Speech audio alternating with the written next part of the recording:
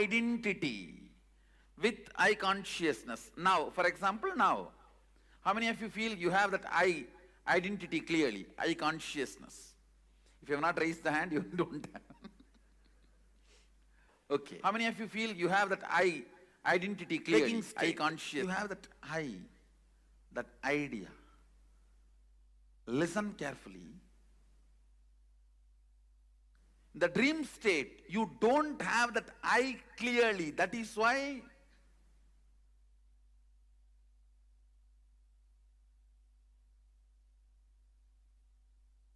the thoughts are driving you.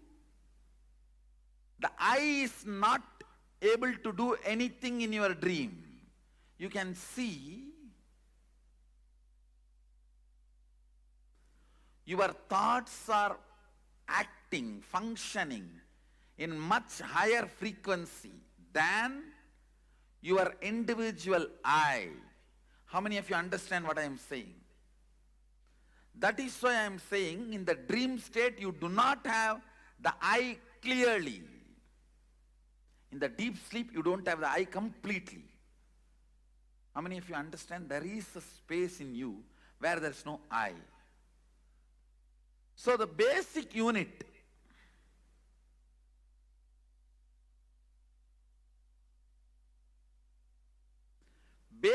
units of your life is with thoughts, without thoughts, with I consciousness, without I consciousness. These four crisscrosses each other. I'll explain. When you have thoughts and the identity, idea, I, both, it is called waking state, where almost 80% of you are. Not 100%, I am seeing still. Some are in Pongal Samadhi, some are in Puri Samadhi, some are in Vada Samadhi, some are in Pav Bhaji Samadhi. I don't know what is the evening snacks. Huh? Mixture. Okay. Mixture and bundi samadhi. Whatever.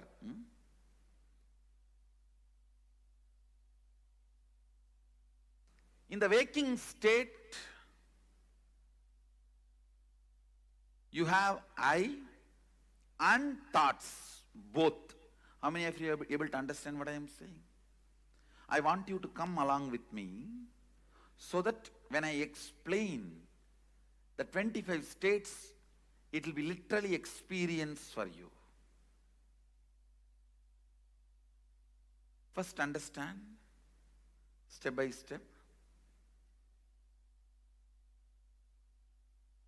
Where you have thoughts and I consciousness, that is Jagrat state. Where you have thoughts, but the I identity is not strong enough. It is almost non-existent. That is why in one night itself you will see the dream of you getting married, you writing exams, you being chastened by the tiger and elephant and lion.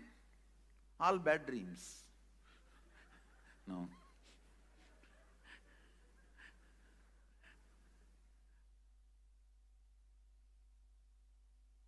The I is not that clear.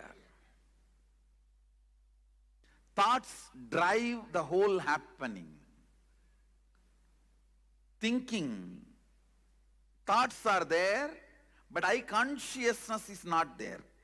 That is what I call dream state. If you have any doubts, I will further give you more examples and give you clarity. There is a space where you neither have I thought nor have thoughts. You neither have I consciousness nor have thoughts. That's what I call deep sleep. I think 20% of you are there.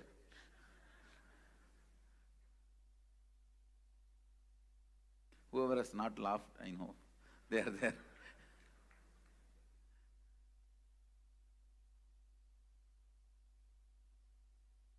where you do not have I consciousness and you do not have thoughts. Both are missing. That is what I call sushupti, deep sleep state. Then there is a fourth state, very rarely you experience, where you have I, but you don't have thoughts. Very rarely, when you are having energization.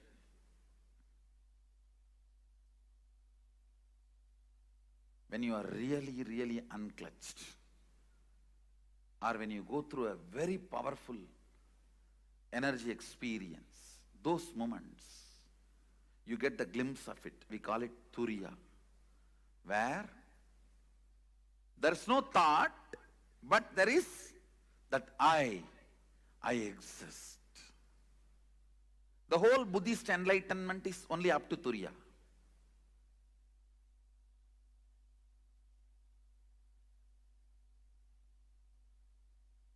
Understand, these four are the basic units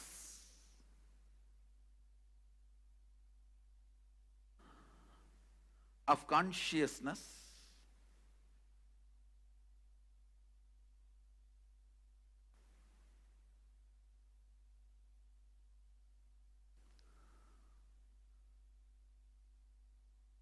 in Sanskrit I use the word Jakrat, Swapna, Sushupti, Turiya.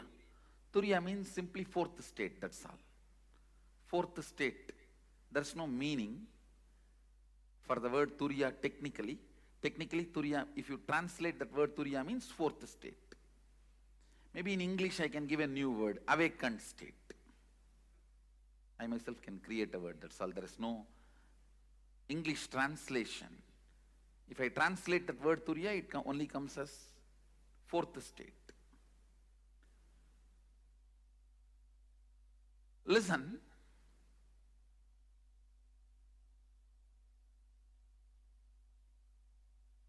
there is a fifth state on which all these four states operates.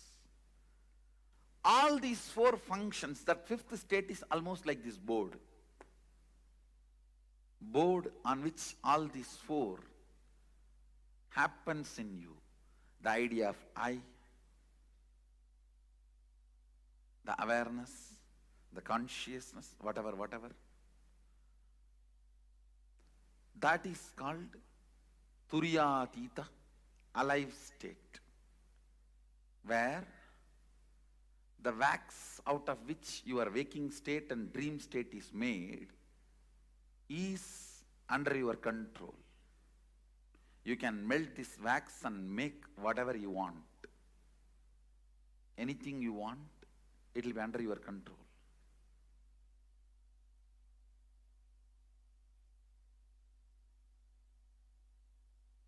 I'll try to repeat once more. Waking state is the state where you have the idea I and thoughts. Dream state where you have thoughts but no idea I, stable I. That is why in one dream itself you will feel you are writing examination, and same way you will feel you have your son next to you. You would have written examination much before your marriage. And this examination fear is one of the strong wedge inserted into your consciousness. How many of you, after 3-4 years of your education got over, used to have a dream that you missed your examination? God, please keep the hands up.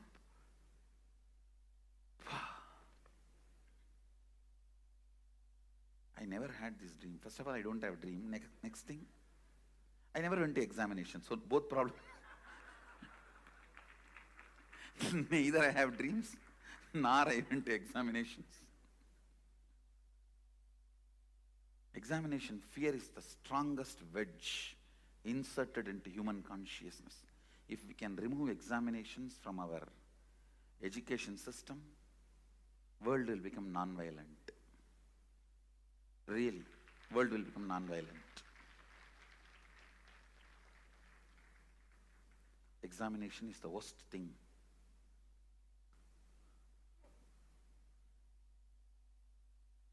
You go through most horrible experience thinking that if you go through this experience, you may never need to go through any other horrible experiences in your life. It's like I read a one-liner. Husband is a person who stands by you during all the problems, trials, tests, difficulties, which will not be there if he is not there in your life.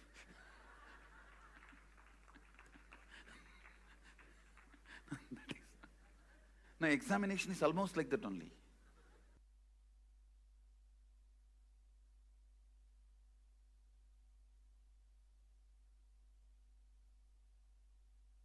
I am seeing thousands of people every day,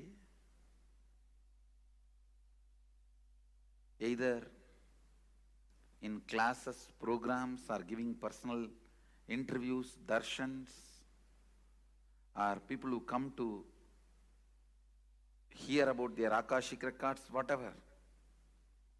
With all my experience, I tell you, the largest reason human beings suffer without experiencing the fourth state is examination fear. The human beings I dealt with, mostly Indians I can say,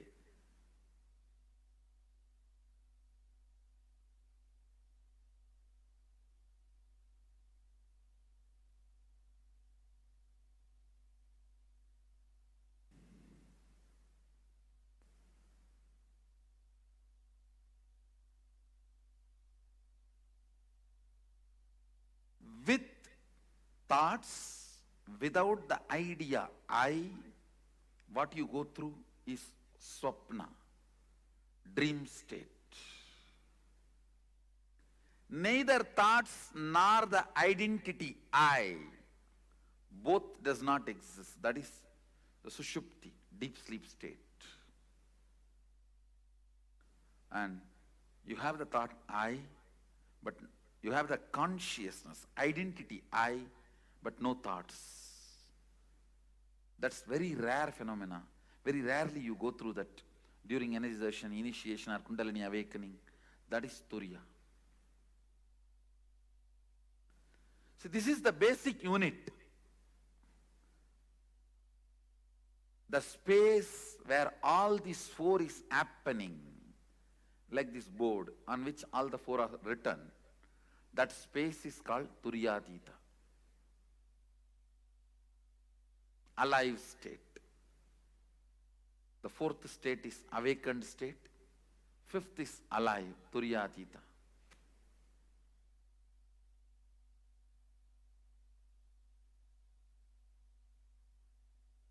I want you to take few minutes and take notes. Usually I'll say, you don't need to take notes, listen. But now I want you to write also once more, so you are all clear. I can take you to the next step. Please listen. First, I want you to intellectually understand this column. Then I'll explain step by step and define the states of consciousness and give you the example and raise you to that experience. I'll do it literally like a process. When I'm doing that, I'm going to be sitting center of you guys. We'll be sitting in mandala and I'll be there down in with you guys. Now I only want you to understand intellectually. Listen. All these 5 states, deep sleep, dream, waking, awakened, alive. All these 5 states in Sanskrit, Sushupti, Swapna, Jakrat, Turiya, Turiyatita.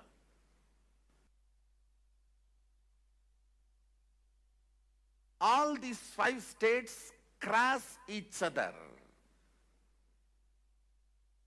You may ask, how? Because you are no more a single integrated being. All the time, one part of you is planning, strategizing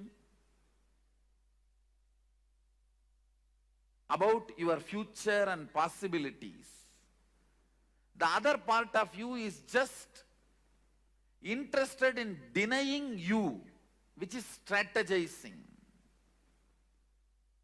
The part which goes on strategizing about you and your future is called mind, head, intellect, logic. The part which goes on denying you does not want the direction. Not because it is right or wrong, just it does not want. It's like a tantrum throwing child, what you call as heart emotion. Please understand, you have been given a very wrong idea. Your heart and emotion is always right. No. Both are corrupt. Understand? Both are corrupt. Both carry deep incompletions. Heart wants something just because it does not want that. Heart denies something just because head wants it. It's not that always heart is right. No. If you feel heart is right, no. You are wrong. Head is wrong. That does not mean heart is right. Head is wrong does not mean heart is right.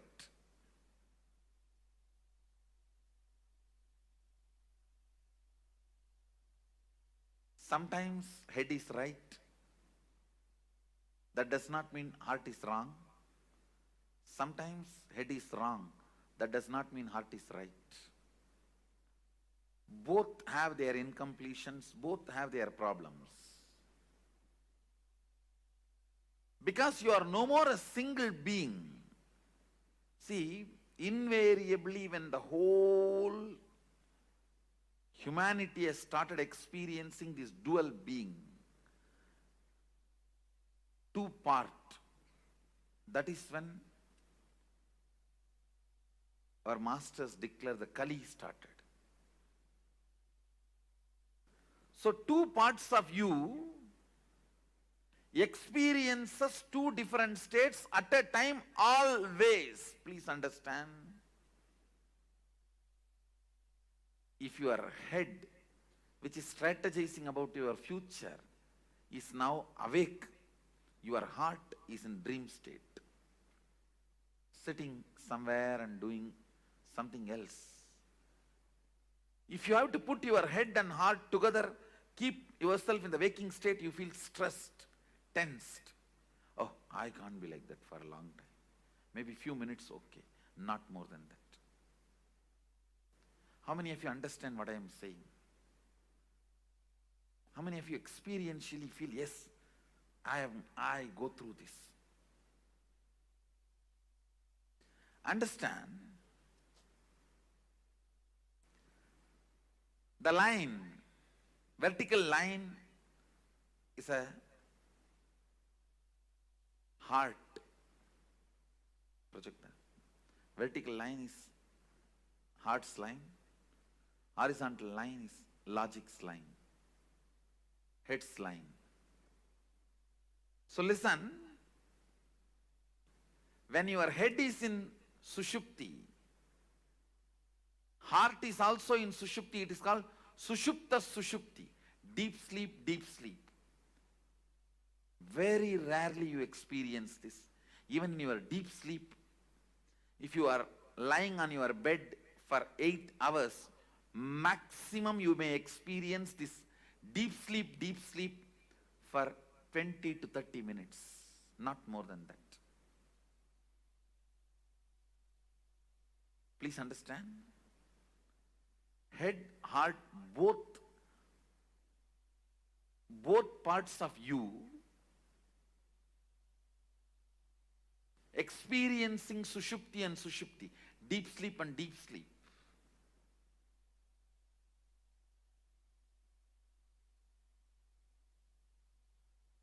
It may happen just for a few minutes in the whole 6 hours or 8 hours you are lying on your bed.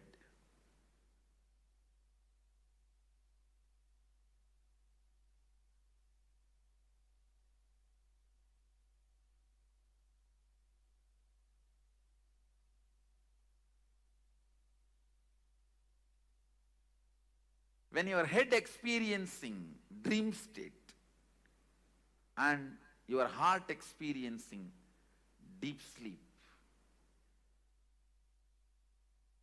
you can perceive this experience. When you dream and just fall asleep without even waking up, you will dream something and you will fall asleep without waking up. Again you will dream something, you will fall asleep. Maybe third time or fourth time when you dream only you will wake up. How many of you have experienced this? When you wake up you will remember all the 3-4 dreams. That is what this state, that Sushupti and Swapna. Then Sushupti and Jakrat, Sushupti and Turiya, Sushupti and Turiyatita. Understand that horizontal line is line of logic, mind. What is your strategy? See, one part of you constantly strategizes about your future, your life, logically goes on analyzing right, wrong, how to get the maximum out of everything. That line of head, logic line. And the other part, heart, emotion. Even the word heart may not be right word, because somehow unfortunately you have that very good idea about heart. I will develop some other word. The crying child, the immature child inside you, which goes on throwing tantrum. Whatever your father says is wrong. Once you decide, just goes on saying no, no, no, no, no. That becomes mantra. The no becomes mantra for one part of you. A complete frustration about everything. Anything which can be seen and which can't be seen. People get frustrated because they can't see Sadashiva.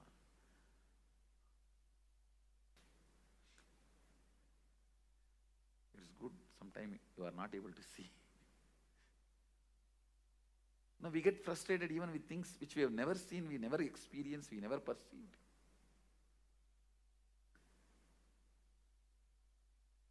That tantrum throwing child.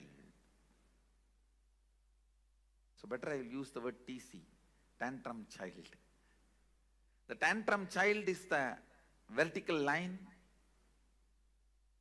The tantrum child in you is the vertical line, and logical, strategizing mind, that is the horizontal line. Both of you go through, please understand, some of you are small family inside, some of you are joint families inside, some of you are apartment complex inside. Please understand, do not believe you are one person. If you think you are one person, even you will not be able to answer many of your questions about your own self. How many of you feel there are many things which you are not able to answer about you? Then how will anybody else find the answer? That is why if somebody questions you too much, You get angry about them. Or even I don't know, how can I explain to you? How many of you feel many times even you are not able to handle yourself? Raise your hand. That is what I mean, exactly the tantrum throwing child. Just saying no, no. I will face whatever it may be. Whatever comes, I'll face. But when it actually comes, you will not be able to face that. Now, how many of you do? Listen carefully. Clearly, you take a very stupid decision with the thought current. When it comes, I will face whatever, come what may.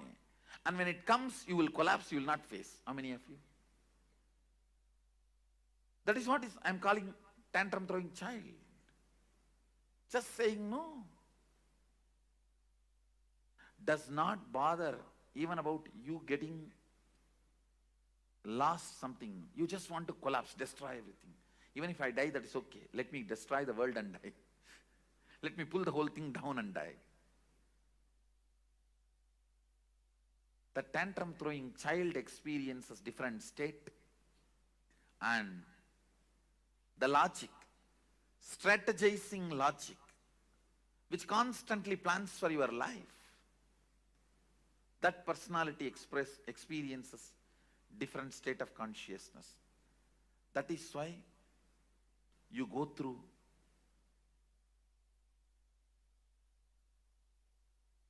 various states of consciousness. Listen.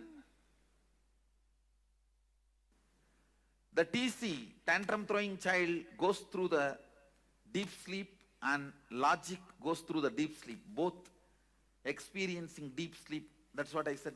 Maximum you may experience 20 to 30 minutes, even if you lie down 8 hours in your bed. Then tantrum throwing child going through the dream, and the logic going through deep sleep.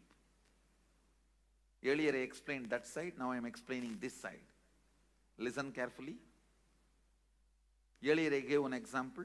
You going to dream, falling asleep without waking up.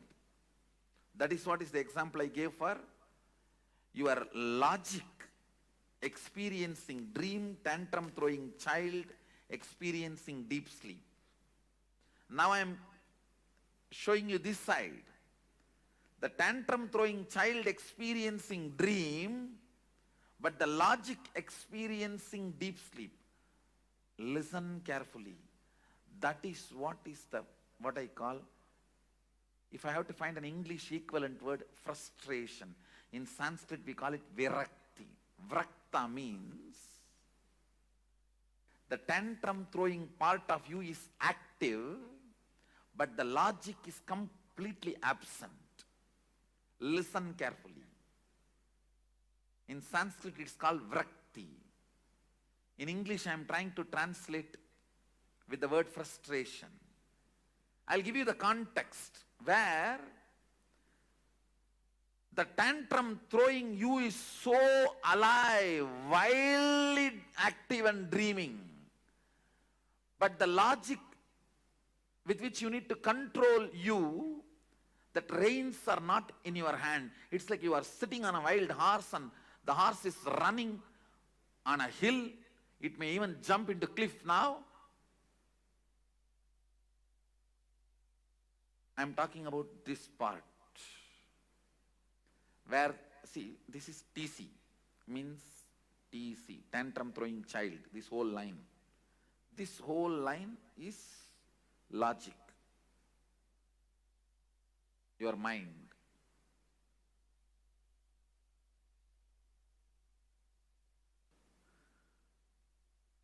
I'm talking about this state. The tantrum throwing child experiencing swapna, dream, wild, going literally wild. And your logic, which is supposed to control, put a rein, is sleeping. It's like you are sitting on a wild horse and you are not able to control the wild horse. It is running. It may jump anytime off the cliff. All the decisions you take in frustration, please understand, All decisions you take in frustration will destroy you. Even if you think it is good decision, I tell you, do not do permanent damage to you because of your temporary sadness. Just don't take decisions when you know you are frustrated. Whenever you know your tantrum throwing child is wildly active and your logic with which you need to control your perception is absent, don't decide. You will be overloaded with frustration. Don't decide. How many of you understand you went through this in your life? How many of you are able to catch what I am describing? Please raise your hand. Next, the tantrum throwing child is in waking state, but your logic is in deep sleep. It means you are not frustrated, you are very destructive. Understand? Very consciously you agree for destruction. You agree for the kind of a tantrum throwing lifestyle. You agree to be in denial. What can I do? That's all. Very consciously you wind up. You withdraw. I may use the word self-denial for this state. The state now I am circling. The state now I have circled, I'll call that as self-denial, where the tantrum throwing child is awake. I should use the word wake up. It's in a waking state. But your logic, the strategizing mind, the strategizing component of you is completely asleep. The next, the tantrum throwing child entering into Turiya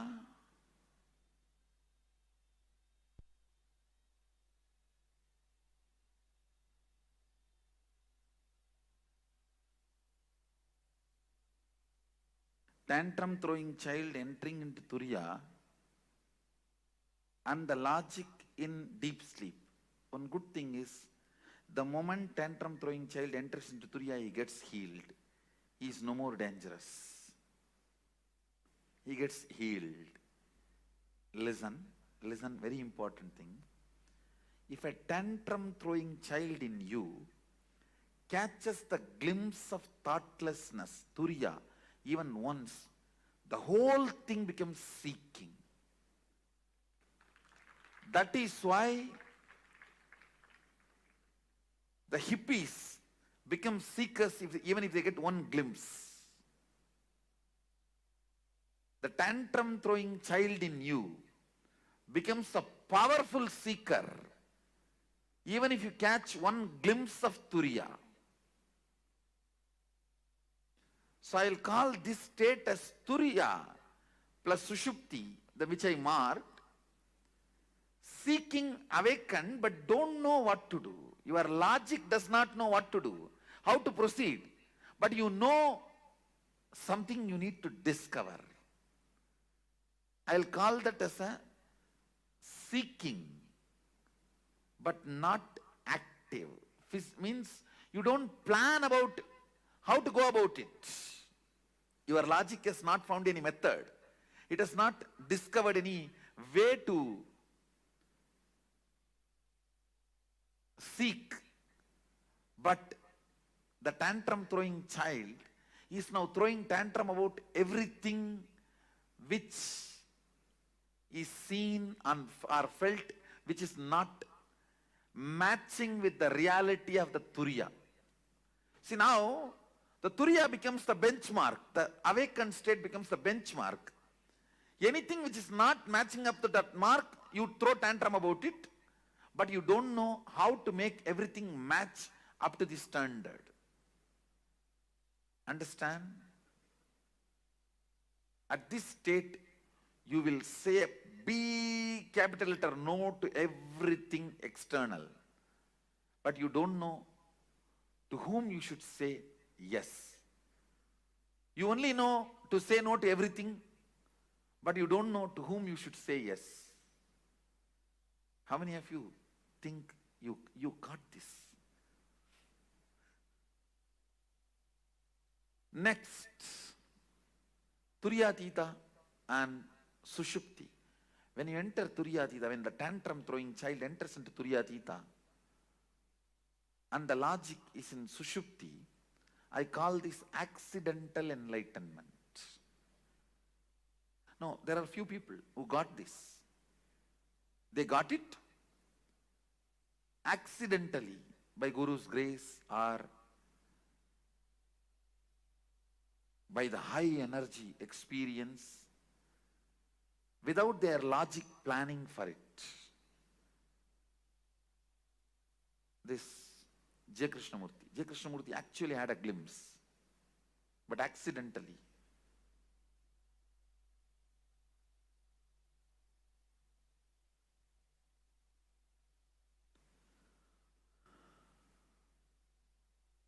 The next, your tantrum throwing child experiencing deep sleep and your logic experiencing dream state. Understand? This is very interesting. Just now I explained. Where you dream, but go back to the deep sleep, again dream, and go back to deep sleep. You need to know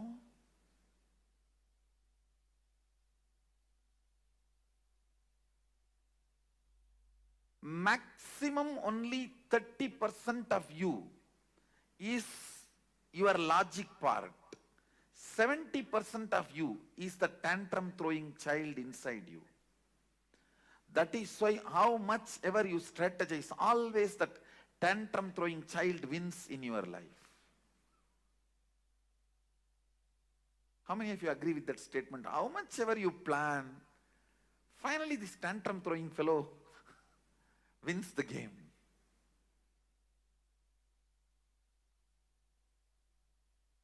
Even if your logic, for example,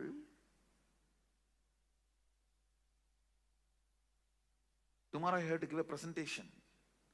Your logic is planning for your presentation even in your dream. But the tantrum throwing child pulls you back from the dream to deep sleep state. That is what I will call this Sushupti Swapna, what I marked.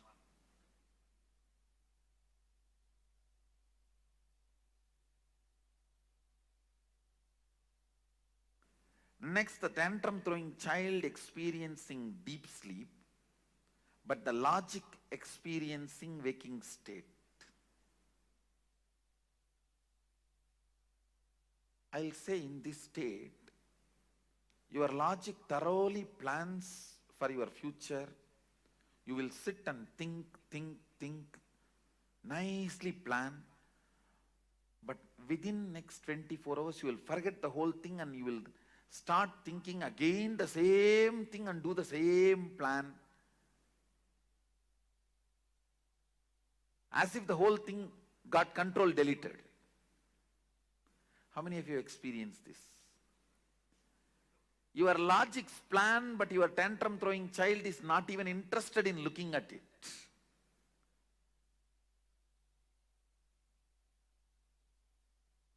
That is what this state, where 70% of you are sleeping and 30% of you is strategizing. It's like 70% of you boycott that meeting. How can any corporate meeting be successful if 70% is boycotting? See, I'll put it in a very simple way. What you desire is your logic. What you believe is your tantrum throwing child. You will never get what you desire. Please understand, you will get only what you believe. You desire always to have wealth, but you believe you will never going to get it. You are never going to get it. You desire to have health, but you strongly believe that is not part of your life. So you will not manifest what you desire, you will only manifest what you believe. People always confuse between desire and belief.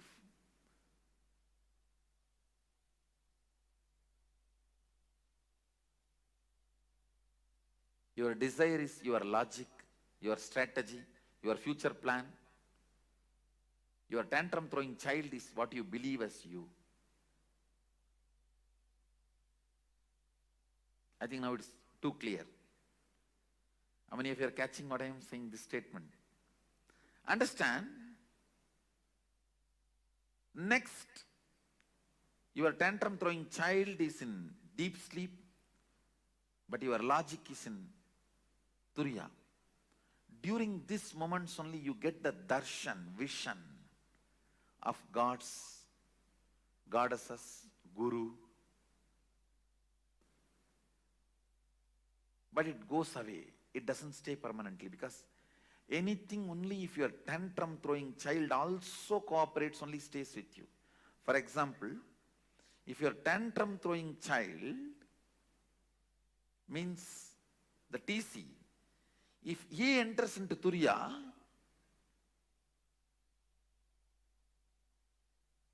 and your logic is in Sushupti, which I circled now, at that state, if you get any experience of God, Guru, Darshan, it stays with you permanently, because 70% receives it. But this state, anything you get will not be permanent. It will not stay with you. It doesn't stay with you. In both states you get, but this, only if your tantrum throwing child enters into Turiya and you experience something, it becomes permanent. Means your belief enters into that state, not your desire. When your desire enters, your belief will pull you back. Ramakrishna gives a very beautiful example. All his examples are completely from Bengali villages, because he lived his whole life in Dakshineswar, which was a village in those days, and he was born in Kamarpukur, which is a remote village. He gives a very beautiful example. These boys will catch the mungus. Am I right? The pronunciation? Mangus or mungus? How you pronounce? Whatever. The boys, when they play in the paddy fields, they catch the mungus. If they catch more than 5, 6, they can't keep them under control. So they will tie a rope in their tail and put a brick in the other end and leave them to go for further hunting. These fellows, they will enter into their home, which is like a dug below the ground. Even if they enter and hide in their nets, in their holes, the boys will come and just pick up the brick and pull the rope. They will come out, they will carry them. Just like the mongoose, in whose tail the rope is tied with a brick, can never hide, can never rest in his hole. If your belief is holding you back, just your desire cannot take you anywhere. Because the belief is a rope and brick. It will just pull you out. Listen, here, your belief is in deep sleep, only your desire experiences higher awareness. Then it doesn't stay permanently. If your desire Even if your desire is in deep sleep, if your belief enters into the higher consciousness, you don't lose it. Next, the tantrum throwing child in Sushupti, and you enter into Turiya. The logic enters into Turiya. Again, this state also will not be permanent. It will not be permanent because the tantrum throwing child is 70% of you. That's more powerful. It will pull you out. But very good introduction, because with your logic, deep seeking, sometimes you catch the glimpse of unclutching. You caught the glimpse of unclutching, but you lost it. How many of you have that experience? This is the state you experienced. The state I have circled now, that's the state you experienced.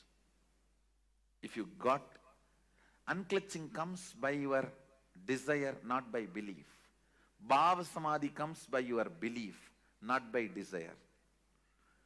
Understand? Unclutching comes by your desire, logical seeking. Bhava Samadhi comes by your belief, a deep feeling connection. The tantrum throwing child, when he feels connected, you experience Bhava Samadhi.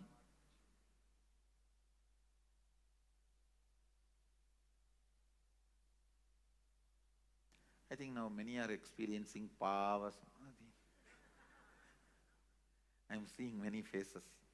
Already experienced. I think I am experientially putting you in Sushupti.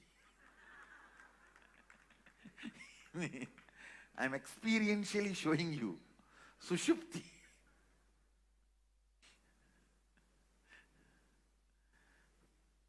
If your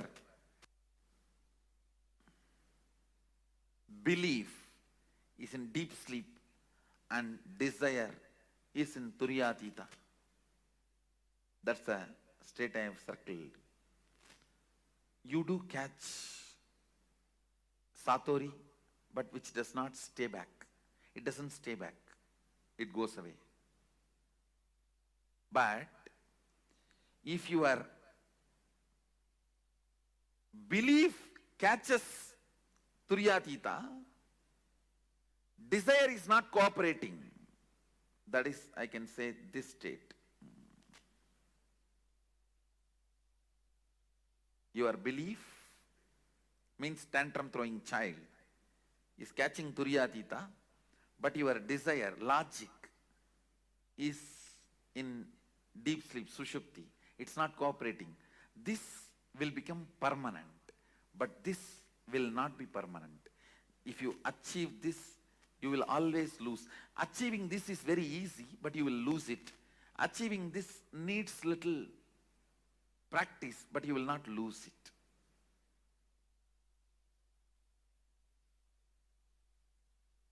This comes by Bhava Samadhi, feeling connection. This comes by unclutching, your own effort.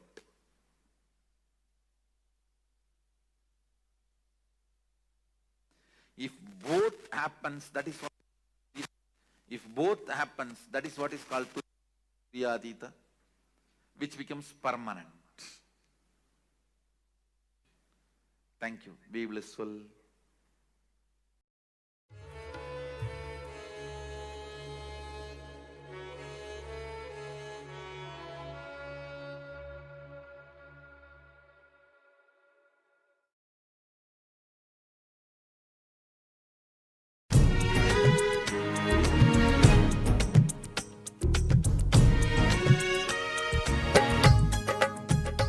Nithyanandeshwara-samarambam Nithyanandeshwari-madhyamam Asmadacharya-paryantam Vande Guru-paramparam.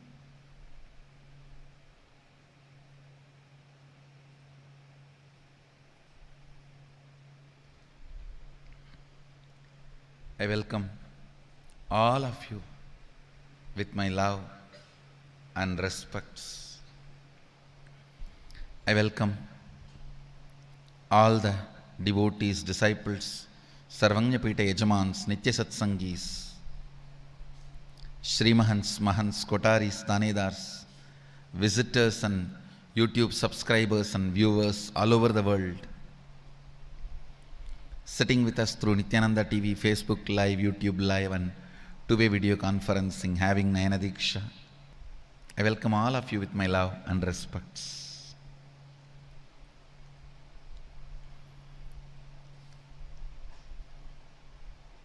Today, India is celebrating her 70th year of independence.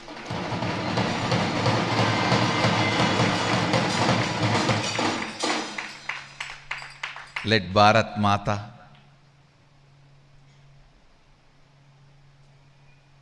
be the Jagat Guru.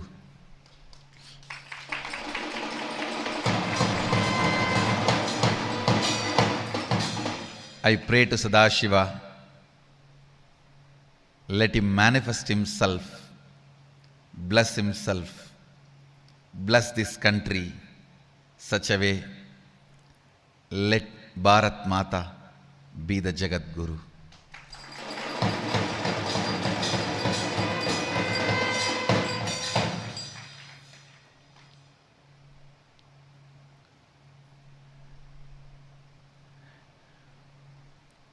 Let me enter into today's satsang. The Kenopanishad, 6th verse. Please recite along with me. Yan manasa namanute yena hurmano matam tateva brahmatvam viddinetam yaditamupasate.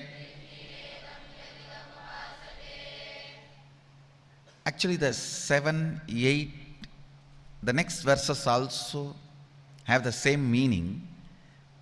So I'll recite all these next verses and then reveal the sacred secrets from all the next verses also. Recite along with me. Yat chakshusha na pashyati ena chakshumshi pashyati tateva brahmatvam viddhi netam yatitam upasate yashrotrena na shrunoti ena shrotramidam shrutam tadeva brahmatvam viddinetam yatitamupasate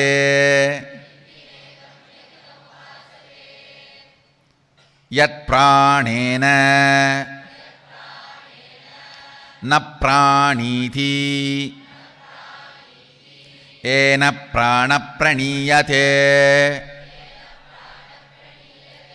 tateva brahmatvam viddhi netam yatitamupasate. From the 4th verse to 9th verse, brahmatvam viddhi yenam netam yatitamupasate. Listen, the same line repeated, I can be 100% sure, the whole 108 Upanishads. This is the one line most repeated. No line gets repeated 5 times. Brahmatvam viddinetam yatitamupasate. Netam yatitamupasate. Let me enter into the 7th verse. Listen. The verse, the translation of the verse is, that which is not seen by the eye, but because of which the eye, the organ of sight, is able to see and perceive the scene, you must know that reality alone as Brahman, and not this which is worshipped and cherished here as this finite, limited object. Understand, even the most beautiful expression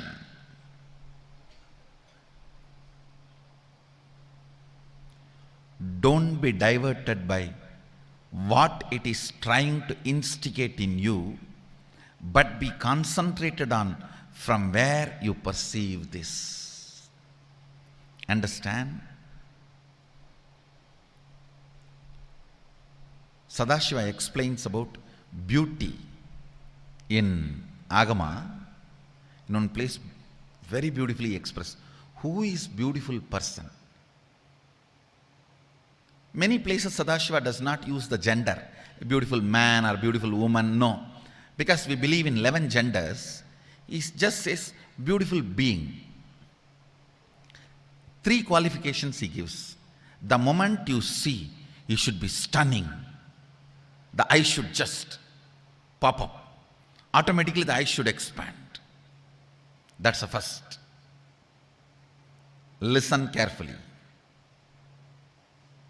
The moment you see, eye should just pop up.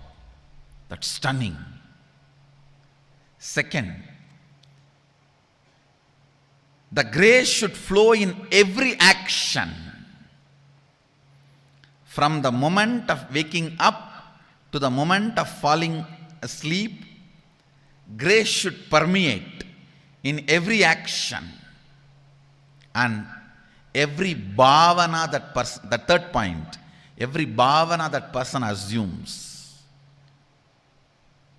If you have to translate in a modern way, every dress he wears or every attitude he assumes, every aspiration he assumes, every bhavana, visualization he assumes, it should radiate beauty. These are the 3 qualifications he gives for a beautiful being. First, the moment you see, stunning, eye should pop up. Next, whole action, sitting, standing, dancing, eating, sleeping, everything should permeate that beauty, grace. Third, every attitude he assumes, means whether he wears jewels or dresses up or no jewels or any aspect, anything should fit. Even if these 3 qualities are expressed, don't be diverted by what is expressed. Look in who is expressing. Understand. Don't be diverted by what is expressed. Look in who is expressing. When you look in who is expressing, you become Jivan Mukta.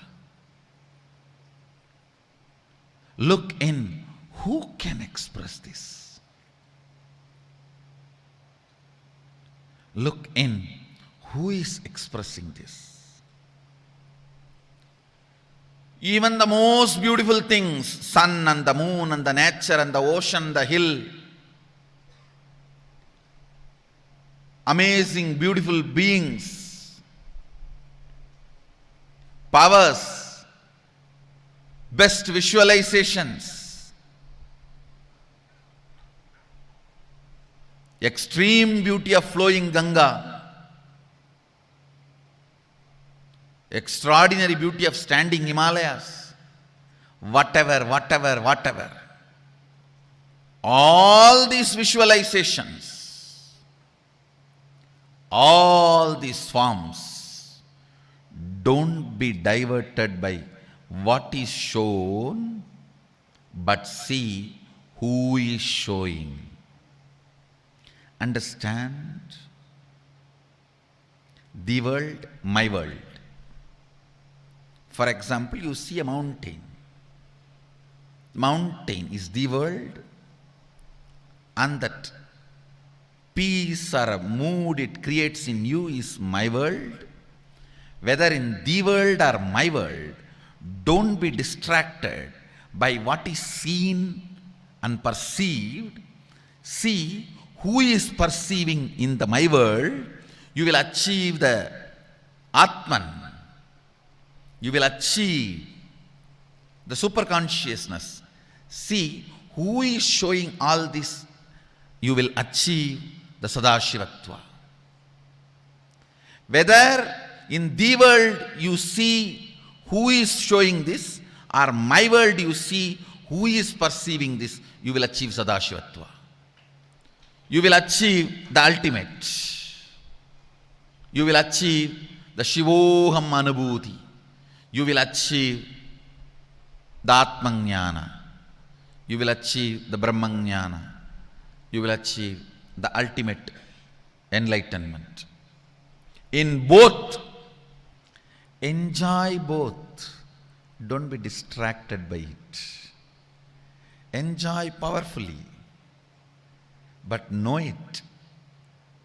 The source is what matters, not the experience. Source is what matters, not the superficial. Source matters, not the superficial. Always put your attention on the source.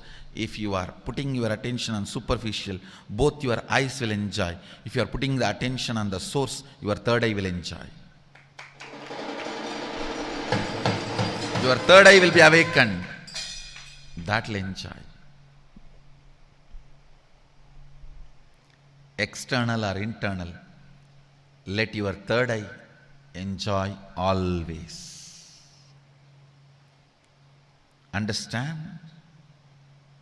Still I have not seen any modern day beautician or the people who work on these beauty industries explain beauty in such a precise way like Sadashiva.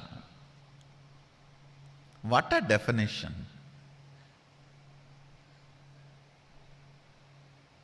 After defining, he says,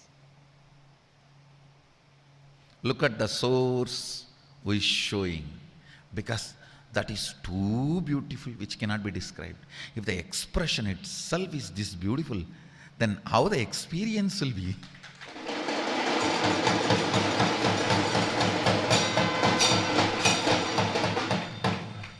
If the statement can be so poetic, how the state will be poetry? What kind of a poetry the state will be? If the statement can be so poetry, such poetry, how poetic the state will be? Or if the statement can be so poetic, what level of poetry will be the state? So let all the glory, visualization, beauty you see in the world or my world remind you to the source. Remind you to the source. Remind you to the source.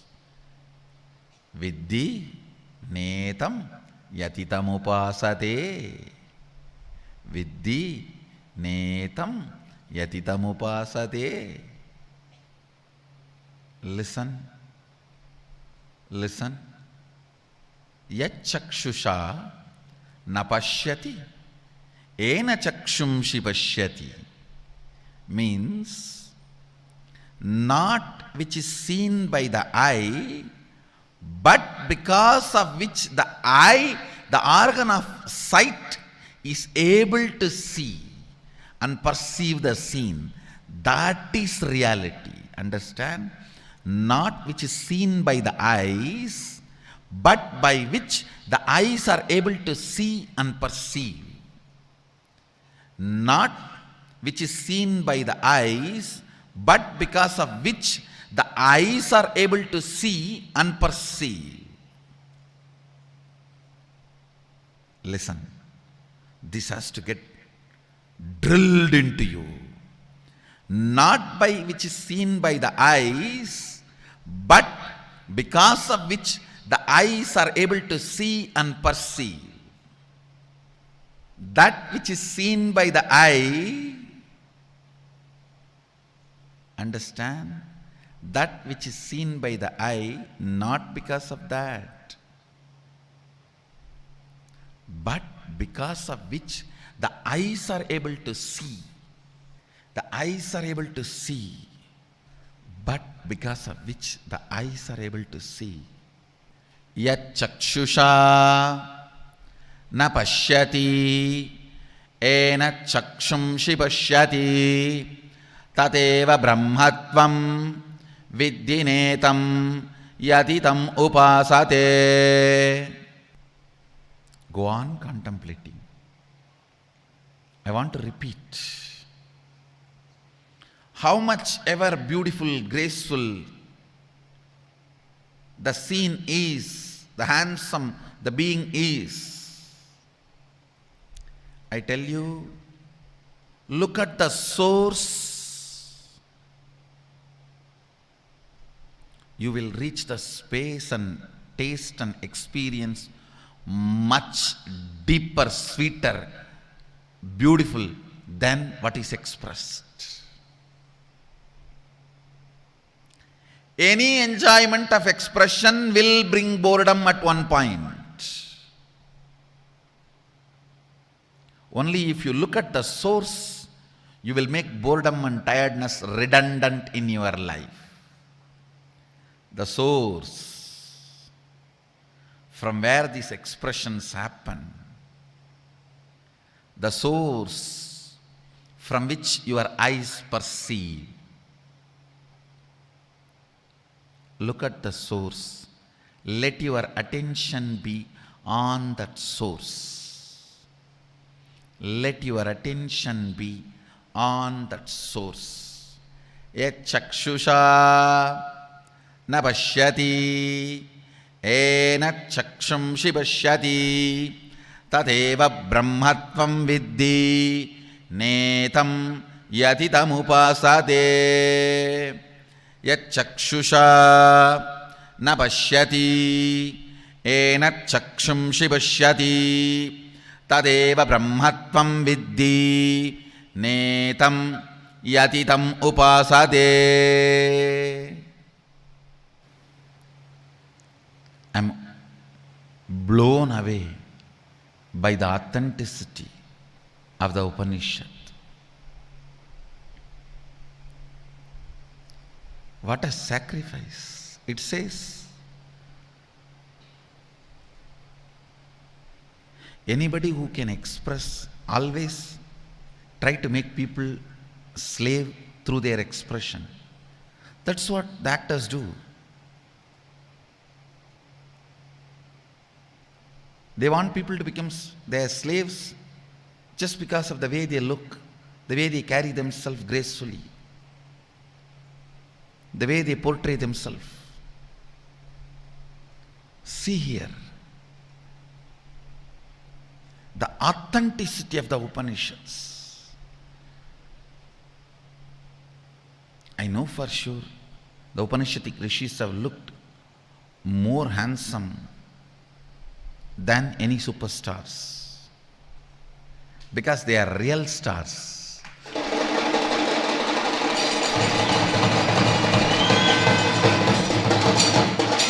The Sabda Rishis are the real stars.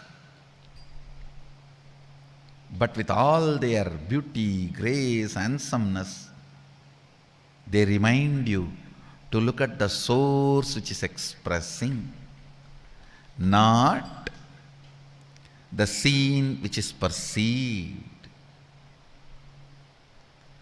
Because the scene which is perceived will bring tiredness and boredom after some time. But if you turn towards the source, that is the most extraordinary. eternal experience of beauty, bliss, joy, consciousness, all the best things. All the best things. Understand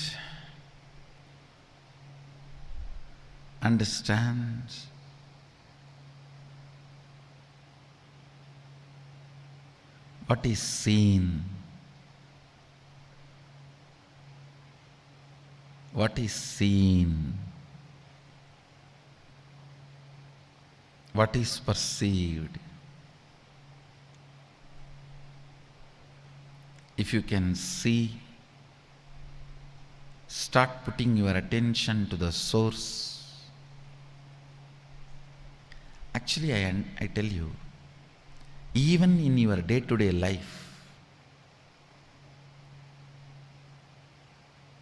if you start going towards the source, you will have a very stable family, stable relationship. Whenever you run around based on what is seen, you will have such an unstable relationships, because anything will be stunning if it is new for some days, but nothing will be graceful from morning till night once you start living with it, other than an enlightened being. Understand? So in your ordinary life, even there, if you start seeing what is seen, what is it that is behind what is seen, even your life will become stable. Your life will become stable. Today's subject for Vakyartha Sadas: seen are the source of the seer. Seer who sees the source becomes seer. Seer who is all the time in seen becomes seen object. The Vakyartha Sadas subject is seen or the seer. The Facebook status for all of you is not by the seen, but by the source of the seer. I bless you all. Let you all radiate with integrity, authenticity, responsibility, enriching, causing, living Shuddhadvaita Saivam, the eternal bliss, Nithyananda. Thank you. Be blissful.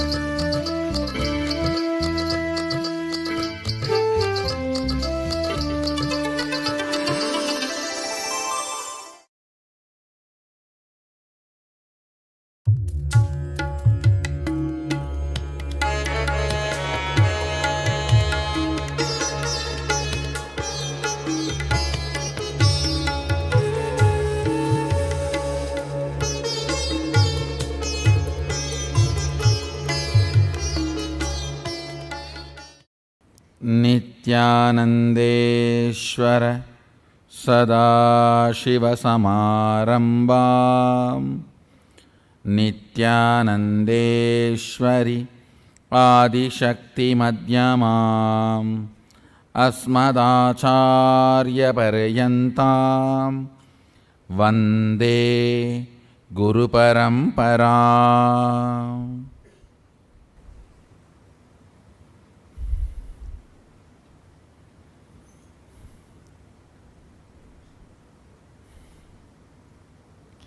I welcome all of you with my love and respects. I welcome everyone sitting with us all over the world through Nithyananda TV, Facebook Live, on hundreds of Adinavasis channels, YouTube Live, two-way video conferencing, having Nayana Diksha. I welcome every one of you with my love and respects. I'll expand on few fundamental truths on your ability to cognize higher powerful cognitions. Just before the satsang, I was having a very intimate discussion with some of the Mahants of the Sangha. Discussion was about the multi-dimensions of the universe.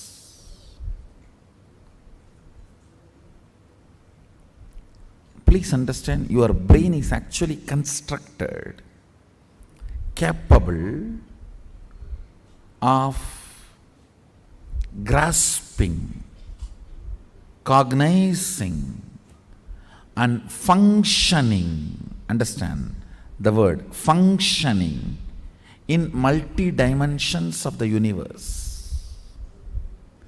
Listen carefully. The form I am using is not same.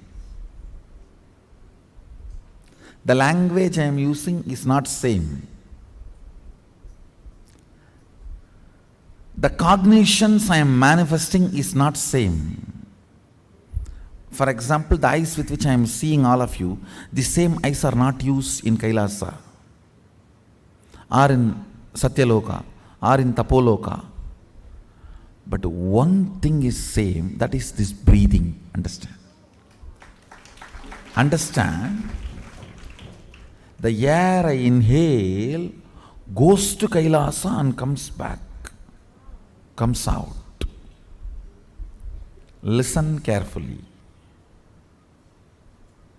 The eyes with which I am seeing you is not the same eyes I am using in Kailasa. The form I am using is not the same in Kailasa. The words I am using is not the same in Kailasa. The cognitions I am using are not the same in Kailasa or Tapoloka or Satyaloka or in all these 11 planes.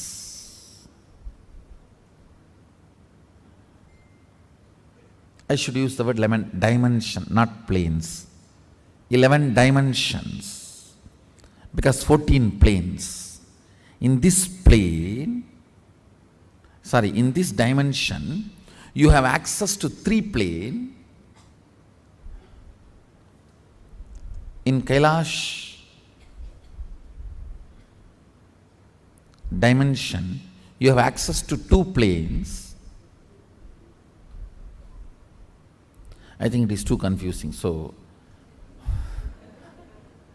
just listen to this word, 11 dimensions. Let's stop with it. So, the body I am using in this dimension is not the same body I am using in that dimension. The words I am using in this dimension is not the same words I am using in that dimension.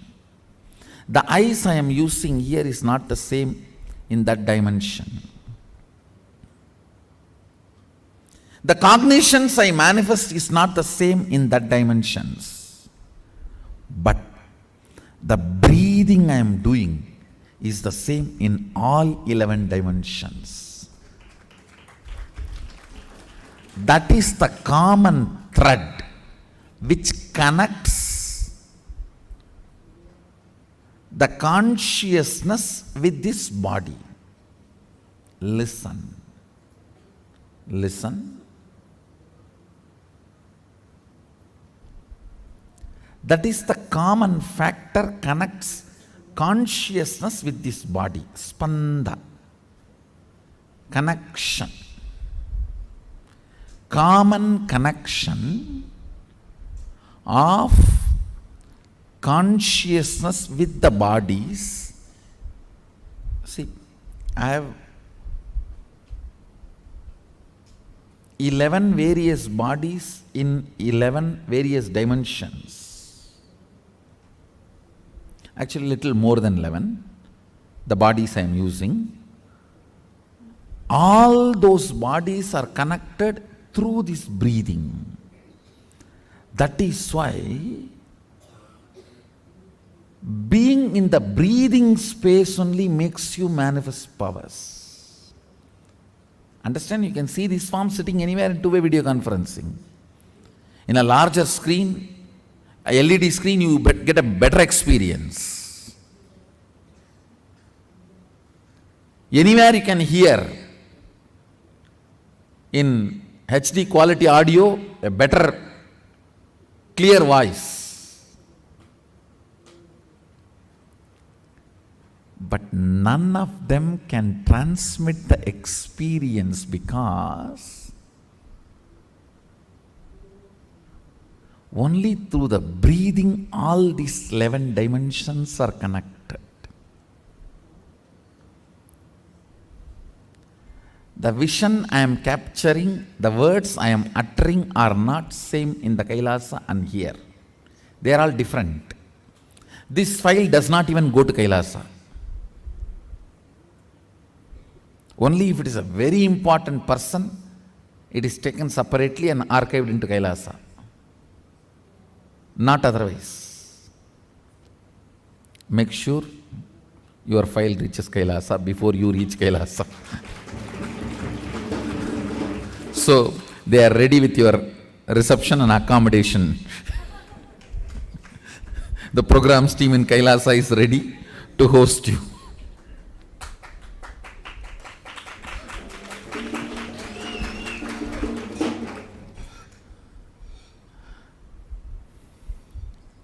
The cognitions I am manifesting here and in Kailasa are different. But the breathing I am doing is same.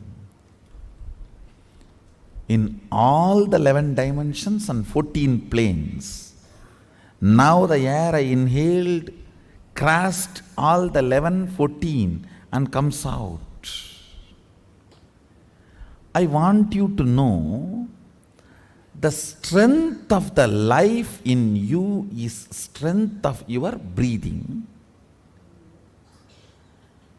When the breathing becomes intense, your brain's capacity to cognize all the other planes opens up. It is like cracking the code, cracking the passcode. Listen, I'll repeat.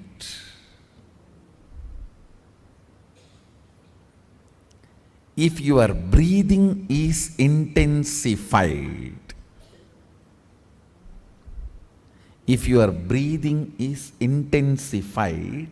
by attentively listening to a truth, it will crack a component in your brain which will give you access to Satyaloka. Understand?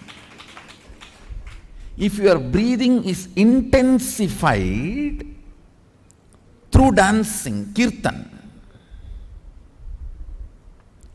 it will crack a component of your brain which will give you access to Kailasa, because our kirtan is directly from Sadashiva. Understand? This Tirukkailaya Vadyam, there are 27 items. Unfortunately, only 20 items are available now. The 7, we don't even know how to make them. And in the 20 also, our laziness, we have not procured all the 20. These Vadyams and this 108 Karana are directly from Sadashiva. Listen carefully. Totally there are 1008 asanas Sadashiva has described in Agama. We are able to lay our hands only on 600 to 700, not all the 1,000, because we Hindus, as usual, losing scriptures is our lifestyle. Not maintaining, not teaching, not protecting, not preserving. So we lost, I should say, at least 400. 300 to 400 we lost. So around 600 to 700 we have. We were able to lay our hands. Totally 1008 asanas Sadashiva has described. Time-lapse version of 1008 asanas is 108 karana. Listen. Time-lapse version means how you fix a camera and capture 24 hours and condense it into 2 hours or 2 minutes. The time-lapse version of 1008 asanas is 108 karanas. So, if your breathing is intensified through this 108 karana based kirtan, our kirtan is completely 108 karana based. Karana means gana in movement. Intensity in movement. Length, breadth, depth is gana. Gana in movement is karana.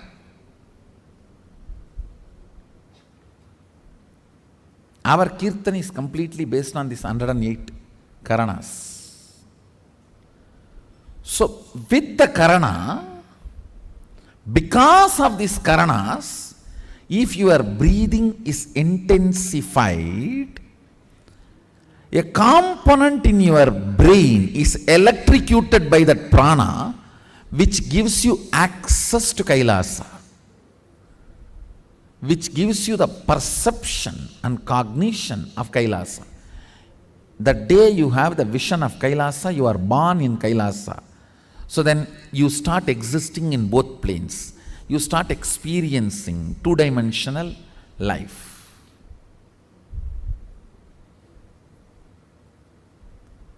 The more dimension life you manifest, more fulfilling you are, more complete you are, more Sadashivatva manifests through you. Understand? Understand?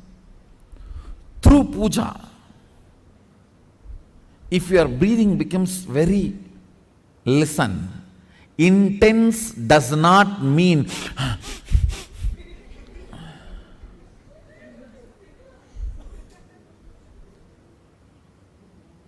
through dance, getting intense will have a different physical expression. That will naturally be like a big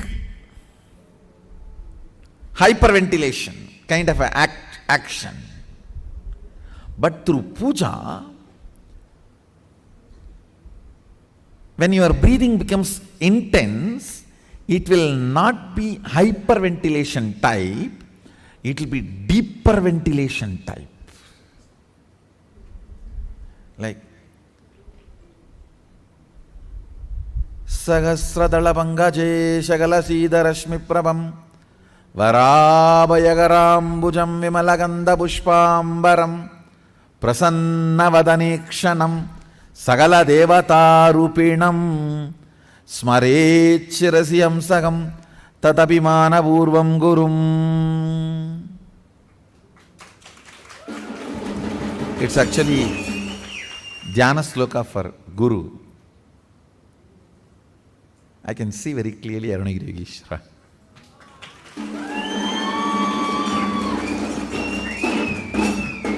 Sahasradala Pangaje Shagala Sida Rashmi Prabham Varabhayagarambujam Vimalaganda Pushpambaram Prasanna Vadanikshanam Sagala Devata Rupinam. On the 1,000-petal lotus, Varabhayagarambujam, Vara Abhayakara,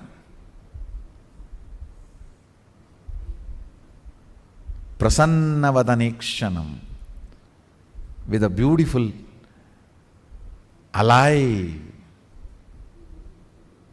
Prasannavadana, smiling, welcoming.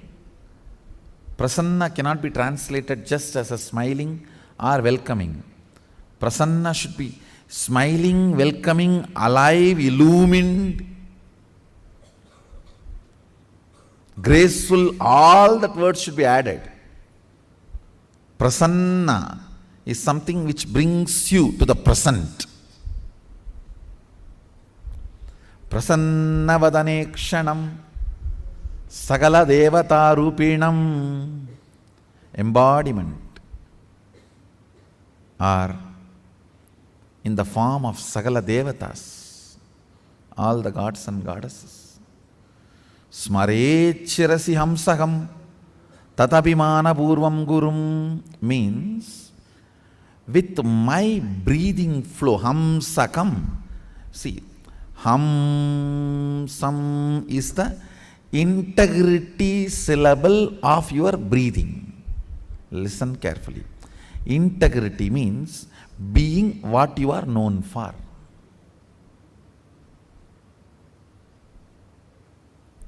If a lion is known for something and it does that same, it is integrated to being a lion. An elephant is known for something and it is doing the same thing, it is integrated to being an elephant. If suddenly elephant starts eating the flesh, what will happen? He is not known for it. If he does for what he is known, he is integrated to it. So, the integrity syllable of your breathing is hamsam. Hamsam. This hamsam is the ajapa japa mantra, unchanted mantra which gets chanted continuously by the integrity of your breathing. When your breathing gets into your system and comes out, the natural sound it makes is called hamsa. Hamsam. Understand? Where this hum sound takes a turn of some sound is Sahasrara. That is where Guru is sitting. That is why it is called hum. Please listen carefully. That is why he is addressed as Hamsakam. Where the hum turns into sam, his agam resides there. That is his house. If the hum does not turn into sam, you are savam. Understand? If the hum, listen carefully. If the hum is 100 unit and sam is less than 100, 99, you are just aham. If the hum is 100 and sam is 100, you are hamsa, jiva, individual soul, who had pratyagatma chaitanya jagrata. If the hum is 100 and sam is 101, you are paramahamsa.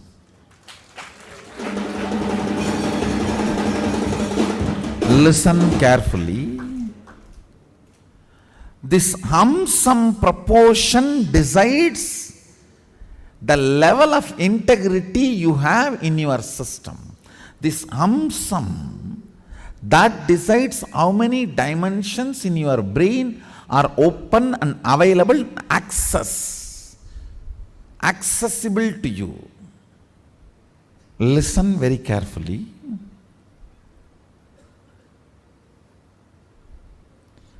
If this hum is 100, sam is less than 100, you are in the plane of agam, human. Boo. If the hum is 100. Some is also 100. You are Hamsa, Jiva who is awakened. If the hum is 100, some is even 101, you started entering into the Paramahamsa dimension. Means the Guru component has started manifesting in your Jiva. Means he started mixing in your taste of life. What is your desire?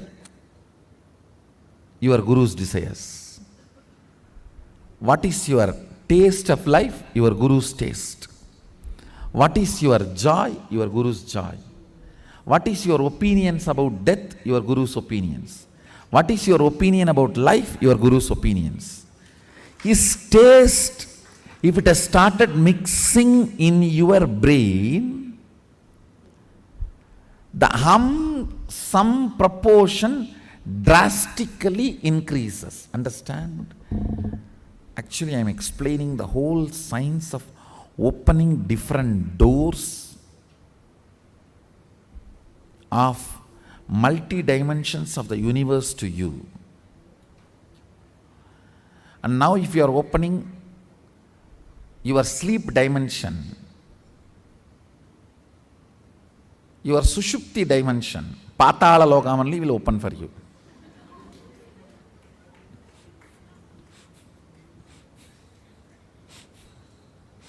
So please,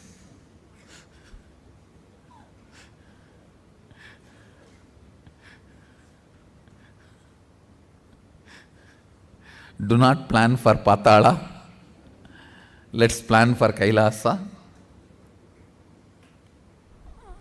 Your breathing becoming intense, especially through certain activities, opens up those dimensions, those planes, and your brain awakens the ability to have access to those dimensions. Listen. Now, you are intensely listening to this truth, and even if it is going above your head, you are trying to let me.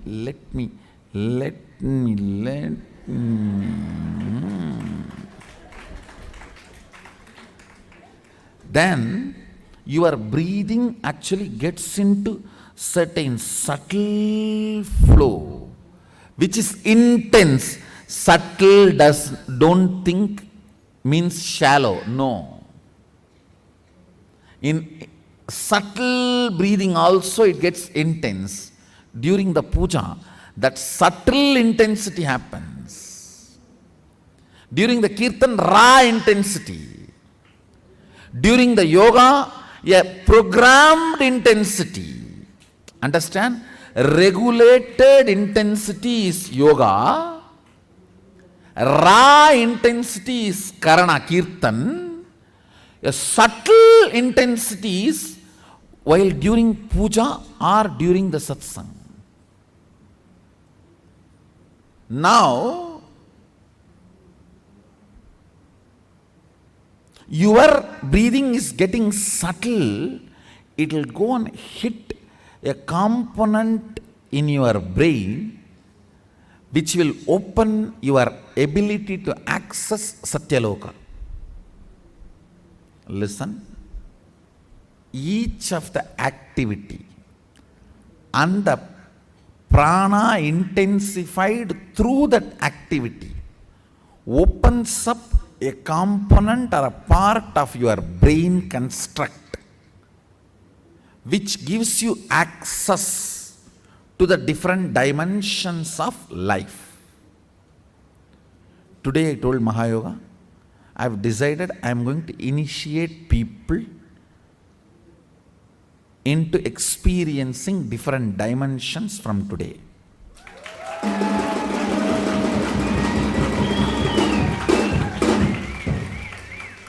So that is the reason I am introducing. Listen. In yoga, certain regulated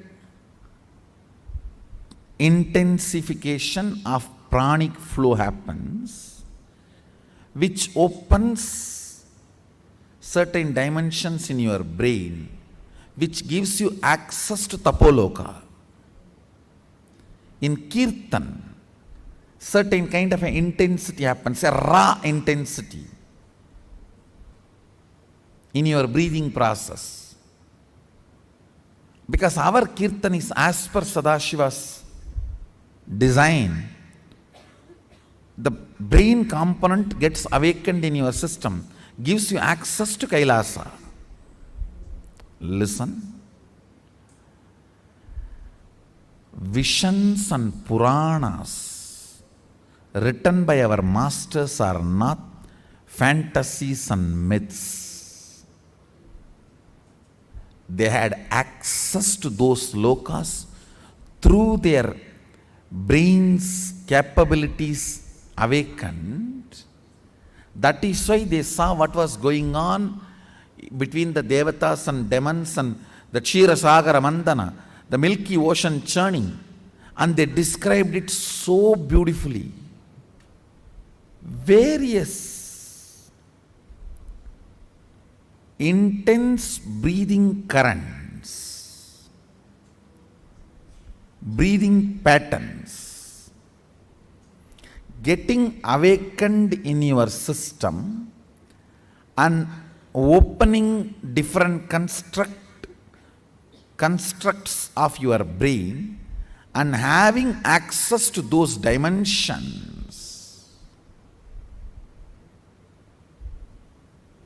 is what I call manifesting powerful cognitions and having access to multi-dimensional universe. That's really fun. Understand, it is fun to have this life.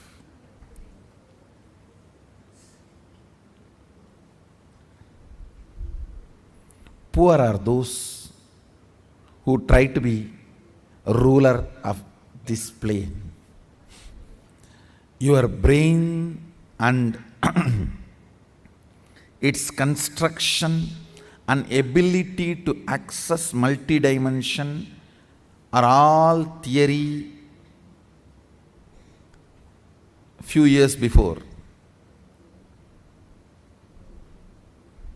Now the scientists have started smelling the broken facts and informations about this truth.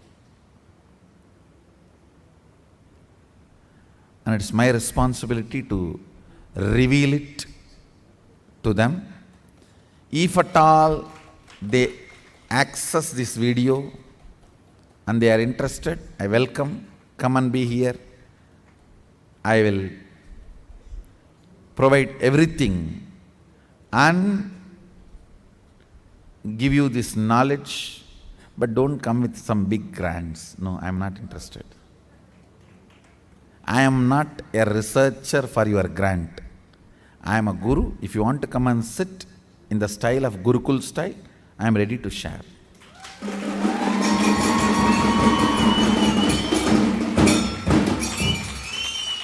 Whether you are a physicist interested in having a breakthrough, whether you are a chemist interested in alchemist, whether you are working on this cosmology, interested in various dimensions, or you are studying neurology. Neurology is a set-top box for the universe. Your brain is the set-top box for the universe.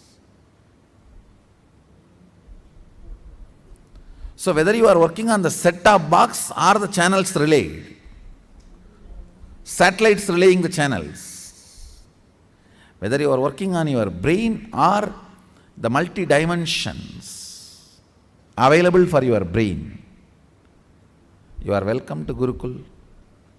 I'll share everything exists. I am not using the word everything I can. I am saying everything exists. I'll share with you.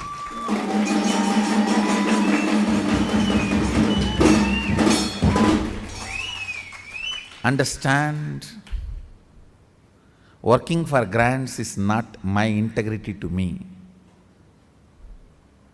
but sharing everything exists is the way I am. That is my integrity to me.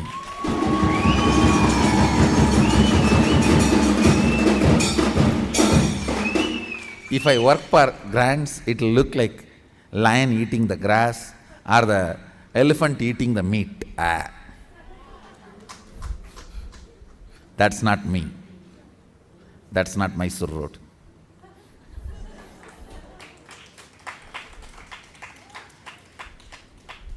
I'll tell you everything exists. I'll give you precise landscape of Sadashiva's quarters in KAILASA.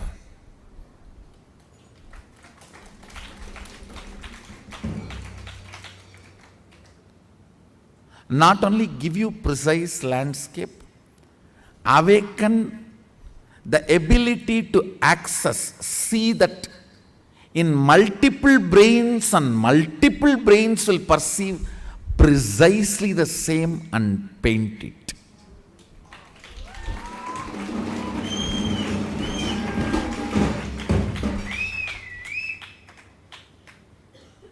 To establish the authenticity, nothing else.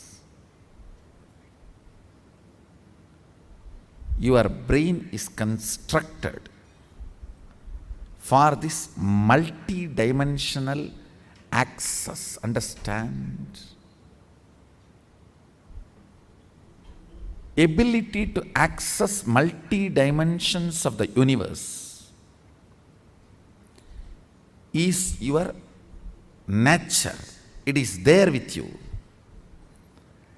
Just the breathing need to be intensified through different methodology to open up those dimensions so you can have access. When there is a heavy truth is told, still you have not completely cognized, but that does not mean you are not able to cognize. It is like a digestion is going on. It is like digestion is going on. It is there on your head like a funnel. It is going inside and you are. During that time, certain intense, subtle breathing gets developed that gives you access to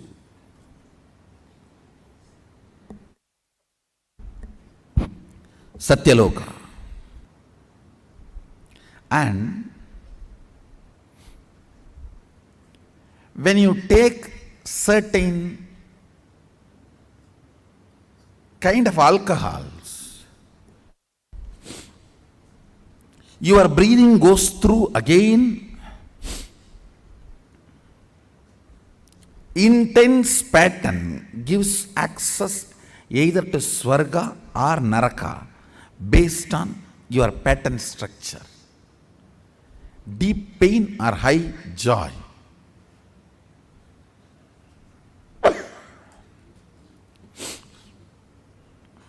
No, actually it is nothing to do with here. I am trying to release intense prana so all of you will digest what I am revealing.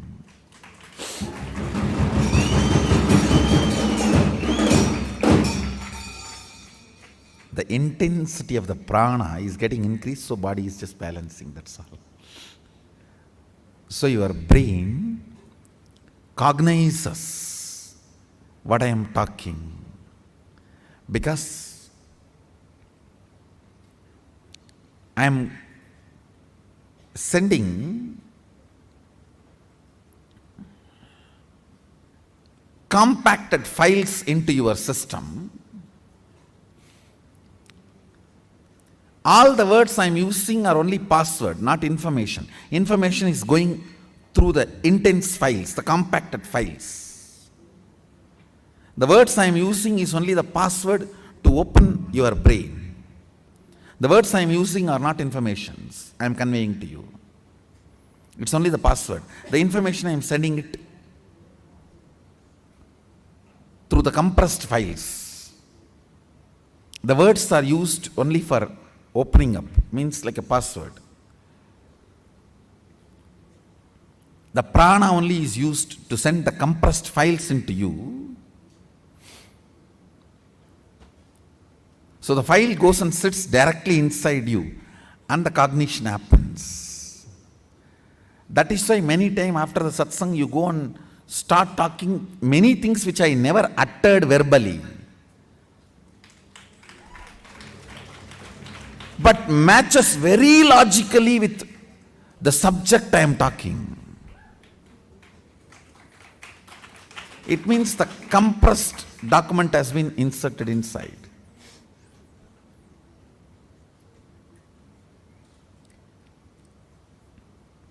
I am not conveying what I want to convey through the words. I am only opening you through my words. What I need to convey, I am inserting into you through the breathing, through the prana. That is why for higher level initiation, the Shaktipada becomes very important. Being in the breathing space becomes very important. When you are away, of course you will understand what I am saying. You will not cognize what I am saying. You may not cognize what I am saying. When you sit physically, you will cognize what I am saying.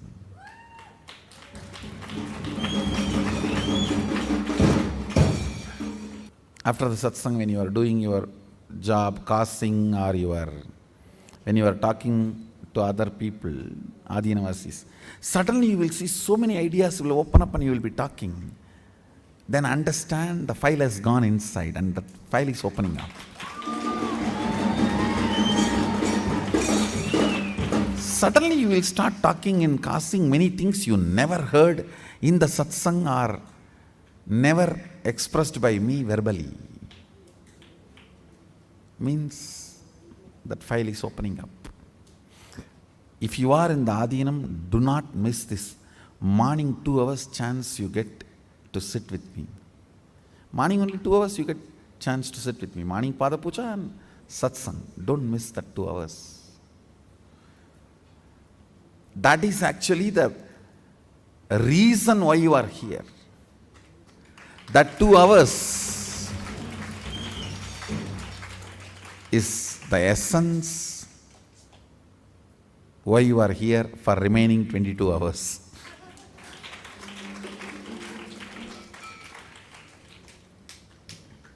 That is why I make sure the other 22 hours is not that easy. So the first reason to remain here is only these 2 hours, not any other hours. All that can be only secondary. But the primary reason should be this first 2 hours. I'll continue to expand. I think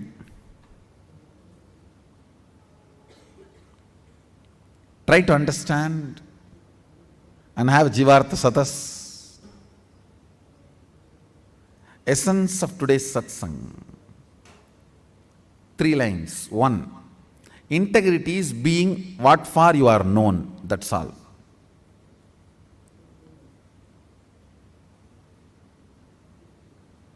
Second, various methods of making your breathing intense opens up different components and parts of your constructs of your brain, gives access to different dimensions of universe. Third, very carefully listen. Listen very carefully. Neither my form nor my words can be equivalent to my breathing space.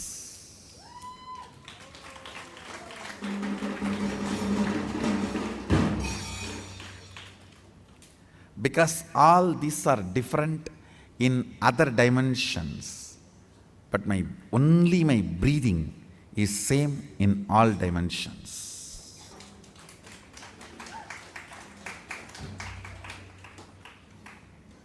The air inhaled goes to Kailasa and gets exhaled.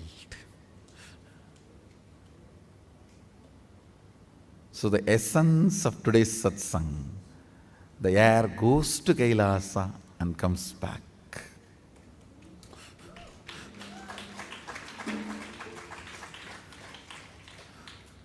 Do Jivartha Sadas on it.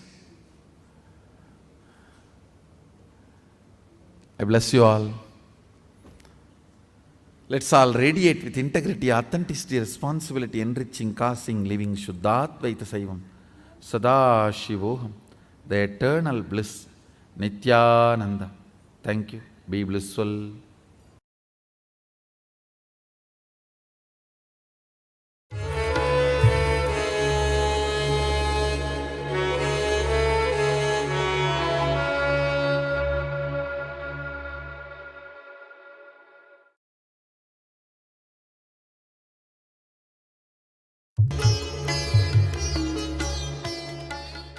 Nithyanandeshwara Sadashiva Samarambam Nithyanandeshwari Adi Shakti Madhyamam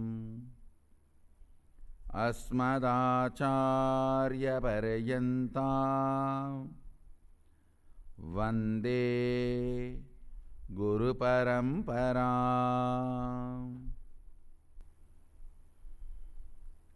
I welcome all of you with my love and respects. I'll expand on some more deeper secrets of Sadashiva Rahasya.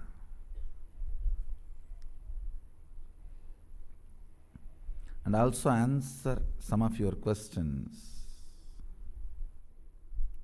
Understand, the first thing I want to tell you today, responsibility is not action, it is cognition. Actions may follow, but responsibility itself is not action. Listen carefully.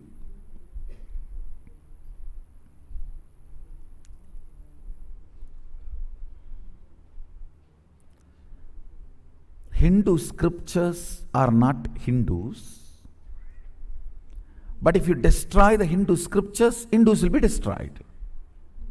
Listen carefully. Hindu scriptures are not Hindus, but if you destroy the Hindu scriptures, within next few generations, the Hindus will not be there.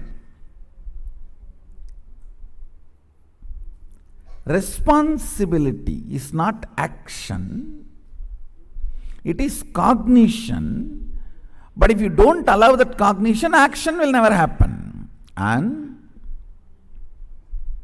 the deeper understandings you need to have, actions may follow,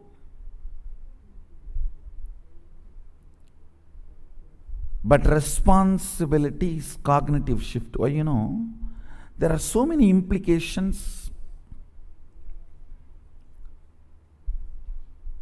If you cognize, if you misunderstand responsibility as action, understand, if you know responsibility is cognitive shift, then beautifully you will allow the cognitive shift. Everyone wants cognitive shift. No one wants to work. That's the problem.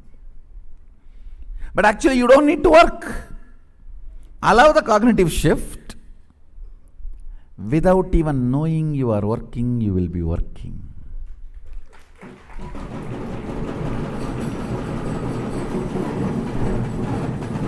Listen, listen, listen.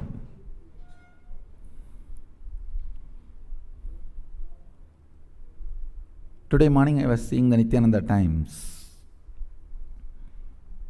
the devotees are sharing about power manifestation. Basically understand, the innermost core corner of you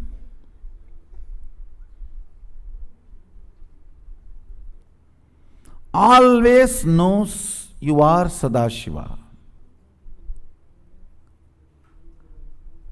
but does not make that as a cognizable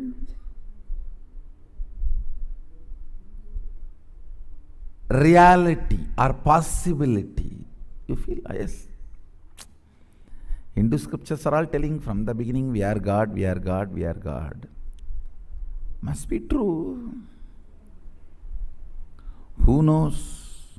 May be true.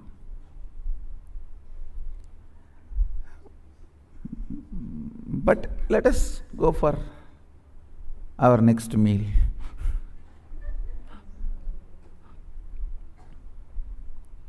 Let us go for what need to be done. It is not becoming a cognizable, important, need to be internalized reality. Understand? For example, if you have $100 million in your bank account, you want to remember that again and again. So, from that cognition, you will make all the decisions about your life. Will you say, oh, there is $100 million, but what is there? Come on, let's go and live in my slum, old slum. No, you will not. You will only plan for, let me cognize, let me encash, let me liquidate, let me enrich my life, let me strengthen my whole life. Whatever way this money can add to my life, let me start doing it. You will start planning. As long as you don't start planning, the possibilities becoming reality in your day-to-day life, even if you know you are Sadashiva, it is not directly useful to you.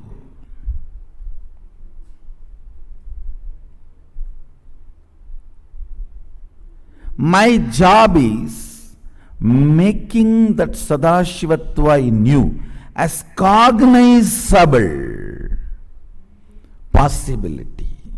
I tell you, only 1 or 2 powers I need to initiate. Later on you will see, you will start manifesting in your life. That is what is my job.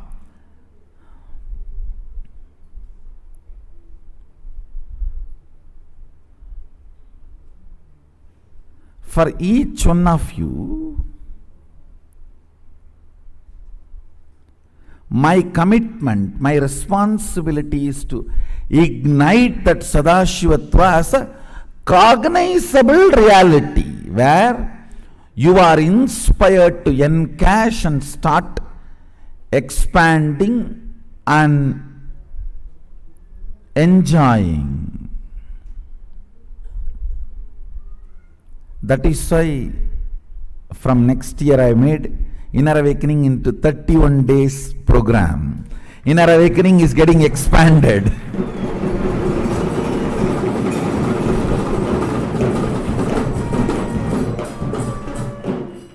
All the Aushadha component of Sadashivatva, understand?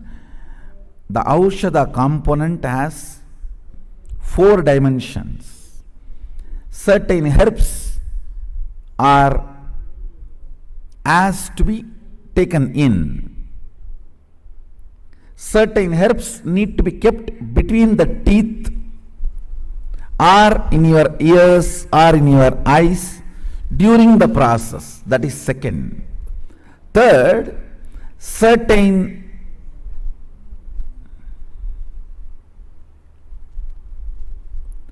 mutation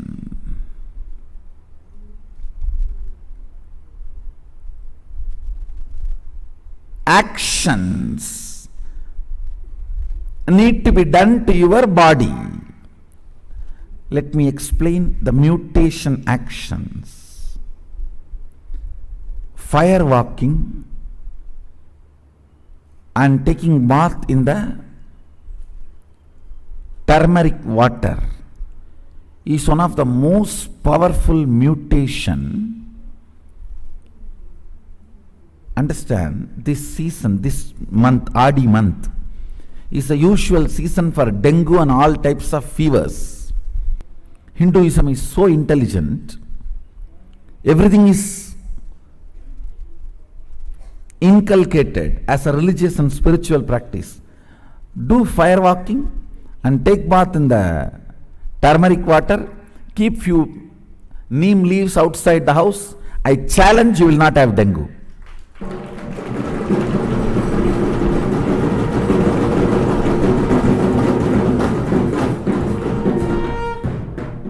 You will not have any of these fevers, these problems.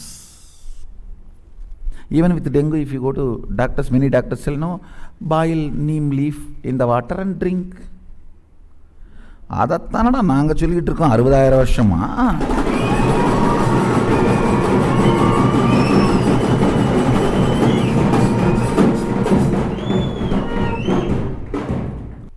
If you walk on fire,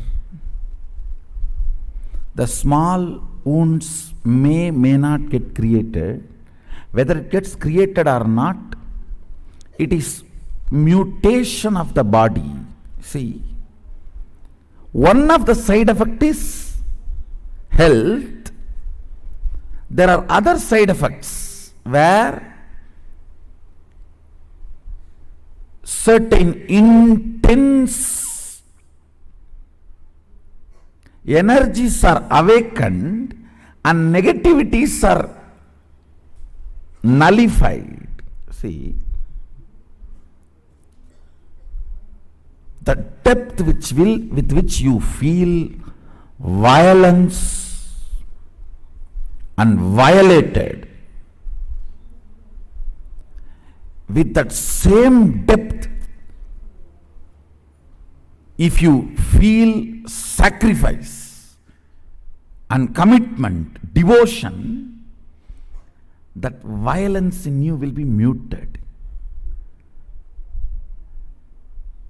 The actions which you will feel violated if you are forced, you are doing it voluntarily in the name of your devotion and commitment and sacrifice to the God or goddess, becomes tapas, mutation of your fundamental instincts. If you are pierced, you will feel violated. If you are put in fire, you will feel violated. You will become violent. That same instinct is kindled. You go through that same instinct, that same action, that same thing with the clarity dedicated to my Kuladevata, dedicated to my Ishtadevata, my sacrifice to my Ishtadevata, Kuladevata. The same intensity is awakened, but muting your feeling violated. Sacrifice mutes, transmutes the feeling violation. Tapas transmutes the feeling violated, violence. Understand? Certain acts like fire walking, body piercing, all these are the third dimension of Aushadha. They are all third dimension of Aushadha. I think by now many people know in Sadashiva we are going to walk on fire.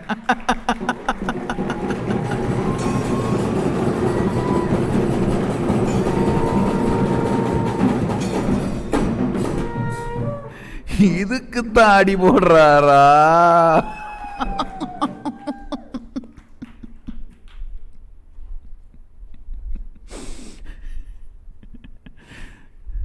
Understand,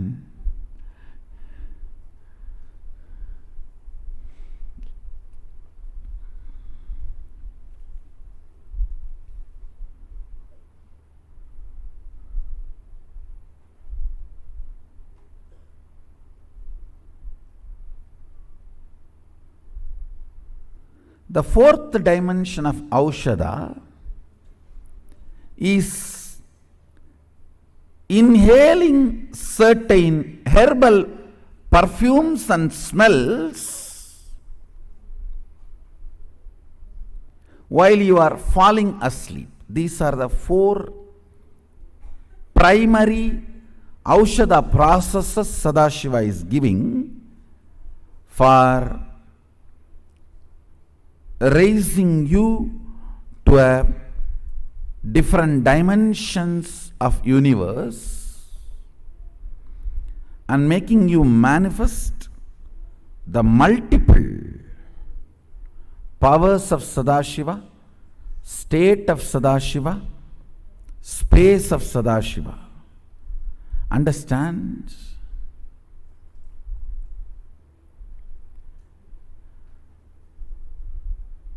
Sanatana Hindu Dharma is such a juicy tradition. Such juicy.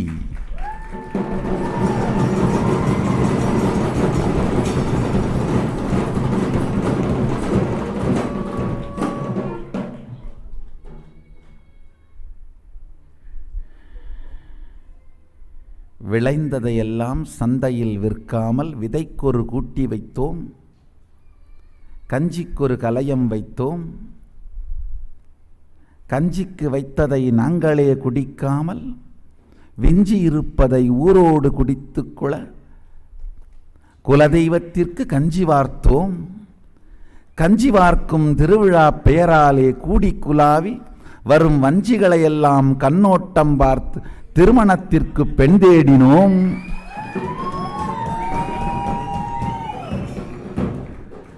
தேடிய பெண்களோடு மாமன் மச்சான் உறவு முறை கண்டு நேரில் பேசி வாழ்வின் உறவை முதற்படியாக்கினோம். உறவின் முதற்படி வைத்து உயிர் கலந்தபின் உடல் உறவை கொண்டு வந்தோம். உயிர் கலந்தபின் உடல் உறவு கொண்டு வந்ததனால் பிறந்ததெல்லாம் மிருகமாயில்லாமல் மனிதனாய் பிறந்தது. See, when a relationship happens first, then the sex is brought into the relationship. You will have ultimate completion in life.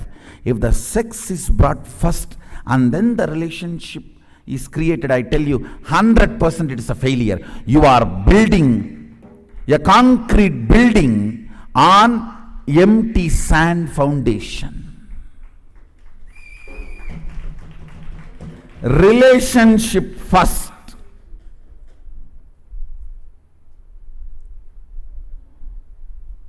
Means foundation is right.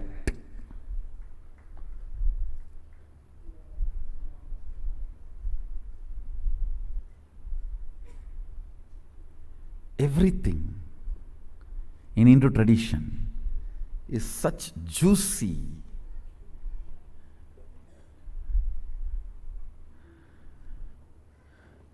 I am only a juicer, taking the juice of Sanatana Hindu Dharma out and sharing with you all.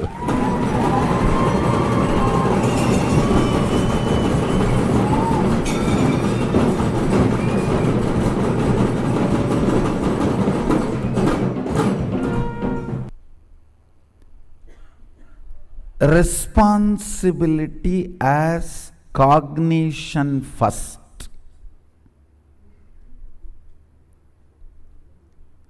Makes you not being frightened about the actions. Listen carefully. Even a great being like Vivekananda, When Ramakrishna says you have to go all over the world and teach, he says, no, not me, forget about it. Because your fundamental fear towards the action comes up if you are told the action you need to do.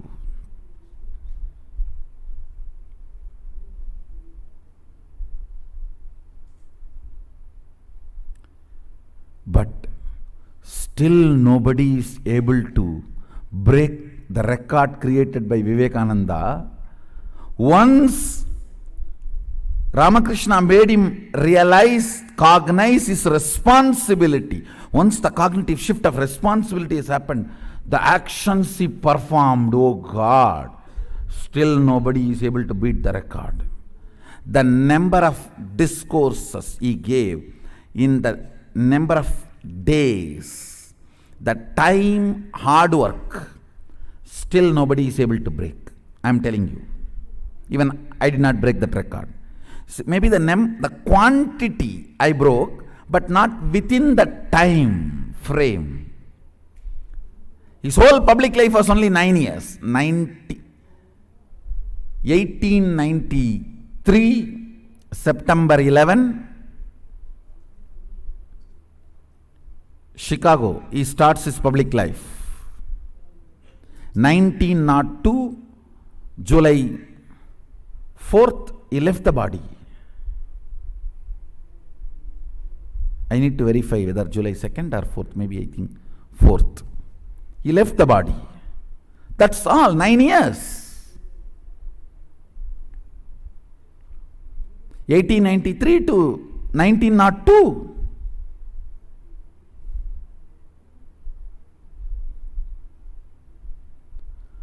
But the work he has done, still nobody is able to beat the record. Means, if the responsibility is cognized, you will act without even knowing you are performing so much of actions. Without even knowing you are performing so much of actions. That is what I call enriching.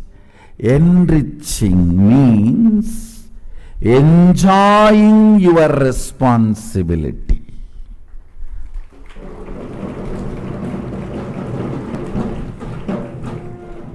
If you are cursing yourself and cursing everyone just to get few dresses stitched for the Gurukul kids, it is empowering, not enriching.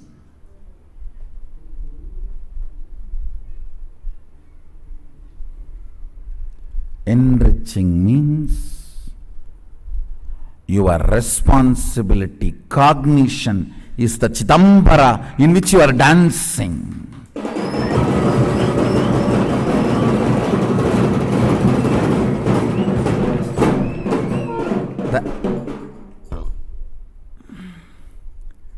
The enriching, the responsibility, cognition flowers first. Then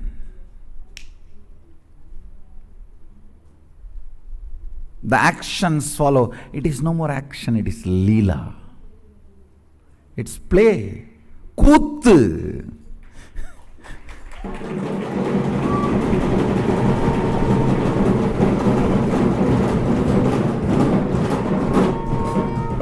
Not even Natya. Even in Natya, you cognize viewers are sitting, Rasikas are sitting. In Kuttu, nothing is cognized other than the ecstasy and bliss.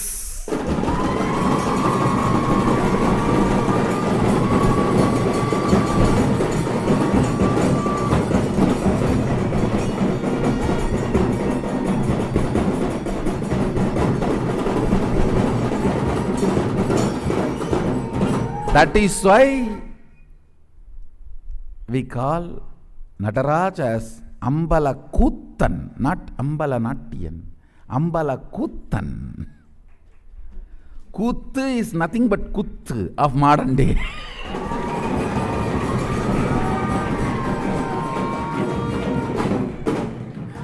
where there is no rule exists. Not even a cognition somebody is watching exists.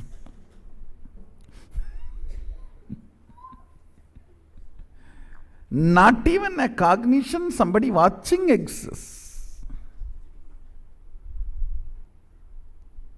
I tell you, enriching is all about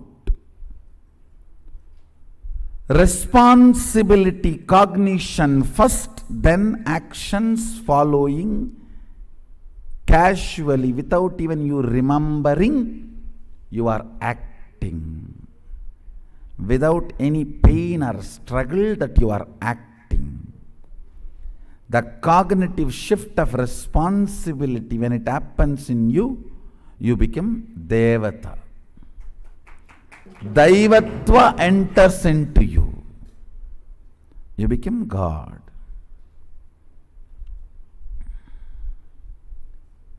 You become embodiment of Sadashiva. Embodiment of Sadashiva.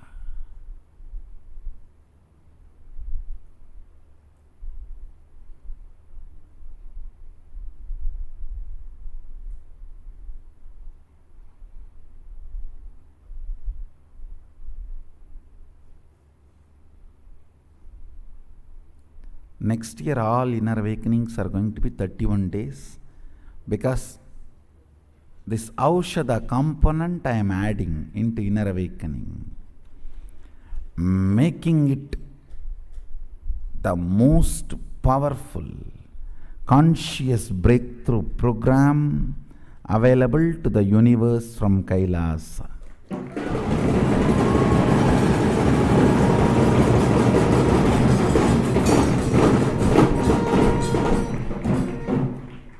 I am now acid washing the whole thing, and I am making it very clear. I don't want to be introduced as enlightened master and all this stupid. No. I am very clear. I am very clear. I am going to be introduced. I am introducing myself as incarnation as per Hinduism. And anybody opposes, I am going to defend and establish.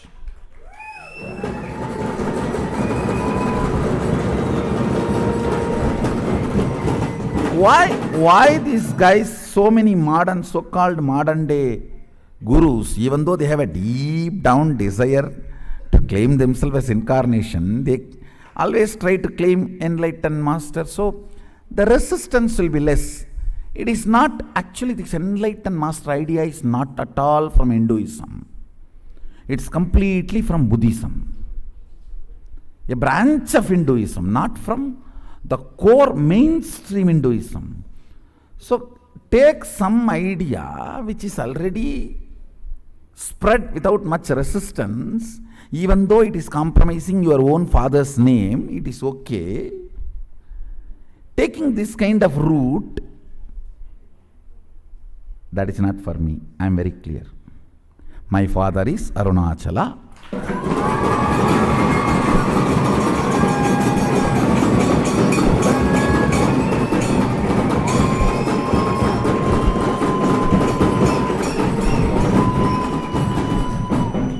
I am very clear about it. So understand. So I am going to be very clear. The way I am introduced, I wanted it to be as per the Hindu scripture. And same way, why? See, these modern day gurus are also after constantly, whether I can grab this, grab that money, this, that. But they never introduce these concepts of Tulabhara Mandala. Why? Because these are all more Hinduic way. No. You give donation for that, you give donation for that. I am very clear. I am going to receive only in a Hindu way, even the donations.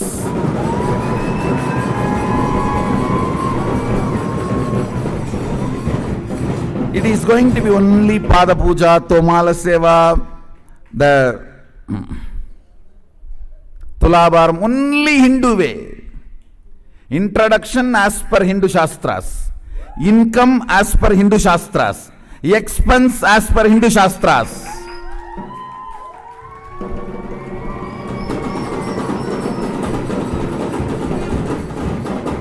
And all the charity also I will do only as per Hindu Shastras. Nanmarai arangal vonga.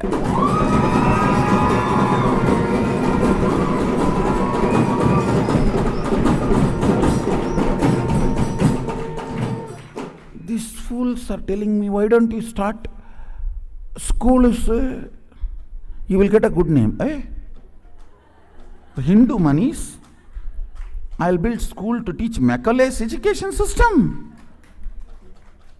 Cheating.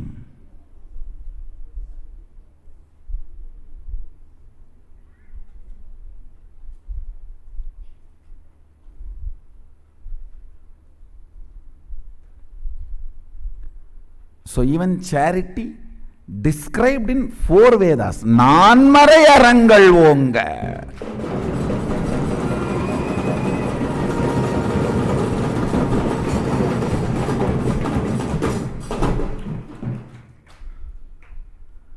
I wanted to tell this very clearly to the whole Sangha.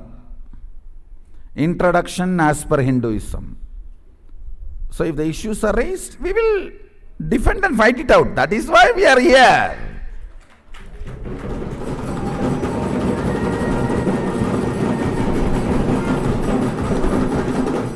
We are not here to do pleasant. We are here to do right.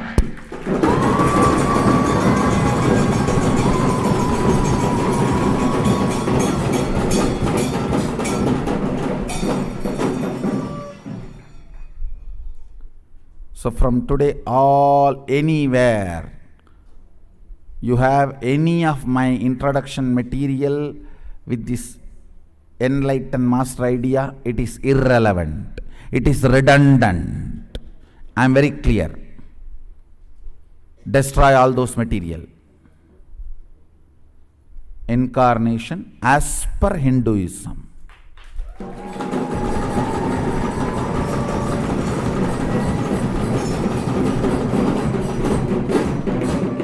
Let the debating ground be Hinduism. So the moment even you come for debate, you have lost it.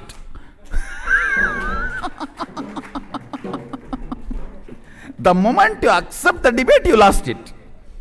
And don't accept the debate, no problem. Clear, undebatable.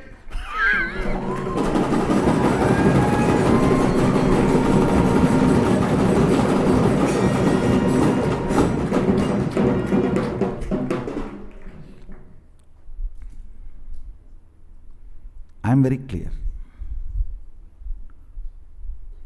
Not only for our Sangha, even for all my devotees and disciples, I want to tell you guys.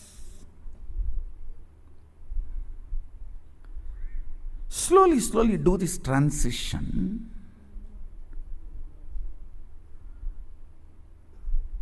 Even your professions, careers, build as per the Hindu tradition and Hindu scriptures, because they are so much of life positive. And I tell you, the wealth you generated by being life positive is awarded to you as your richness in any plane. Please understand, with all my integrity to Sadashiva, I give you this cosmic legal advice. For example, if you are a doctor, an ethical doctor, and you are serving the life and making money, that wealth comes with you even when you go to KAILASA or Swargaloka, or when you come back to planet Earth. Please understand, I am very responsible when I am uttering these words. These are really true. But if you kill somebody, murder, sell alcohol, or sell meat and make money, not only that wealth will not come with you when you move to different planes, that sin and the torture and the suffering follows you wherever you go. One of my close disciples who listens to my words, I told him, see, I can relieve you from any sin, but don't run non-veg hotel. Even I will not be able to help you handle when you leave the body. He listened and left it. Left the non-veg hotel. That was his profession, his bread and butter. But he said, Swamiji, you said, that's all, no more. He just shut it down. Contribute. For example, if you are running a software company and making money, it's a contribution. It's good for you. Contribute and make money. If you are selling a house, doing real estate, it's good for you. It's a contribution. In that, making profit is not wrong. But fundamentally, it should be contributing to humanity. Never do this meat, alcohol, that kind of business which is harming the beings. Same way, tobacco. Never, never, never do that. Tobacco, alcohol, and any of the violence related, like killing animals, or even the violence based silk, the silk which need to be produced by killing the silkworm. No. No. Do not go for any of those careers and professions. Let your life be nanmarai arangal vonga.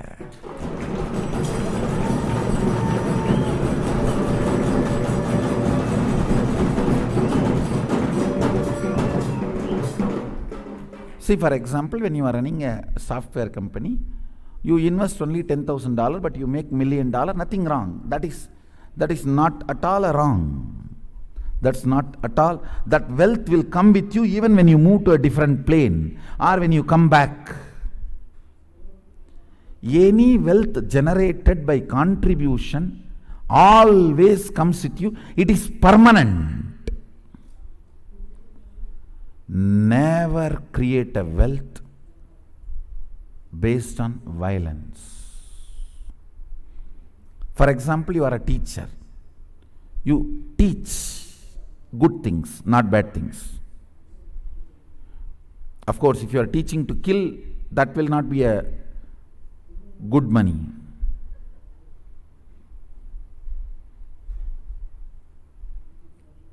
If you are teaching people to contribute and generate wealth, that will come forever with you. Anything done by contribution, addition, will come with you forever.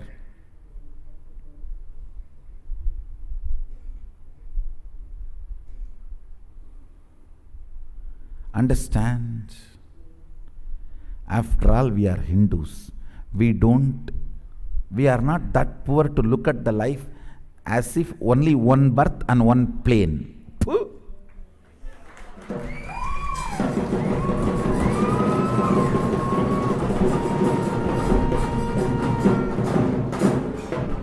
Begus. Life is multiple, planes are multiple. You are rich, you are Hindu.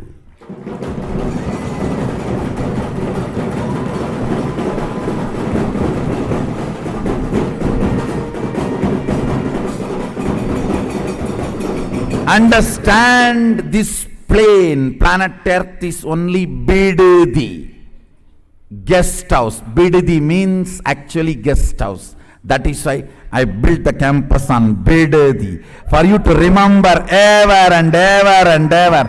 Bidadi means guest house. In Kannada and Tamil both, Bidadi means where you came to reside for a few days. You need to be constantly reminded. That is why Bidadi, Bidadi, Bidadi, Bidadi.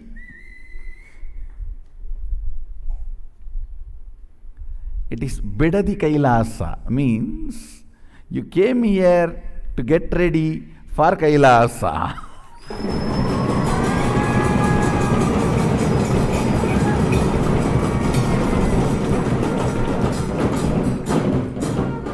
A bit of Kailasa, I brought it here to introduce it to all of you. It's a marketing department of Kailasa. Of course, very integrated. Very integrated marketing introduction of Kailasa. Understand? While you are in this plane, know very clearly life is multiple and planes are multiple. Plan your life as per that. That is what I am saying. Planning for eternal life. Nitya Jivana.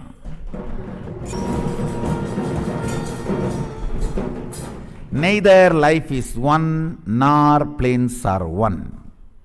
Life is multiple. When you are in this life, learn life is multiple.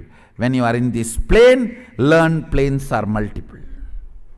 And all your actions, responses, reactions, and responsibility be from this cognition.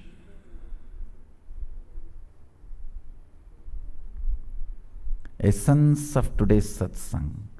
Life is multiple, planes are multiple. You are rich because you are Hindu.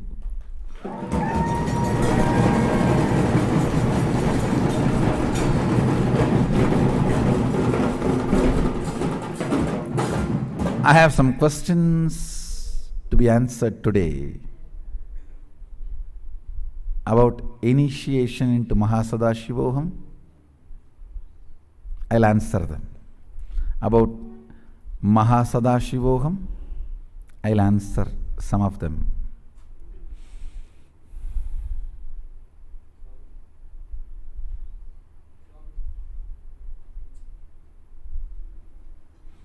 Swamiji, we know Sadashivoham is going to be something extraordinary. Can you please share something about it so we can share with our friends and family and get them also?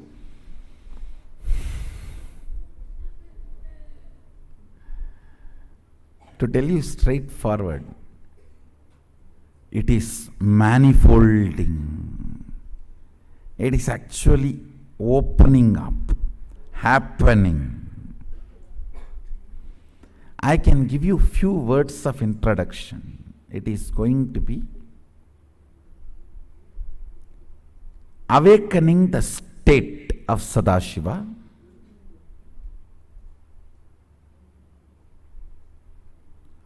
through fundamental unclutching,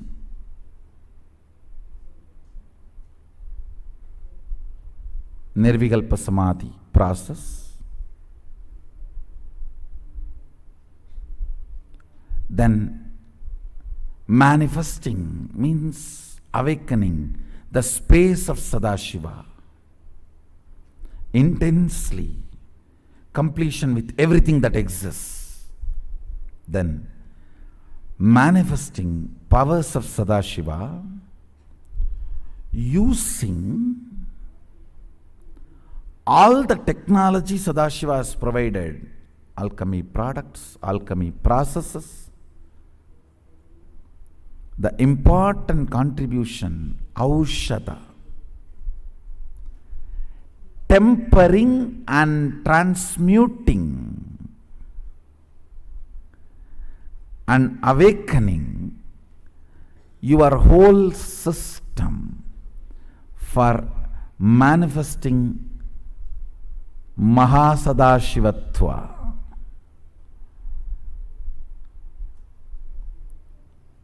The four methods of Aushadha. Some herbs are taken in and some are kept in your body during the process. Certain tempering process is done to the body by fire walking and piercing and these kind of technologies, and some of the awakening perfumes, aura are inhaled to raise the Kundalini Shakti and manifest Mahasadashivatva. Above all, ultimately, Mahasadashiva's initiation, Shaktivada.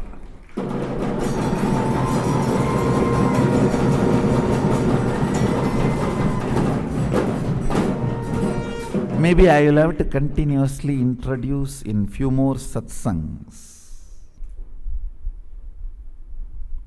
for you to understand the difference between inner awakening and Mahasadashivoham.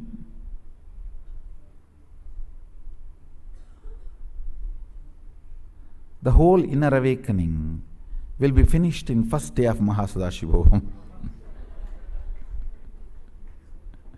And whatever I shared till now,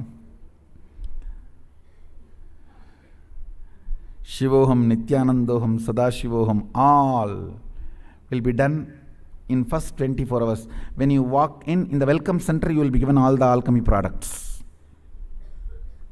When you are welcomed along with your enema kit, how we give the Panchakriya bag now for inner awakening, you will be given all the spiritual alchemy products. Everything is done before you even come into the hall.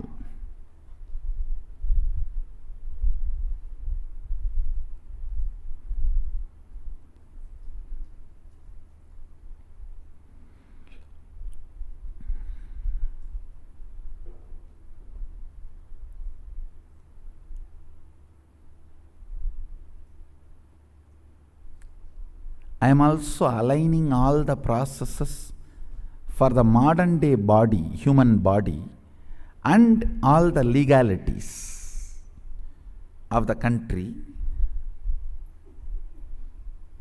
So I will reveal more and more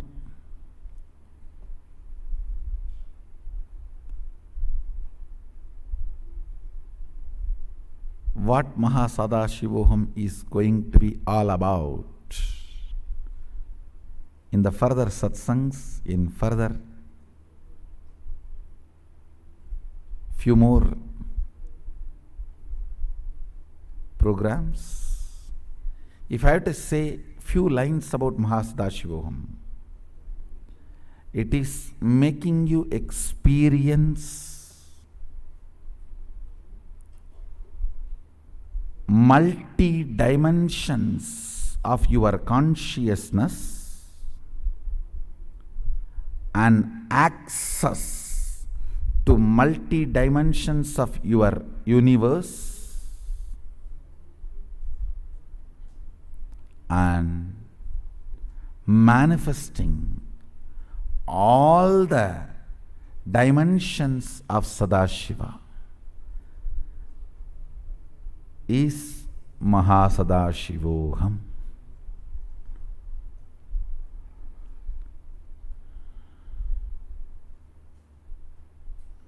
Not just powers, powerful cognitions, everything. See, powers, all of you know, third eye power.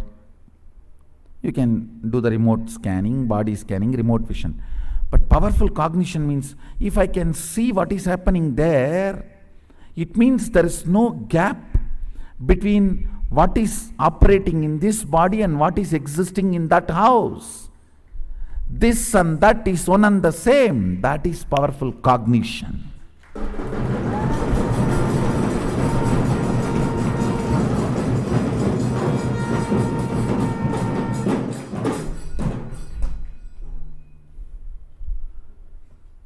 If you can see somebody's home in New York sitting in Bididi, you can naturally see what is there in their computer, hard disk, memory. Then you can naturally see what is there in their memory itself and physical, the body, biological hard disk moving from powers to powerful cognitions, manifesting all Srishti Sthiti Vinasha Trobhava Anugraha, creation, maintenance, rejuvenation, and playing with delusion and liberation.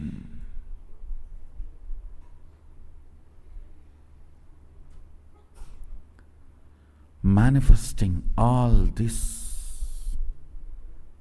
is Mahasadashivoham. Whenever I describe any of it, always looks too good to be true and too much for me. I think even this I am not able to grasp. How is it going to happen? Making things happen to you even though you are not able to intellectually grasp is the mystical operation an incarnation does.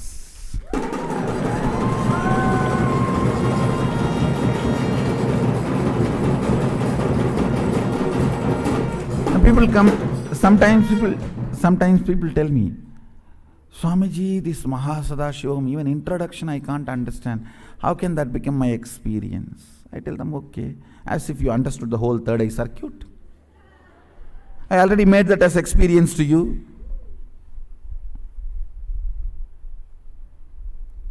புரிஞ்சுக்கிறதெல்லாம் அவர் பார்த்துக்கிட்டும்பா, அனுபவிக்கிறத மட்டும் நாம பார்ப்போமப்பா.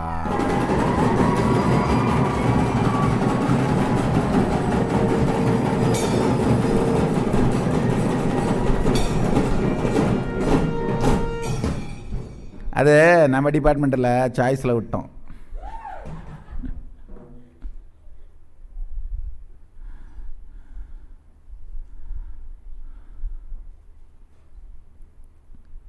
So, come, enjoy. With this, I bless you all. Let's all radiate with integrity, authenticity, responsibility, enriching and causing, living Shuddhadvaitam Sadashivoham, the eternal bliss Nithyananda. Thank you. Be blissful.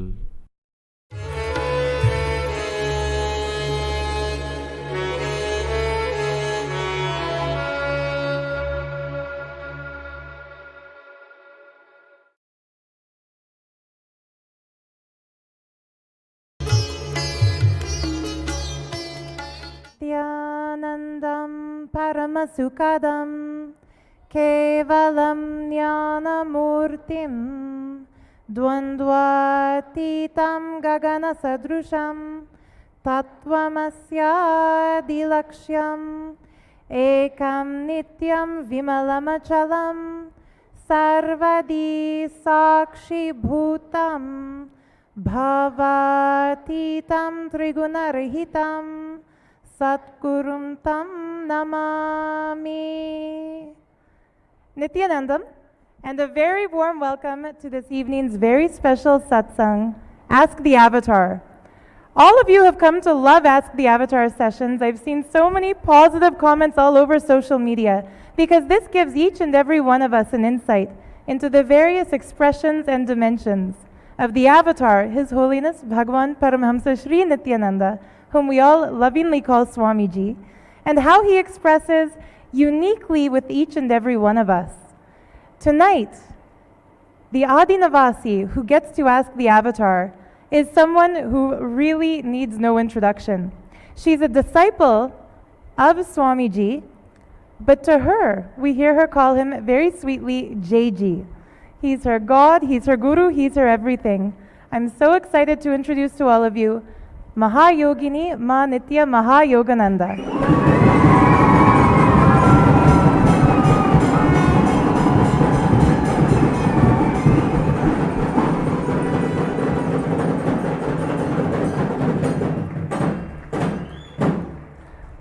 Ma Mahayoga is one of Swamiji's many kids, lovingly called by him as Kanna, which she has sweetly started to call all the rest of us, reminding us of the loving oneness with him.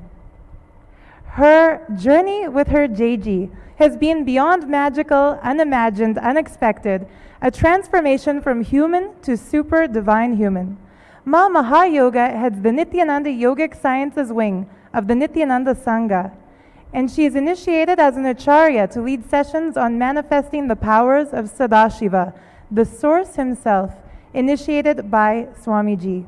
She's adept in expressing the extraordinary powers, such as blindfold reading, seeing and walking blindfolded through the sight of the third eye, materialization, remote vision, which is seen across vast distances, X-ray vision, which is literally seen into the human body, getting answers to anything using spiritual alchemy products, mind reading, healing through the third eye, moving matter through consciousness, and much, much more. In 2016, she was blessed with the title Mahayogini, which is a great yogini, one in the state of deep oneness with existence by the avatar. 2017 saw Ma Mahayogananda, her parents, and 2 puppies welcomed to KAILASA, the home of Sadashiva, as an Adinavasi. Soon, she'll add 2 lions.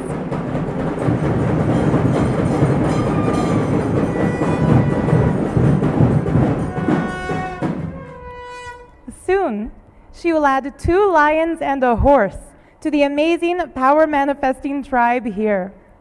On October 13th of this year, Ma Mahayoga, along with a very power manifesting Balasants, child saints of the Nithyananda Gurukul, will embark on a world tour to showcase the transformation that humanity has been waiting for, moving from human to divine superhuman, experiencing the next level of superconscious breakthrough led by the Avatar.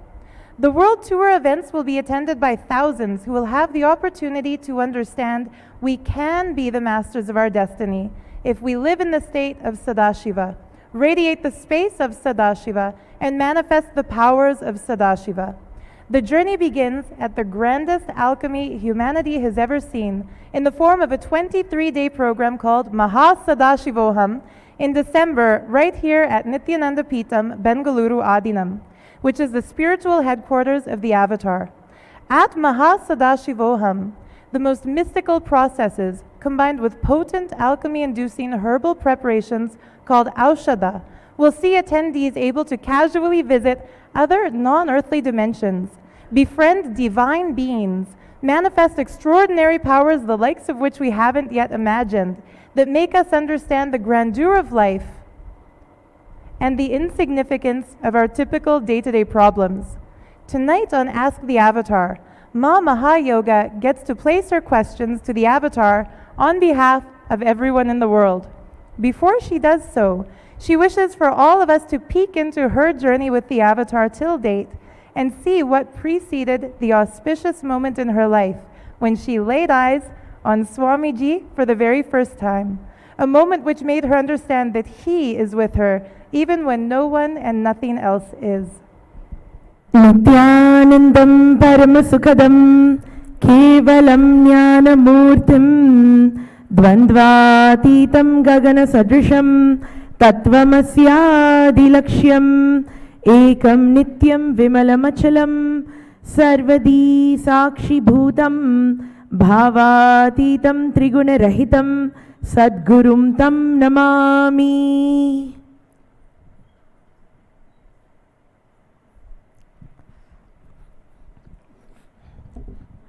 Ji.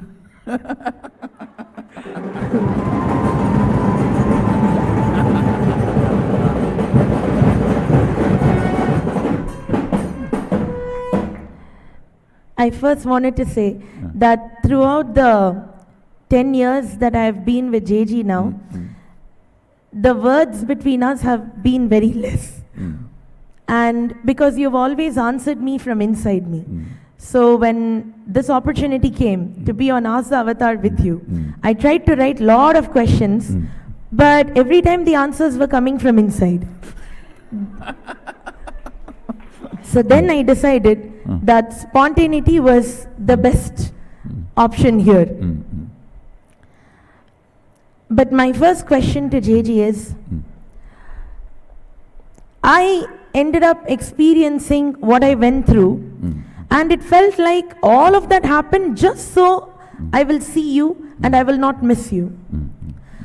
And I have seen that JG all these years has known everything I'm going through, everything I will go through, but yet JG will play along with me. And I've heard many devotees, disciples say that they seem to know that you know everything, but you play along with it. What kind of love is this?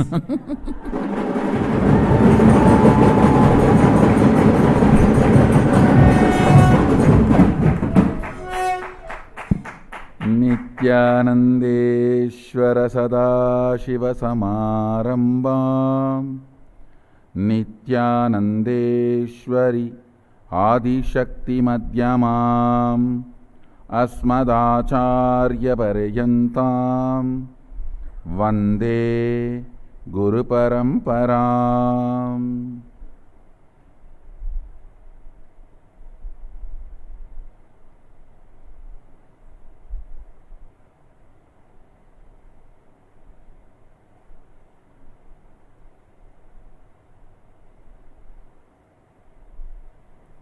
I welcome you all with my love and respects.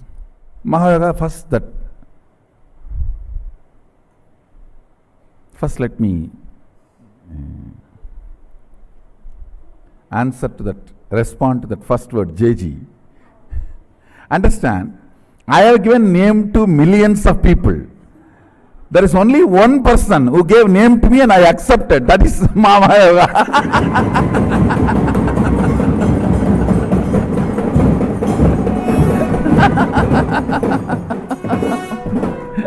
My gurus have given me names, that is different. My disciple giving me the name and I accepting it.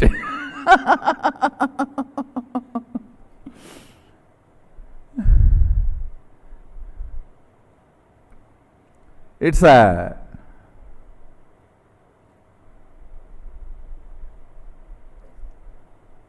thought current you presented.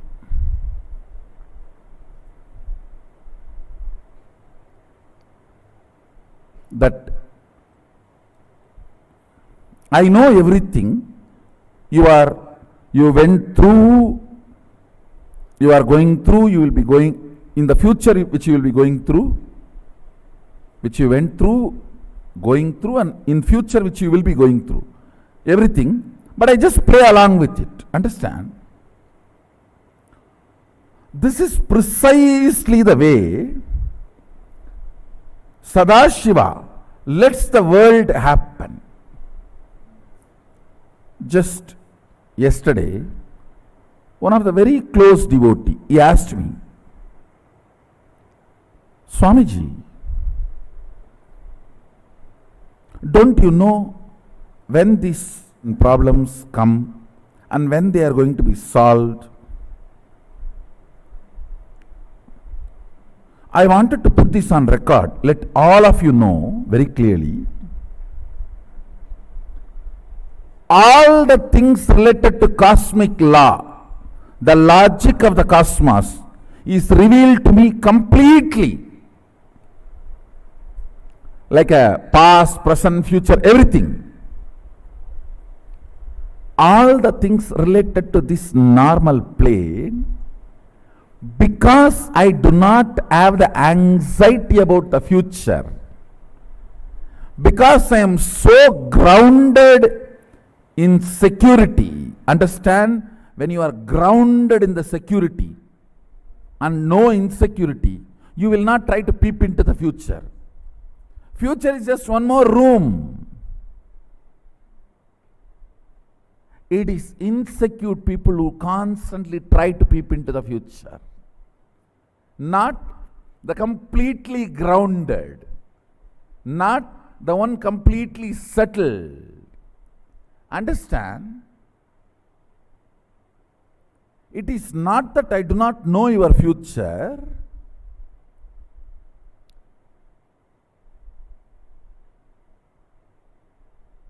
Only if I play along with you, the inner cognitive evolution you are supposed to have will happen in you. For example, there is a cognition in you, life is pleasure. And you cognize some things as pleasure. If I tell you, no, that is not pleasure, don't go, it will not be that immediate cognition. See, whatever I need to tell you, which will become your cognition, I tell. Whatever you need to go through, play along, and then make that as your cognition. I am not saying life is not pleasure. There are some things which are pleasure. There are some things, if you take the responsibility for it, it will be pleasure. There are some things which you never should go even near it. There are various categories. This cognition, you need to cognize, only then it will be yours. That is the reason sometimes I just play along. But I make sure you are always protected by my long hands.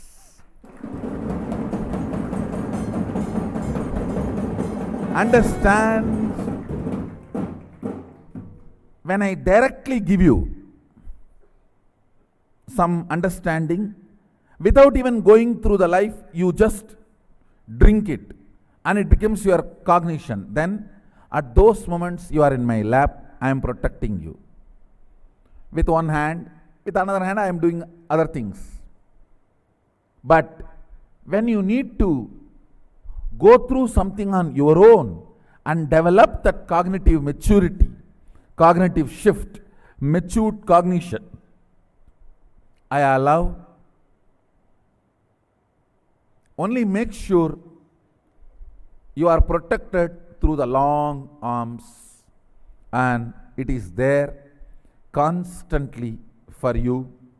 Understand, not only your life, even my life, like that only I run.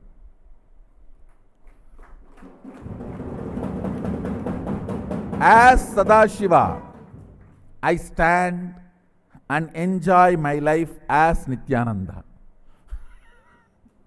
Understand? As Sadashiva, I stand and enjoy my life as Nithyananda. And for all of you, this is the precise way I relate. This is the way I let the games happen and play along with it. Understand?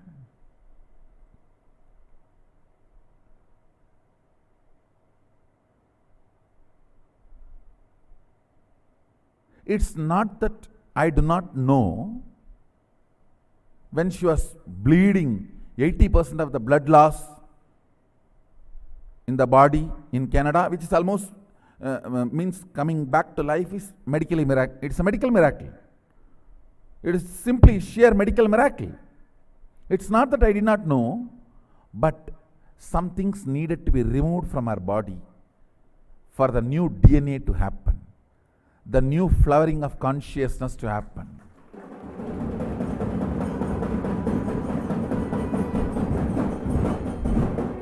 It is literally a purification process. And I tell you,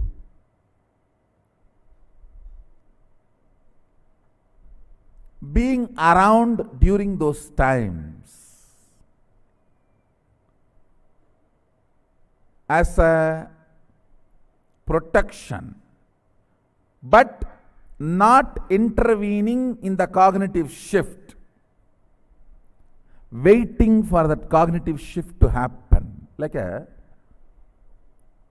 I put the seed, put the manure, pour the water, wait for the seed to grasp all this and become a plant. Only then that seed will have the life. Understand? seed need to have life means all these need to happen to the seed.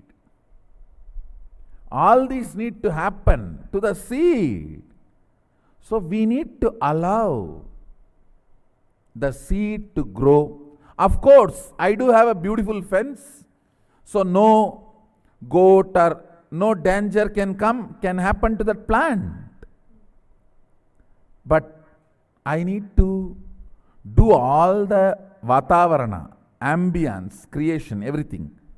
End of the day, I need to wait for the seed to become plant, for the seed to become a life on its own. I tell you, greatest compassion is controlling the greed that your disciples should be transformed immediately.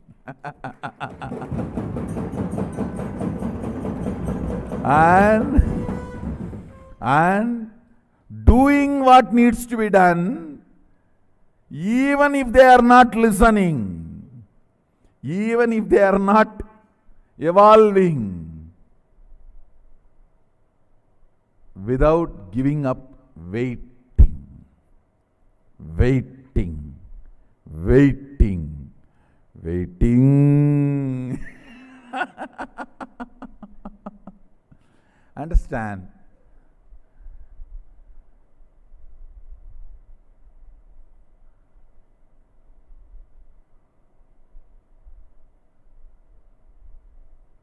This thought current,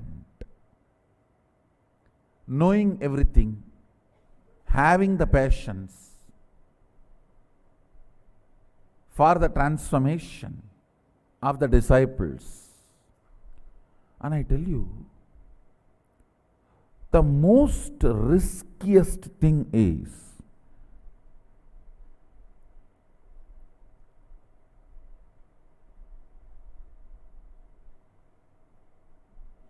trying to train non-integrated people and letting them near. See, without letting them near, I cannot train. And non-integrated people are the most dangerous. Because even they don't know what they will do.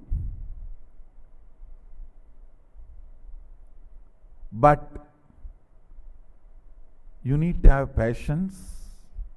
It is like you try to save a scorpion from the river and that scorpion bites you. That is exactly, precisely this whole game. You cannot allow the scorpion to bite because you need to protect yourself. You need to be available for other scorpions. You need to save you and you need to save the scorpion, but you need to rescue. And you need to play along the whole thing. I tell you,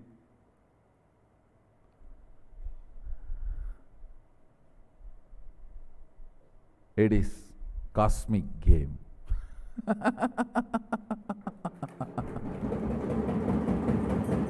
That's the word I will use. It is cosmic game, beyond any love or compassion or any words we can use. Meenakshi, just through the eyes, hatching the egg into life and making the jivas into Shiva just through the eyes. The whole concept of Meenakshi is this only. Just through the eyes, she makes Jiva to Shiva with her tremendous patience, with her tremendous compassion. If you ask me, best guna, character or the quality. Character is too small word, quality is a little better word. Guna, quality of a God or an incarnation. I'll say much more than his ability, shaktis, much more than his buddhi, the sarvanyatva, much more than his yuktis, the way he operates, much more than his love, it is his passions. I tell you, passions to play along. Passions to play along. And this whole space of man becoming God, for which God need to become man to initiate and take them to the higher level, this whole space is still alive and active just because of passions of the incarnations. Nothing else.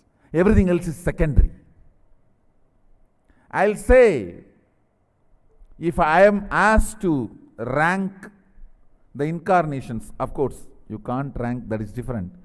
If I am forced to rank, I will not rank them based on their capacity to manifest powers, not based on their capacity to create an organization, not based on their capacity to teach, not based on their capacity to give spiritual experience to number of people or the quality of experience. I will not judge, I will not categorize them in any of these qualities. I will only categorize with one quality: their strength of their passions.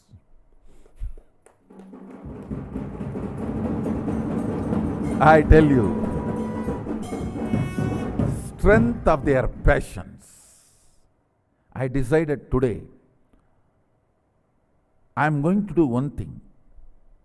Without any reservation, I'll just open up me as I am and answer all the questions, the right powerful cognitions with which I am operating.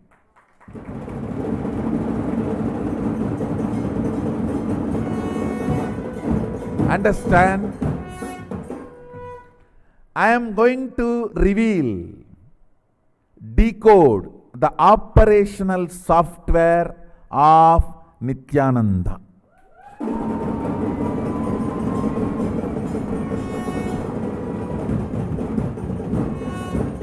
I tell you,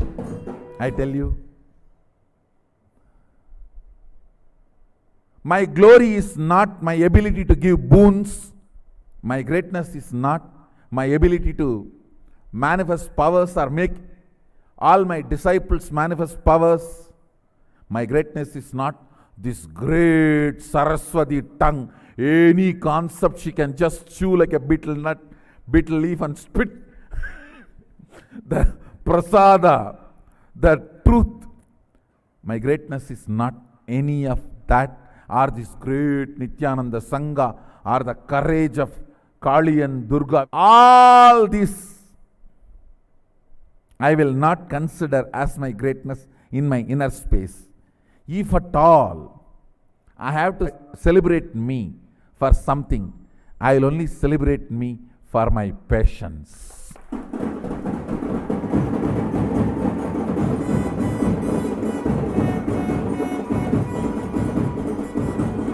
Understand. You can understand the depth of my passions only if you have the powers I have. With no powers, how you guys lose your passions?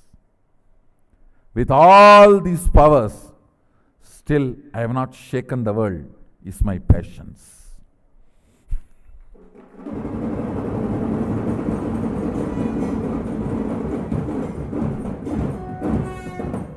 I tell you, If I am asked to scale the incarnations or great masters, I will scale only based on the amount of passions, in their Ananta Kalyana Vibhushita Gunas, in their Vibhudis, in their great qualities,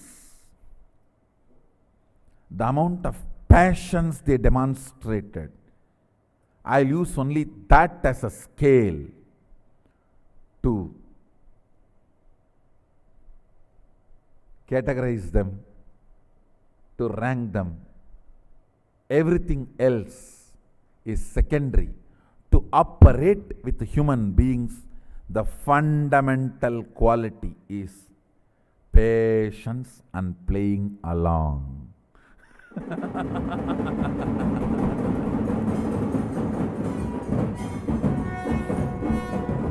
Patience and playing along.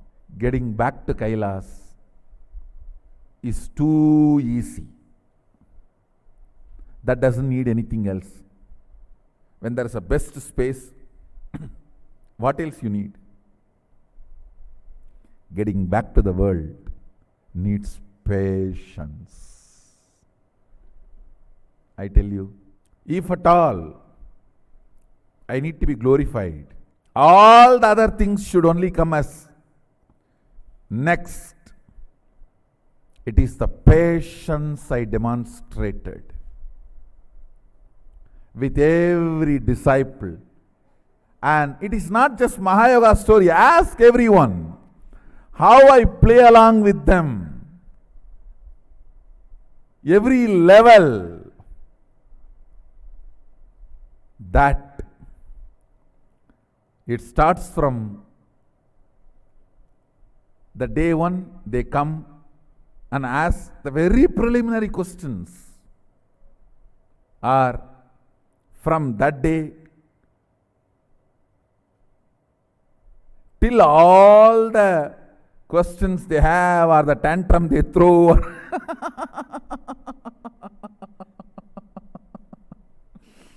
Everything, I tell you, if somebody cognizes my passions, he will be my disciple, he or she will be my disciple forever.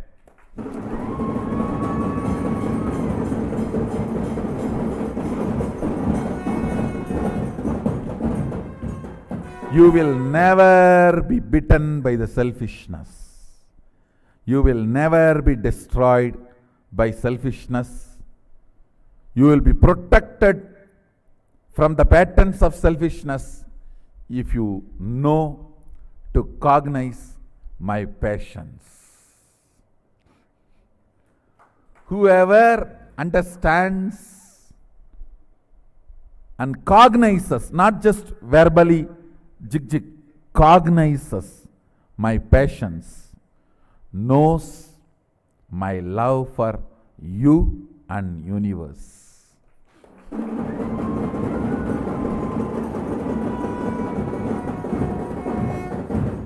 Yes.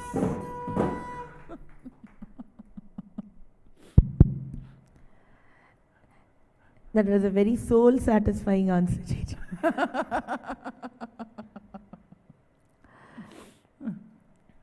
Jeji, my next question is, when I came and did my first inner awakening in December 2010, and I was such a brat. Sometimes my mother would tell me, I don't know how he's tolerating you. And my dad would sometimes come and tell me, like with the kind of, I was very eccentric, JG would say, you should be stable, not eccentric. My father would come to the apartment on top and he would tell me, because of you and all your eccentricities only, I am not levitating, he will say. This was during my first IA. I know for sure that awakening of the DNA was happening in your system, for which I need to be, see, end of the day, whatever you are going through, it is not you are responsible, I am responsible. I know that. So when I am responsible, whatever happening in your system to manifest these powers, and not only that, I know for sure Sadashiva is preparing you beautifully to be part of my mission and the Sangha and manifest everything. It's my responsibility to provide you that Vatavarana, that atmosphere. Go ahead. JG, so right after that, I used to tell you that I want to be over here only. So that time JG would say that, no, go, I will call you back. So I went, and 1 month after that, Swamiji in a satsang had told, anyone who has got feeling connection with me will manifest Vibhuti in the hands, Bhasma in the hands, which is also known as sacred ash. And that time, I was one of the people who received it. Many such events, incidents happened. I wanted to put this on record now. See, usually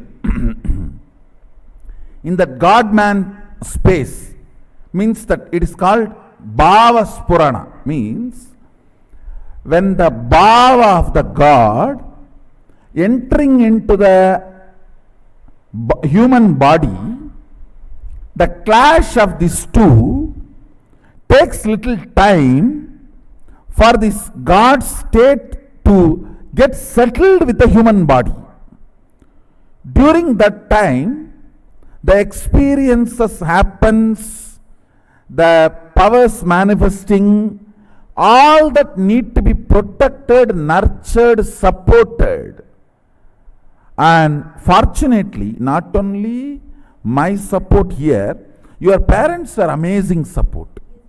Your parents are amazing support. See, there are some things like you need to go through certain experiences for you to cognize that is not something not required for your life. Some things may be required if I take responsibility. Some things never go near that. All these cognitions to happen. So I was only just protecting you with the long arms. But your parents provided a very good atmosphere, very good Vatavarana for that. It was their stability that actually brought me through. JG would come and say to me that powers are only dust at Swamiji's feet. Now, these powers... See, you also look back. At least 2 years, I only established you in the state. Yes, JG. Later on only, I allowed you to manifest powers. Yes, JG. If you see, even in the beginning, I will always push you back to the state. Hey, let the state become stable and the system hold that. See, if the system takes the root of the state, means the state cannot be uprooted from the system. If that kind of a rooting has happened, after that any power manifestation is safe. Only then it is called Shakti. If some power manifestation can, manifestation or its side effects can shake the root of the state from your body, it is only Siddhi, not Shakti. All of you listen. You see, it's not that Mahayoga became Adinavasi only now. No. She is Adinavasi from the day she saw Shirdi Sai Baba. From that day, because it was a long preparation. It was a long preparation. All of you listen. First few years, when I was training her, even when some powers are manifesting, I will deny. I will say, no, wait. Let us center, let us get rooted into the state.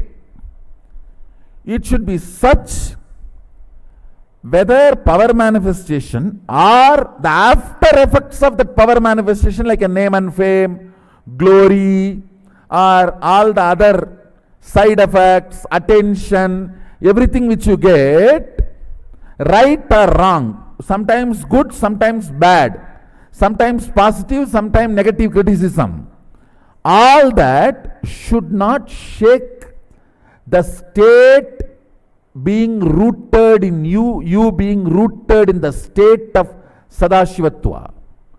Understand? That is the fundamental core of existence. So I will always insist, hey, let the state sink in. Let the state settle down. Let the state become a permanent existence. Then any manifestation is Shakti. You will never be disturbed by it. And I can say very successfully, not only Mahayoga cooperated, now it has become a very successfully established state. So whatever she is manifesting is only Shaktis, not just Siddhis. They are not Siddhis because we gave enough importance. That is also one of my quality of patience. Understand? You need to be patient there also, letting the disciple to get established in the state. So never ever the state is shaken or the state is disturbed, because when you manifest powers, there will be side effects. Means you will get positive attention, glorified. The biggest protection is letting the state get rooted into the system such a way. No power manifestation or the side effects of the power manifestation, the glory you get or the criticisms you get, both will not shake your inner space. Both will not shake the state. Getting rooted into that state, protecting that you get into the state rooted deeply. That is the biggest protection an incarnation or guru should do for the disciple.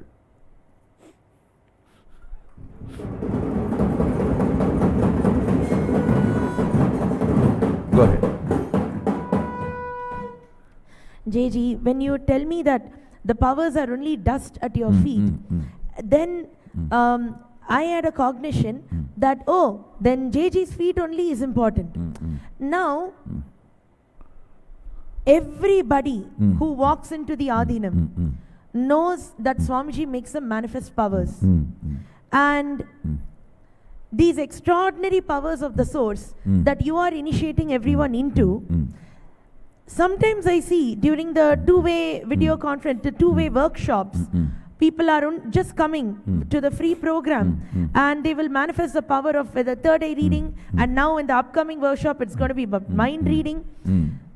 When that happens, my question is, why many times the human who sees a power, they rush after it, they enjoy it, but somewhere the fact that it's coming from that feet, that is forgotten. See what I am saying. The percentage of people forgetting is too small. Let us see from the whole angle.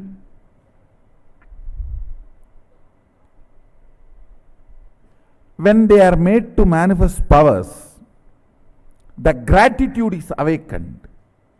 When that gratitude is awakened and the power manifestation is happening, if they catch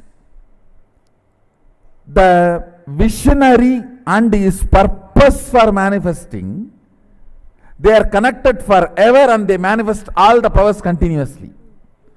If they catch selfishness, that is when they miss.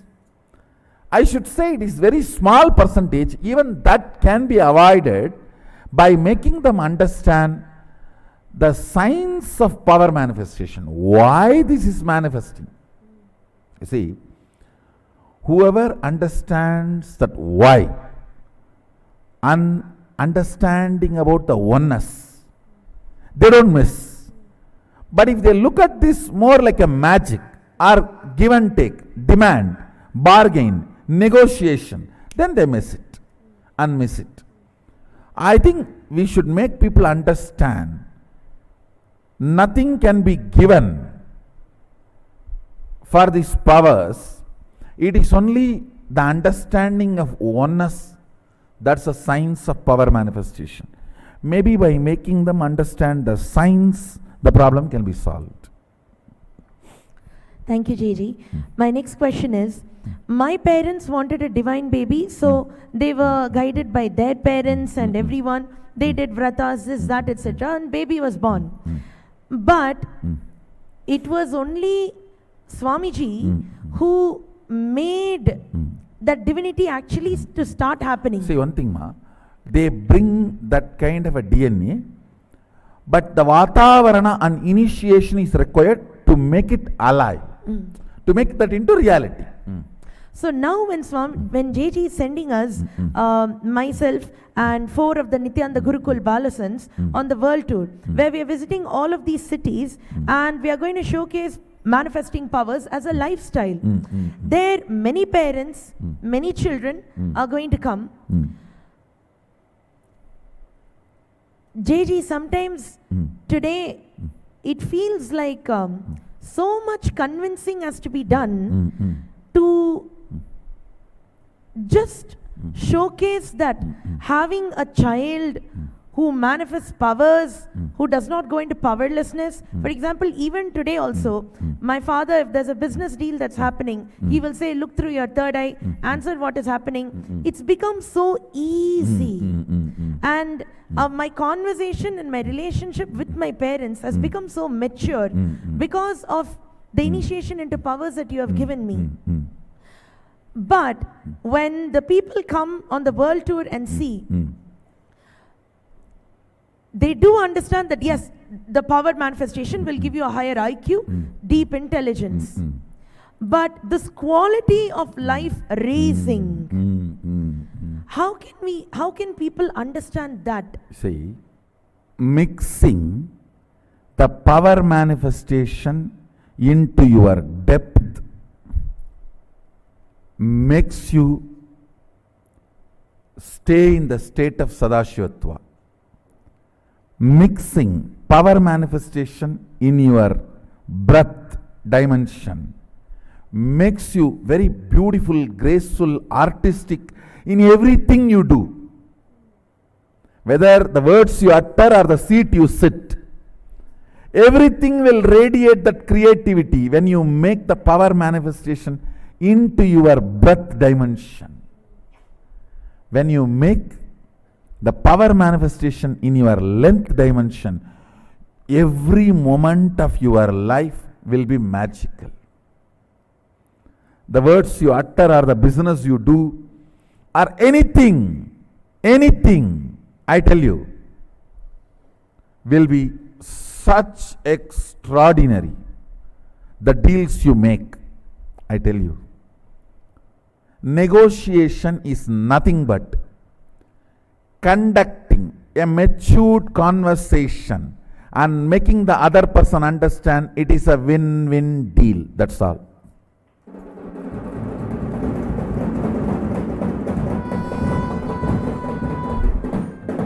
Whether it is a business negotiation or personal life relationship or friendship or expansion of your life or ideologically convincing somebody, everything boils down to one: having matured conversation. Having matured conversation. Whether you want to impress somebody ideologically, whether you want to teach a class, whether you want to have a beautiful relationship, or you want to have a best negotiation in the business deal, everything boils down to knowing the other person, knowing you in a matured way, and able to bring a matured conversation. That's it. It all boils down to that. I tell you, world need to know, I am not only here to make you manifest powers, I am here to make you manifest powerful cognitions.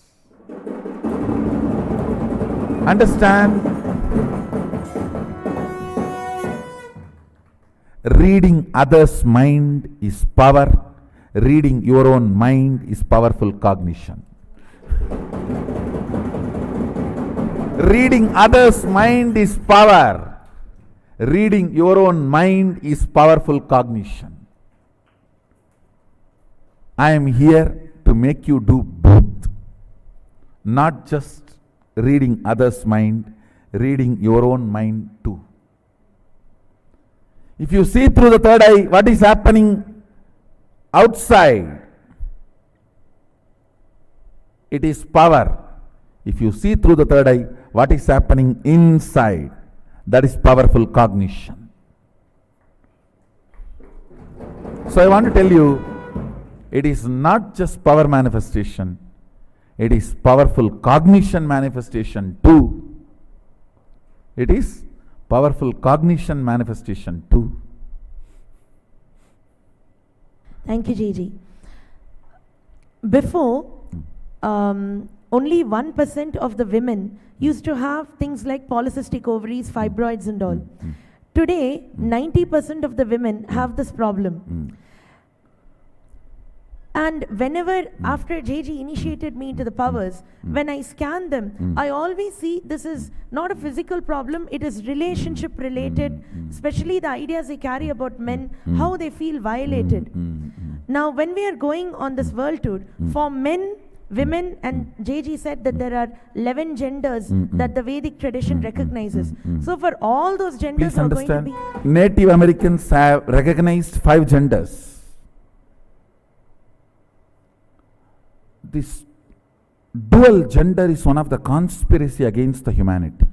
So JG, all of these 11 genders, so many of them are going to be seeing what Swamiji is going to present during the world tour. And majority of them, even men and women, are having so many issues related to fertility and even gender confusion and feeling so violated by society, not being able to get accepted. And I know many men or women who may prefer some other genders, but they get married to someone just because of the pressure. But it is so painful for them. JJ, I would like you to tell how this power manifestation is going to help them make very empowered decisions for their life. Yes. See, when the Kundalini, your Kundalini is awakened, fundamentally, first thing will happen is your identity about you for the purpose for which you took the body will become clear to you. It will become clear to you. Then you are given a freedom to alter and align your body as you want. Understand? Swatantra, ability to handle yourself first, then the number of choices second. In Hindu tradition, Swatantra first, choices next. If the Swatantra does not grow first, directly choices are given. Depression is life. And I wanted you guys to know, all the fellows who talk about the so-called freedom in the modern way of thinking, the modern lifestyle, I tell you, it is absolute false. Where all you don't need freedom, you are given freedom. Where all you need freedom, you are not given freedom. It is like the cow has been put inside a cage, only the face is allowed to move, And you go, hey, see, the face can go up, down, right, left, center, 360 degree, it can rotate. What amount of freedom! That is modern society. And the cow grazes freely in wild forests. That is Hindu tradition.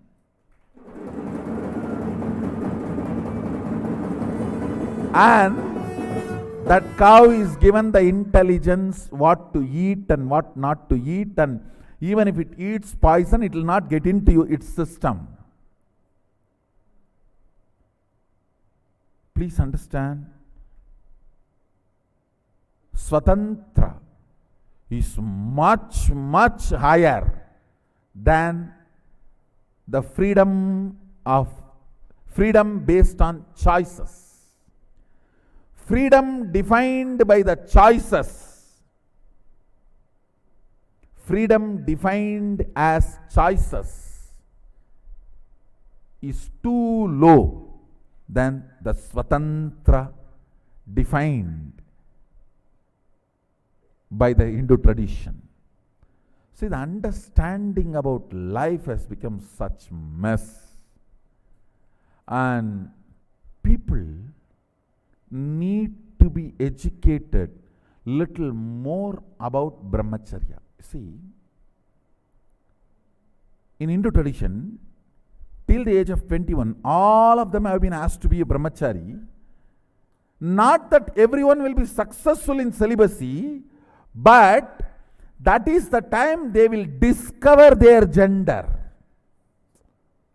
Understand, a man who is involved, a man or whoever, a person who is involved, gets involved in any relationship before 21 will never understand what is his gender, because he is still not fully grown. Gender is not just related to body and physical maturity.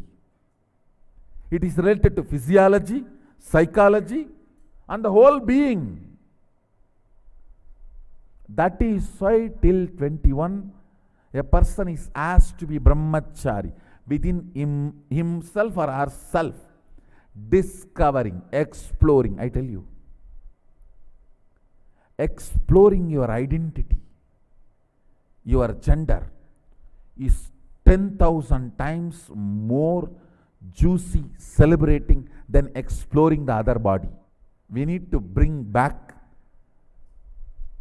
the subject of brahmacharya as taught by Sadashiva in the great agamas. We will bring it back. And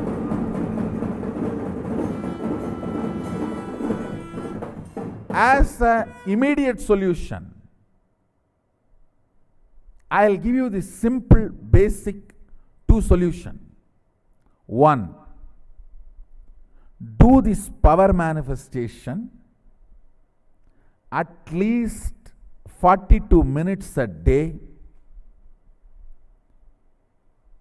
for at least 9 months, and that 9 months be celibate. Do not have any physical sexual activity. I am not using the word mental, and I am not encouraging, but I am not using the word mental. Make your own meaning. I am only saying restrain yourself from the physical sexual activity for 9 months and do power manifestation. And I tell you, you will discover your real gender and identity. In the discovery process, so much of completion will happen, healing will happen, identification will happen, understanding will happen. Recently, I was conducting sessions for a group of people on brahmacharya. You will be surprised. In that class question answer, almost 90% of the people say they don't feel the gender they are supposed to be feeling as their body. 90% of the people, not a joke, understand. 90% of them are saying we are not feeling the gender we are supposed to feel as per the society, the body in which we are. I think it's little more than 90. Fortunately, they are having understanding about brahmacharya as per Sadashiva's instruction. The first instruction, as I said, 9 months. No physical sexual activity and practicing completion means the power manifestation. Second instruction, every morning have neem juice, every night a black betel leaf with a little pachakarpuram, the raw camphor, a pinch of raw camphor. These two herb, if it can be programmed by the master and given, that is great. Even if that is not possible, offer it to Sadashiva's deity or Sadashiva mandala and take. These two instruction can do so much of healing, I tell you. All the toxins gets accumulated in your system because of sexual abusal. Pornography means sexual abusal done to you by you, sexual abusal done to you by others. Both accumulates toxins in your system that can be cleansed. The detoxification can happen by these two. Morning neem juice, night black betel leaf with a pinch of camphor. This can detoxify your body and reveal your original gender to you. Understand? This is what the story, Meenakshi's story says. When she saw Sadashiva, the third dress disappeared and she realized her original gender. She realized her original gender, her original identity. Till we get that, we will not know who we are. When she had the darshan of Sadashiva, the third breast disappeared and she realized her original gender. Understand? These two instructions can bring tremendous healing and realization of your original gender. Can happen in you. That can solve almost 90% of your problems. JG, before I conclude for today, there is one thing that disturbed me recently. I was reading some online reports and I saw that in New York alone, one of the cities that we'll be visiting, in 1 month itself, 10 people, out of which 5 couples, they were rich investment bankers, medical professionals, and very rich people. But because of monetary debt and because of some other problems, even despite having children, they committed suicide by falling from the building. And there was no reason, and all this happened within just 1 month. And the kind of notes that were written, it's like there are demons in my head, or the debt is too much, I can't bear it anymore. My whole thing is, for the biggest program that we are gearing up over here is Sadashivam. And Swamiji said that we're going to be seeing other dimensions and everything. I have personally experienced that with JG, and I've seen how much it has healed me in my life and changed my relationship with you. But for these people, it really feels like they are in a debt not only for money, they're also in a debt for relationships. So when people want to come for this program, they're not thinking only about money, they're also thinking about what will I tell my wife. It feels like there is a debt over there. What will I tell my business? It feels like they're owing something over there. How do they overcome this? I tell you, all rich fellows will have a debt. Understand? When you do not know how to handle people, all the people around you are relationship debt. When you do not know how to handle the things, all the things around you will be your debt, because you need to be available there at least to maintain them.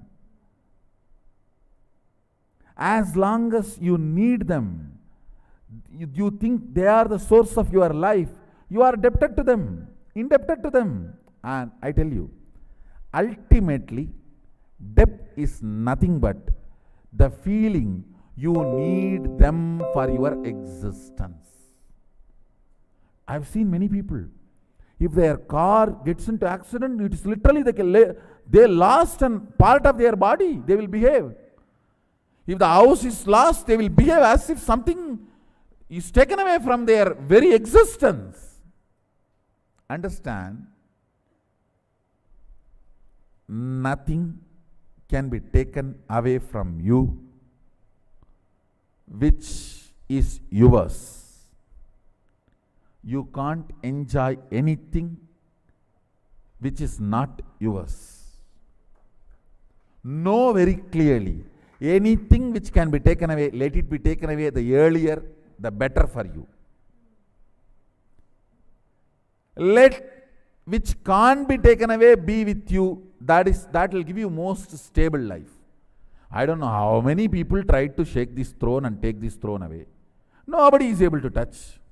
Nobody is able to do anything. How many people tried to take this? Nobody is able to touch. Understand?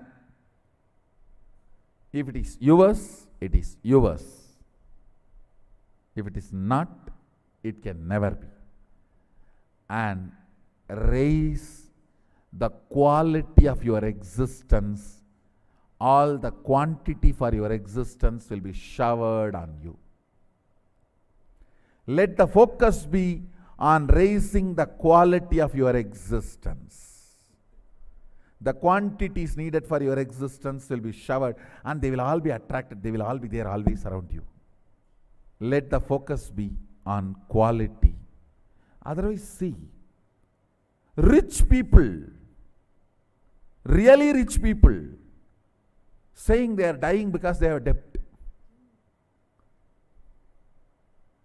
People with everything possible and life in front of them, saying they are dying because they are feeling lonely. I tell you, if you have everything, even if you have everything, and you don't have you with you, you will feel lonely. And you will not be able to handle life, even if there is a small change. Even if there is a small change of this table moving to that table, you will not be able to live. This table moving that side, you will not be able to handle it. So I want to tell the whole world, neither physical suicide nor psychological suicide. Psychological suicide is depression. Neither physical suicide nor psychological suicide is solution. Solution is oneness and power manifestation.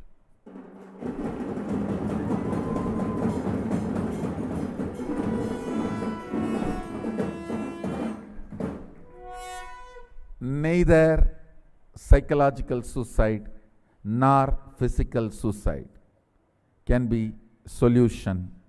The only solution is oneness and power manifestation. JG, with that, I invite all of the viewers from around the world, if you're watching this, then you should not be missing the world tour event that we are coming on, that we are embarking on, showcasing the manifestation of extraordinary powers from the space of oneness with Sadashiva, with Swamiji himself. And JG, on a note, I don't want to waste this chance. I want to ask you for the boon, and forever, I want to always be a pure medium of JG. Tatast. Thank you.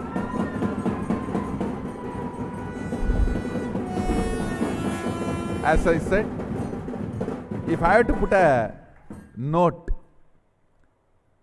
it's an extraordinary relationship. I should tell this one thing, this should be on record.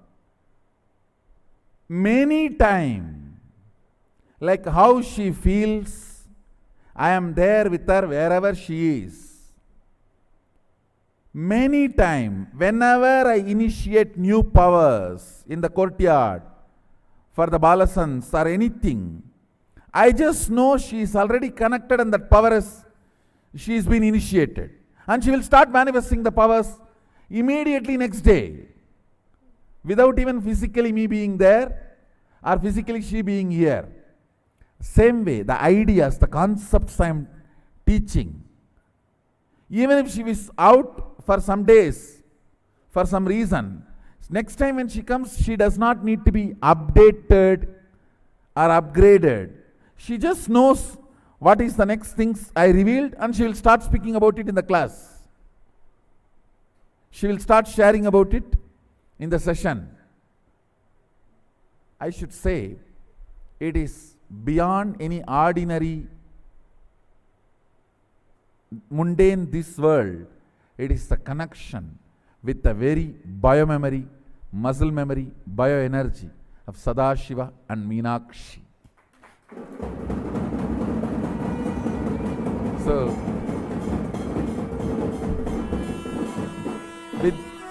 with this boon to her, let you always be with my pure channel, medium. I have a special gift for her, the Meenakshi's Kandi. And wear this always and radiate me and Meenakshi. Blessings, be blissful. So with this, I bless you all. Let's all radiate with integrity, authenticity, responsibility, enriching, causing, living Shuddhatvaita Saivam, Sadashivoham, the eternal bliss, Nithyananda. Thank you. Be blissful.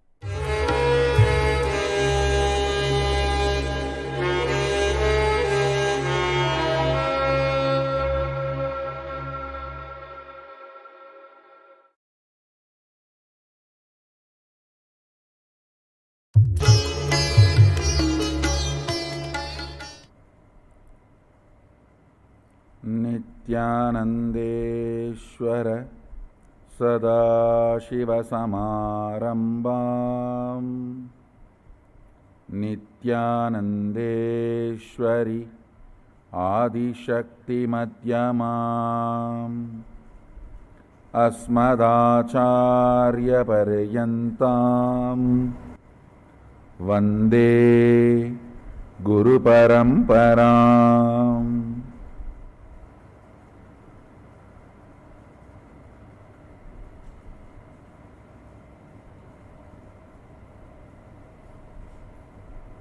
I welcome you all with my love and respects. I welcome all the devotees, disciples, samajis, satsangis, participants, visitors, viewers, sitting with us all over the world for this program, Experience KAILASA.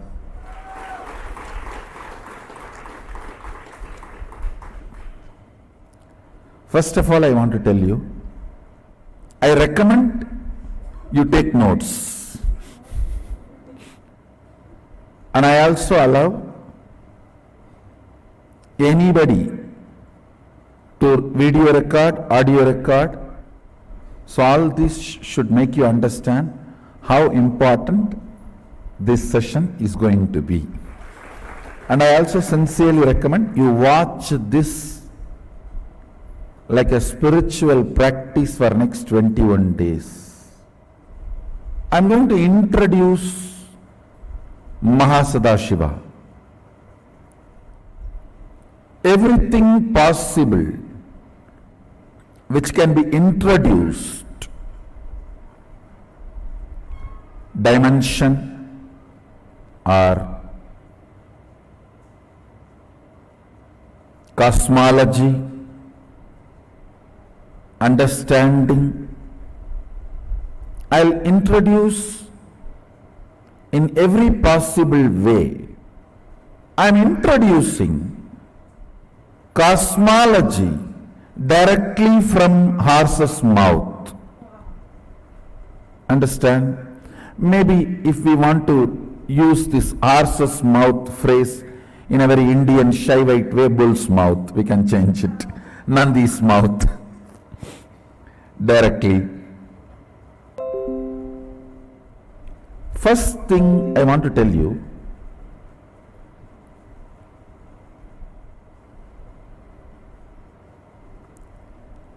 people feeling, oh, these big concepts, ideas, cosmology, all these are not for me. This idea is not cute. Please understand.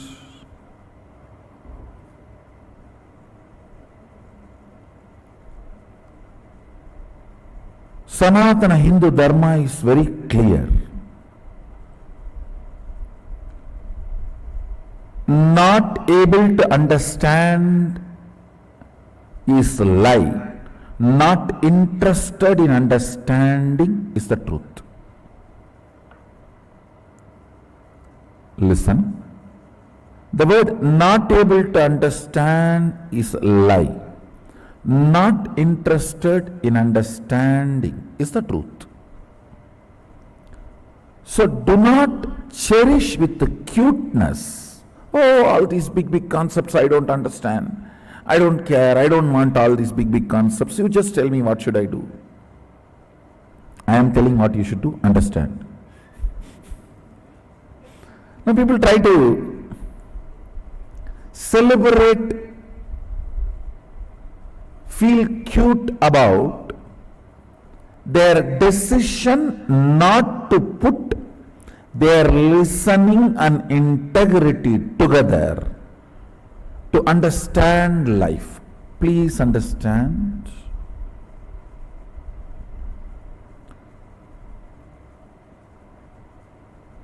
If you are in this cosmos, you need to understand this cosmos. And you are equipped enough by Sadashiva to understand this cosmos. So all these sentiments, oh, these big words, big ideas, big concepts, I cannot grasp. I am a simple devotee. No, don't. Being a simple devotee is not alternative to understanding. You will be a simple devotee only if you understand the cosmos, not otherwise. Ignorance is not celebrated in Hindu tradition. Ignorance cannot be the quality of a devotee. Many times I hear this argument, oh Swamiji, I am a simple devotee. You just tell me what should I do. I cannot understand these big words, cosmology, cosmos. No. If you are a simple devotee, sit with integrity and your simplicity, you will understand exactly what I am talking and you will experience it now. I am introducing Mahasadashiva as he himself introduces himself in Vidyapada of Agamas, and I have some of the interesting articles by modern day researchers. In the modern day, some people are trying to research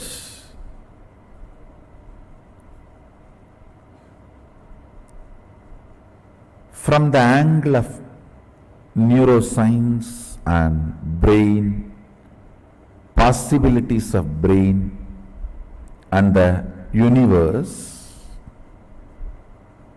I have a bunch of set of articles. I will highly recommend all of you read all these articles today after this session. So please read these articles which I am recommending. You will understand many things in the language you cognize. I am not saying these researchers have grasped everything of what Sadashiva talks about cosmology in the Agamas, what Sadashiva introduces.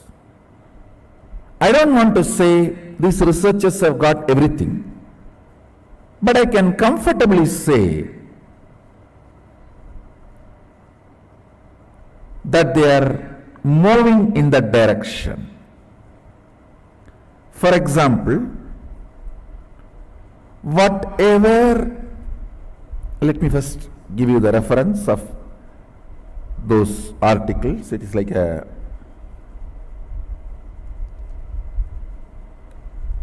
Science Daily, Science News, Multi-Dimensional Universe in Brain Networks. That's article name, and I have few more, maybe around 20 articles.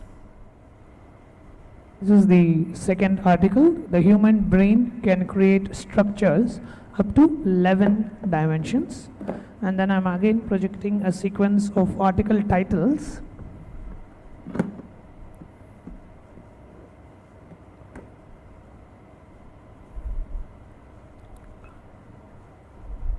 The next is multi-dimensional universe in brain networks. You can actually take a screenshot of the screen here. The next is new mathematical method reveals structure and neural activity in the brain.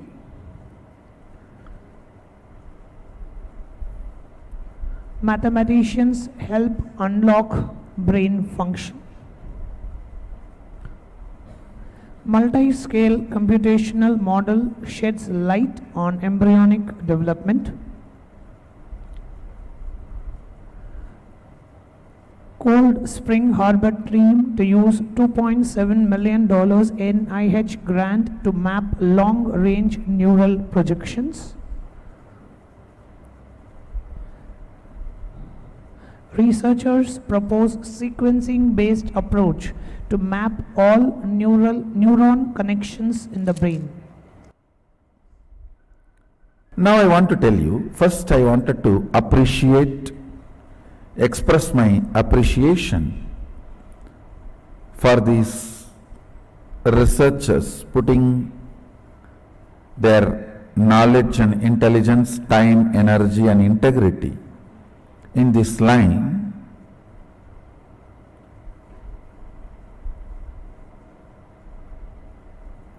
And I will really recommend to them to spend little time on Vidyapada of Agama, where the cosmos introduces cosmology.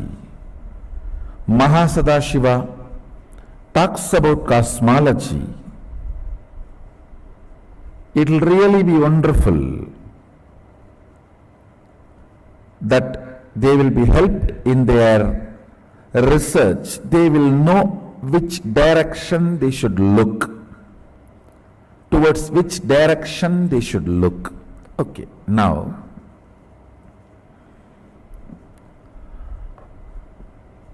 all this research is all about your brain. Understand, this is like a mirror.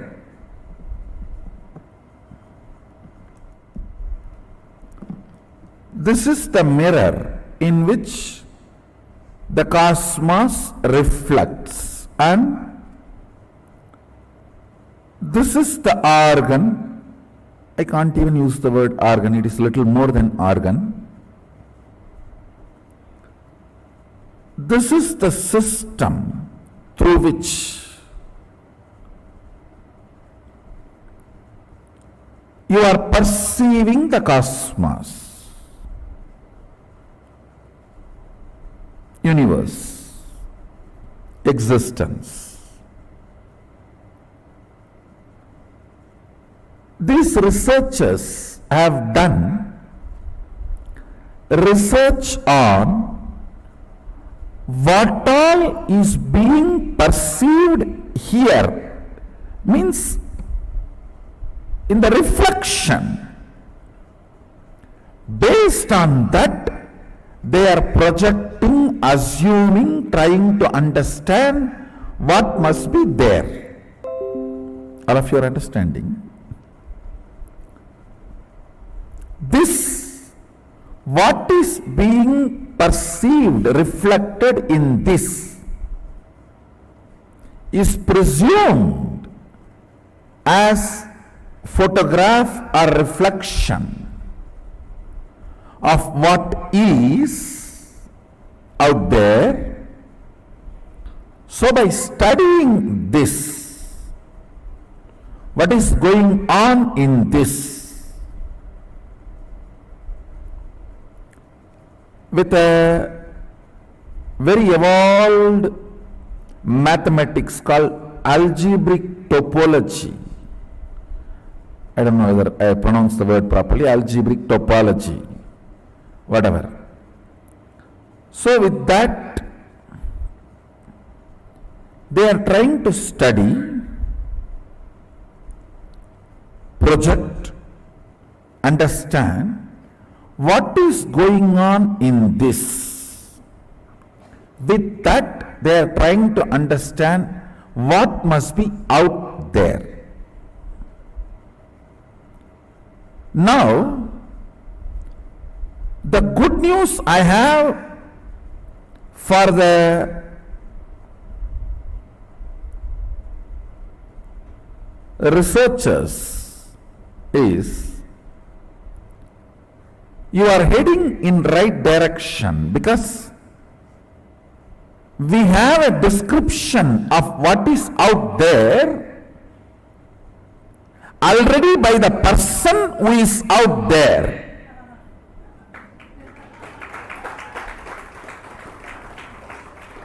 We have description, a very elaborate and very detailed, Bhur, Bhuva, Suva, Tapa, Satya, all the lokas and dimensions. We have description by the person who is out there about what is there. Your algebraic topology, which they are trying to use, which acts like a telescope and microscope together. Understand? Algebraic topology is like a telescope, can project into the space to study the Big Bang and black holes, and it can be microscope, can be zoomed into inside a forest, a python hiding in the hole of a tree, and the blood group of that python, whether that python has some bacterial infection. It is like it can zoom into the networks. Understand, this algebraic topology is a very sophisticated maths they use, which behaves like telescope and microscope together. And with this, they are studying what is happening here. What is happening here? Roughly, I will equate this as a pindanda. And what is happening there is Brahmanda. By studying the pindanda with algebraic topology, scientists, researchers are trying to understand multi-dimensions of the universe. Listen.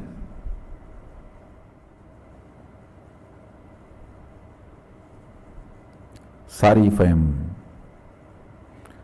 presenting too complicated things. I'll try to map it down to your language and the way you can grasp. Fundamentally, the researchers are trying to convey the various dimensions. 1D means rod, 2D means plank, 3D means cube, and the fourth D is the spatial dimension called time. The scientists are trying to explain,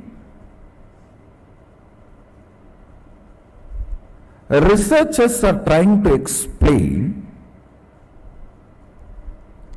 through this algebraic topology, which works like a telescope and microscope together. It is not just this 4-dimension alone our brain is perceiving. Our brain is able to perceive higher dimensions, multiple dimensions. Because of that, they come to a conclusion, multiple dimensions exist, because the reflection shows the multiple dimension perceptions, not only the possibility, but as a reality. They are saying that many of these algebraic topology data they have discovered,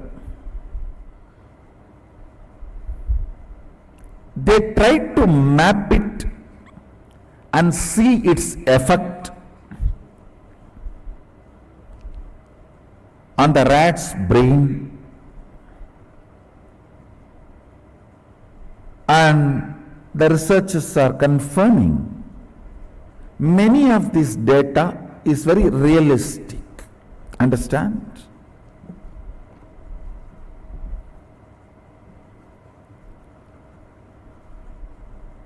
This is where I wanted to suggest to them. One, please study Vidya Pada of Agamas. You will have lot of input, support and direction. That is one. Second, if you are really interested only in research, if you are not interested in any vested interests, come. You don't need to waste your time on putting your algebraic topology, projections, mathematics on the rat's brain and study. I'll give you live brain. You can study mine. I'll reflect this whole 11 dimension, what is out there in here purely. Study all the 86 billion neurons and its activities simultaneously. I am not interested in any of the pride, all these that. I am saying, let's do something good to the world.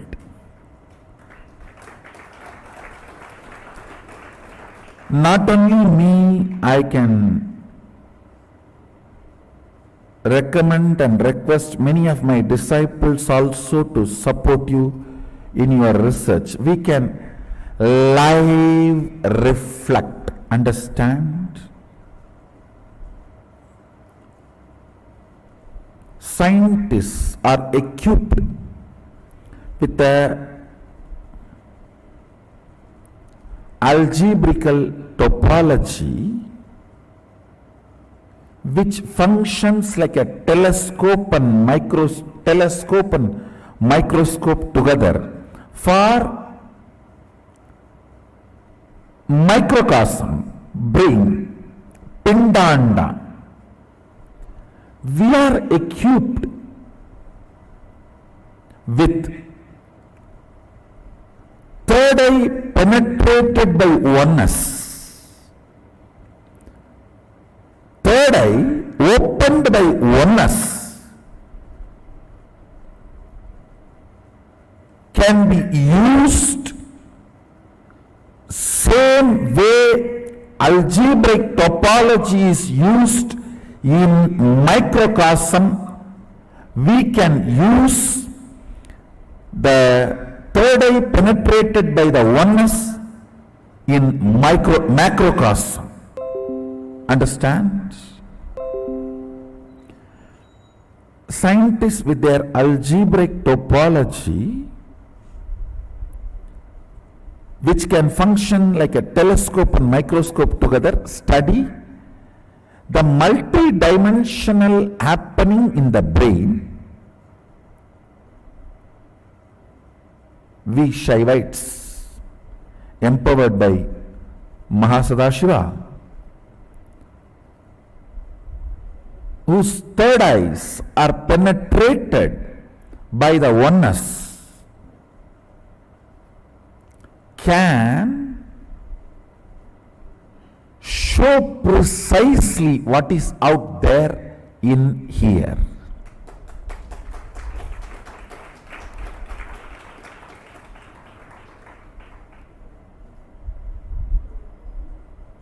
All of you are able to understand. In the macrocosm, brain, algebraic topology helps like a telescope and microscope to study what is going on in this. With that only they are coming to many understandings. I am telling them, please come here. We have cosmic algebraic topology, third eye penetrated by oneness, which can function a cosmic telescope and microscope together. I can project and tell you precisely what is happening in the sun now.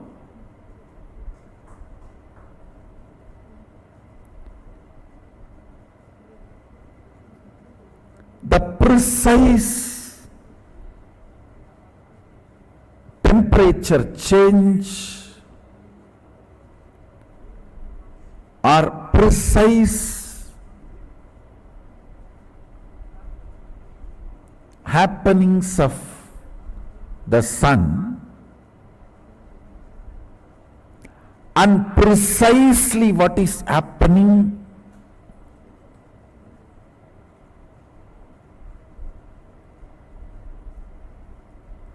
in your eardrum when you hear these words from my mouth.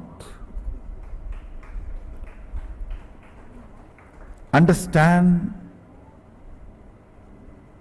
Microcosms, telescope and microscope is algebraic topology.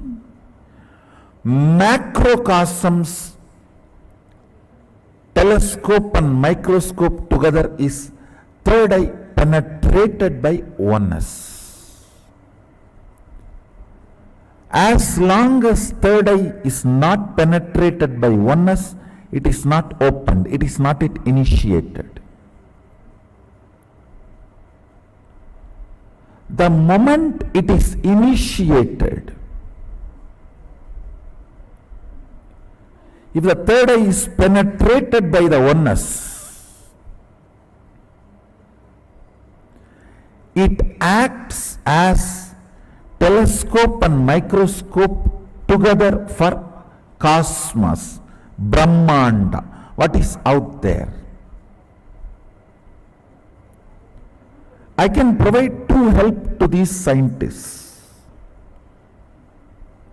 by giving the documentation about what is out there by the person who owns everything out there. It's an owner's document.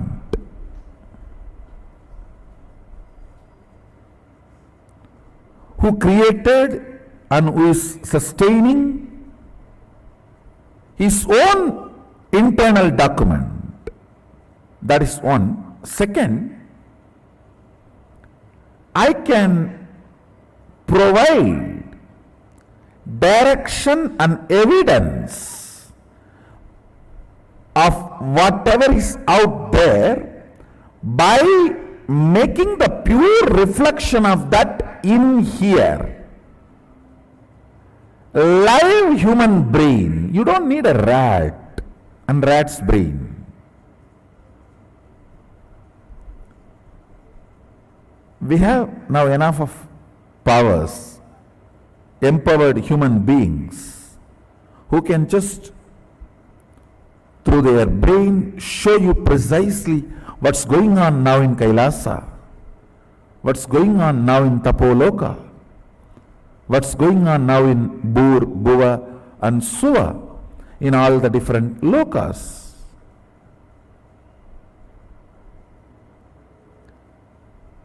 Understand, you do not need to use the rat's brain to map the data you collect through algebraic topology and verify them with a reality. We can provide, not only I am open and many of my disciples whose third eye is penetrated by the oneness.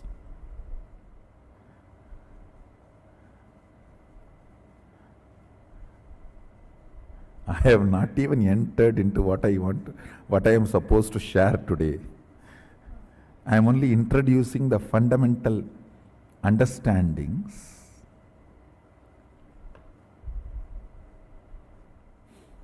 Sanatana Hindu Dharma is rich man's religion. Means who is really rich in everything.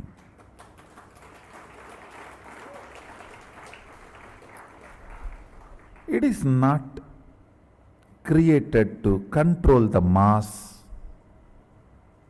with certain ideas and concepts and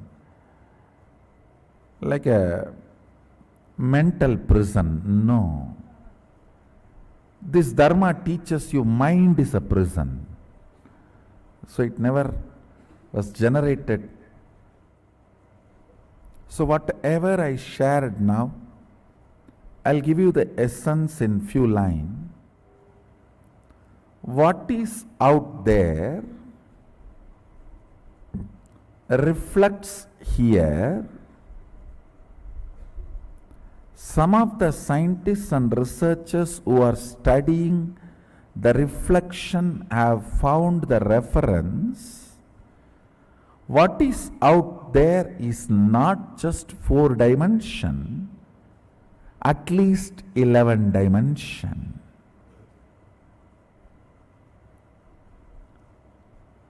And the methodology they used, algebraic topology, and the informations they have, they even tried to map it down on the brain of the rat and confirming many of the informations they have makes sense.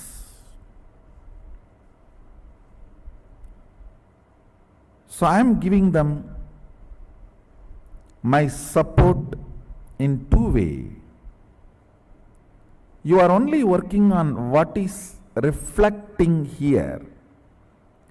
Unfortunately, a normal brain's reflection is not complete.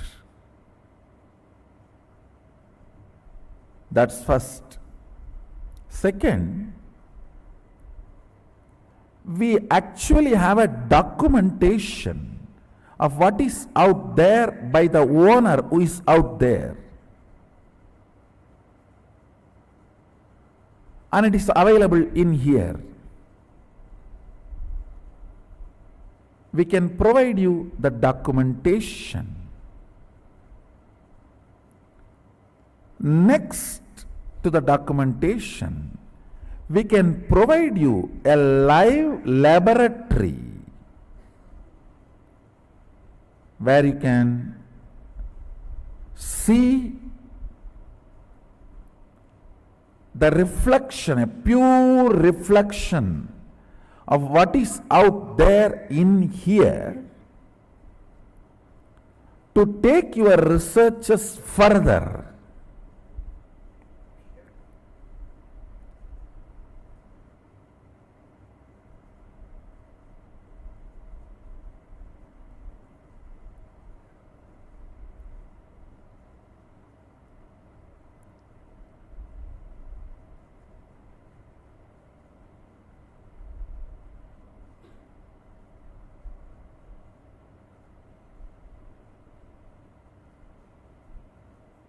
So you can try to understand what is in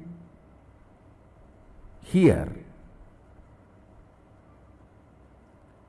and what is out there.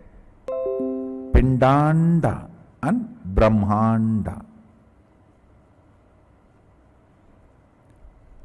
Like your algebraic topology, which can function as a telescope and microscope together for Pindanda, reflection. Our oneness filled third eye can be used as a telescope and microscope together for the Brahmanda, cosmos. You have a live telescope, microscope together for cosmos. So, the live telescope, microscope together for cosmos is inviting you all to support you all in further researches you want to do on this 11 dimensions aspect. So with this, let me start the program. I started the program saying I am going to introduce Sadashiva.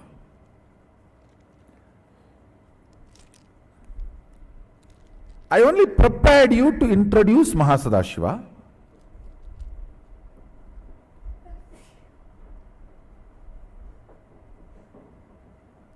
I need to convince you why such complex understandings about cosmos and life need to happen. Understand?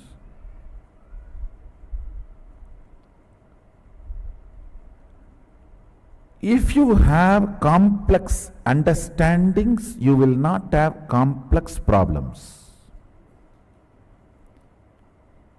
If you don't have, and if you are avoiding complex understandings, you will have complex problems. Decide whether to put your energy towards the understanding and problem-free life, or avoid putting energy towards understanding and live with problems. In any field, if you want to be successful, you need to put little your time and energy to understand the logic of that field. Even to operate a cell phone, you need to pick up the cell phone, understand where is the number, how to press and all that, and where to keep. You can't keep it somewhere and talk, you have to keep it in your ears and near the mouth. Now you need to understand the logic.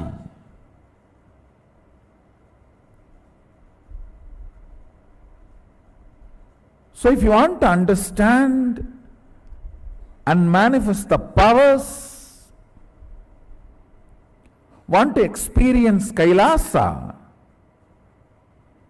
you need to decide, you should understand Kailasa.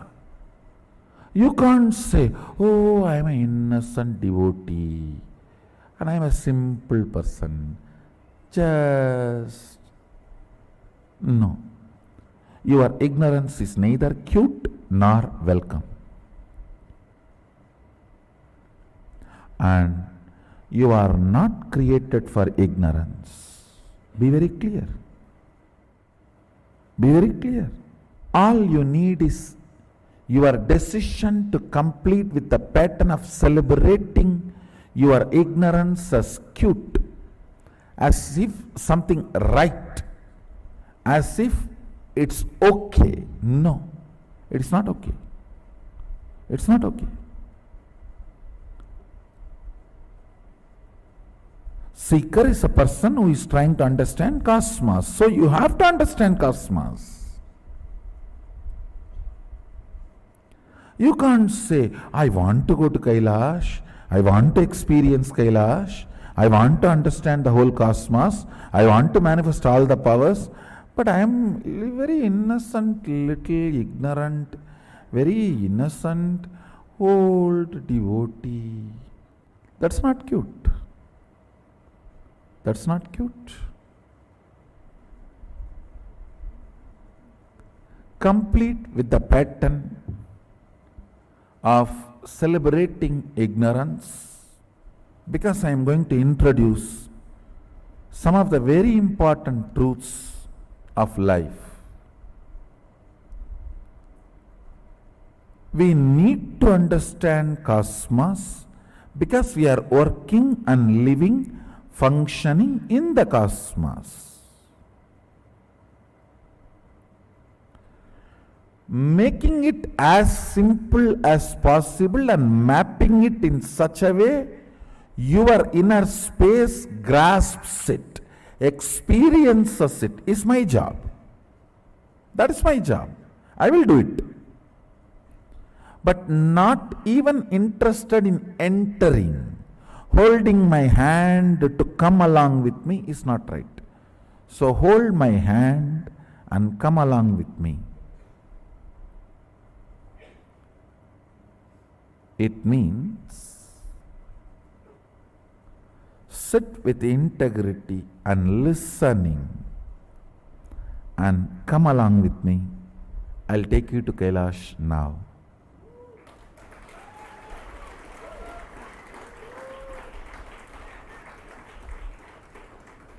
You need to understand Kailash Pati, Lord of Kailash, Sadashiva, only then you can experience Kailasa. It is actually a beautiful painting here. I am showing, projecting a painting of Mahasadashiva. It's a traditional painting done as per the introduction of Mahasadashiva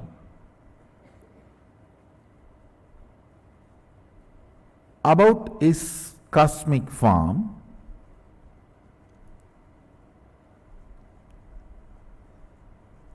In a way we can understand.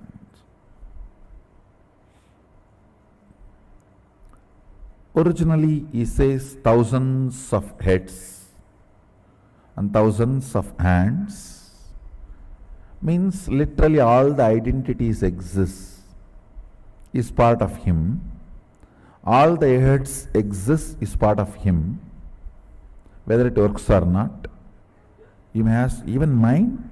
Yes, yours, even yours.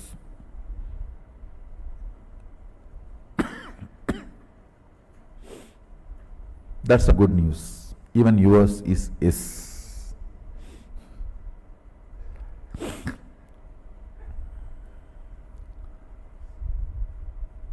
Here it is presented with a 25 head in a very symbolic way.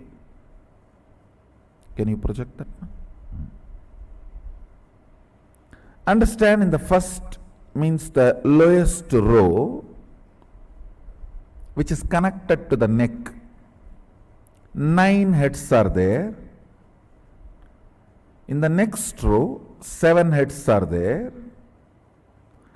In the further row, 5 heads are there.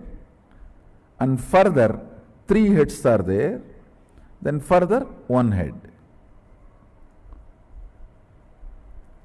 It's a symbolic representation. And I wanted to tell you all, I am giving you only very minimal understanding which is required for you to experience Kailasa. It's like if you go to Universal Studio or Disney World, Disneyland, how they give you a very minimal introduction to let you experience and enjoy all the rides and shows and the place. Same way, I am only giving you a very minimal introduction. I am not torturing you with too much information. No.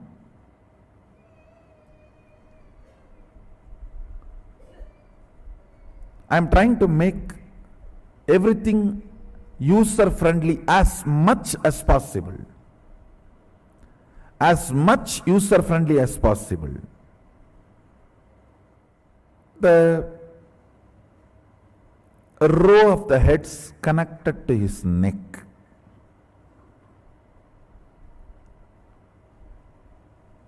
Nine faces is mathematics of the universe. Listen.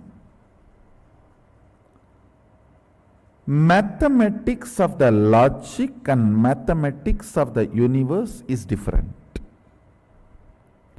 Mathematics of the logic is 1, 2, 3, 4, 5, 6, 7, 8, 9. Number. 1 plus 1 is 2.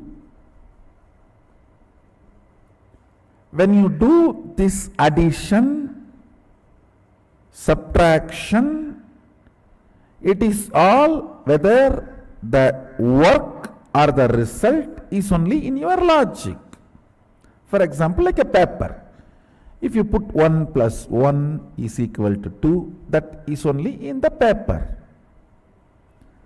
But the cosmic mathematics is the actual dimensions. Like when I say the first phase, it is not equivalent to mathematical 1. It is a cosmic one, means the first dimension of the universe, length.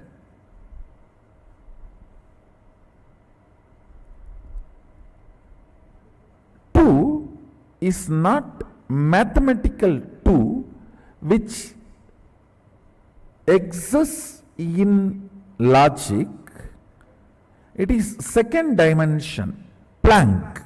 First dimension can be called as a rod, just one dimension. Then Planck, second dimension, means length and breadth together.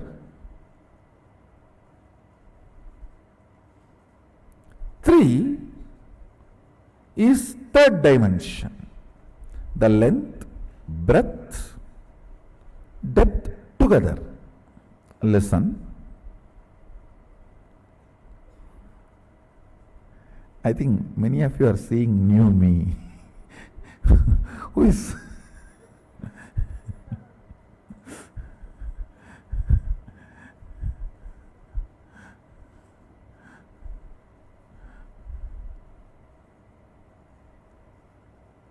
after the length, breadth, depth, the four, in the fourth phase only sound even starts. Understand? The science says any particle's movement creates sound. Sadashiva says very clearly, if the particle moves only in the length, breadth, depth, sound is generated. If it moves only from length to length, no sound is generated. Listen. You may say, oh, my hand, if I move like this, sound is generated. Very subtle. It is generated because your hand has a depth. This or this does not generate sound. Yeah. Atom, molecule moving this way or just this way does not generate sound. If it moves only this way or that way or this way, where the depth is involved, sound is generated.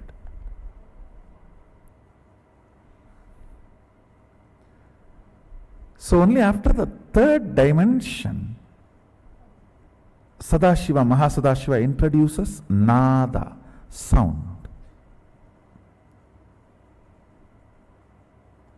This information is very important for you because the mathematical 1, 2, 3, 4, 5, 6, 7, 8, 9 is not cosmical 1, 2, 3, 4, 5, 6, 7, 8, 9. In mathematical 1, 2, 3, 4, 5, after 3 suddenly you cannot introduce something extra. 1, 2, 3, it has to be 4. Cannot be 4 and a half. That is mathematical, numerical. But in cosmical, 1, 2, 3, 3 and a half, 4. I don't even want to say 3 and a half. 3, something more than 3 and 4.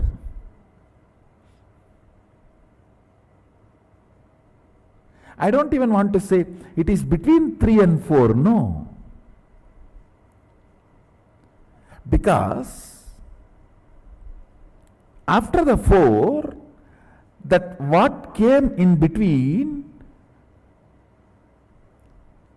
is getting added as a load on the 4. That is why, understand, in the 7-9 phase, only after the third phase the upper phases are sitting, means now no more the phases are linear, they are multidimensional.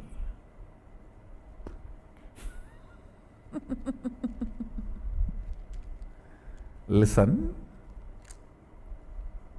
9 phase. First phase length, second phase breadth, third phase depth. Now in the depth, sound comes as a new introduction. So after the sound is introduced, it is no more third to fourth, third with one more head on the top and fourth, and the fourth has 2 more heads on the top and fifth, fifth has 3 more heads on the top and sixth. How many of you are catching it?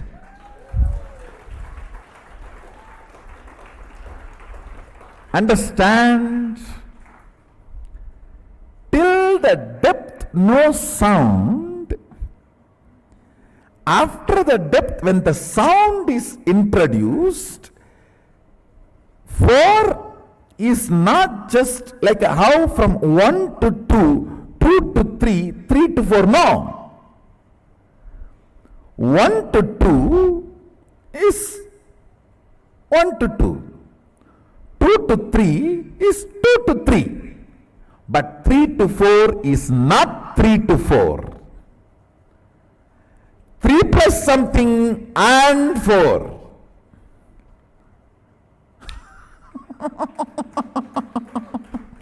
Listen. In the depth starts happening sound. How many of you are grasping what I am saying? You see, you need to understand this, because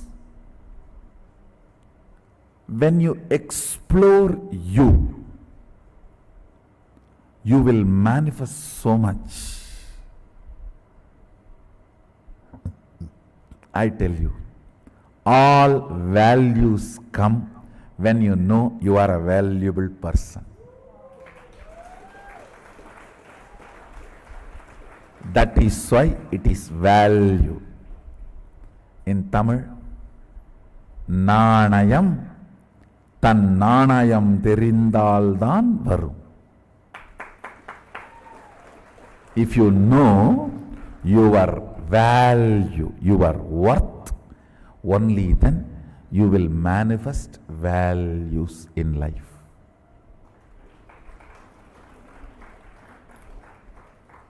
You will not give up your integrity for 2 pennies lying on the ground. No. You know your integrity is much more valuable than that penny lying on the ground. So you need to understand. Listen. Now, length, the first head, second head, breadth, third head, depth, fourth head, time. But it is not just like how we moved from 1 to 2, 2 to 3, it is not same 3 to 4. Because in the 3, suddenly one thing is added, one head on the top, that is nada, sound. And sound cannot come just in y-axis travel or x-axis travel. All sound is generated only in z-axis travel. Any particle, pure movement of x-axis and y-axis. I don't know whether I showed properly. I think this is x-axis, this is y-axis. Listen, pure movement of x-axis and y-axis of a particle does not generate sound. It is z-axis, z-axis that travel generates sound. So, when it comes from length to breadth to depth. It is not directly from depth to time you can jump. Now you need to consider one more dimension of life, nada. Sound as introduced. Sound has come into existence. So the time is going to be handled. Time is going to be the totality of not just 1, 2, 3, 1, 2, 3 plus the sound. Totality of this 4 is the 4, time, fourth head. Now, fifth head. Listen.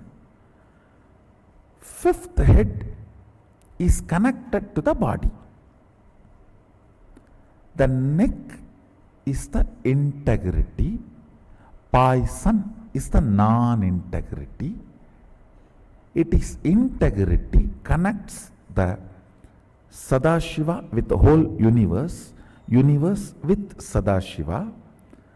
Anybody with integrity can penetrate Alahala and connect with Sadashiva and all his dimensions and live. When you miss integrity, you cannot penetrate the Alahala. Listen, first head, length.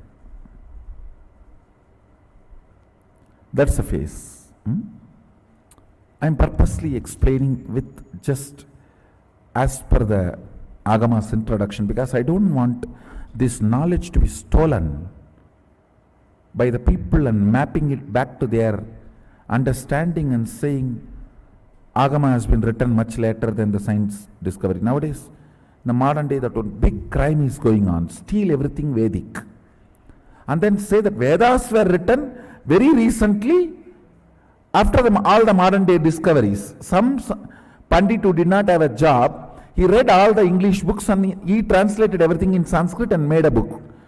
No, that's what they are trying to claim. The Vaimanika Shastra was written very recently by somebody mapping all the Western concepts of aeronautics into Sanskrit.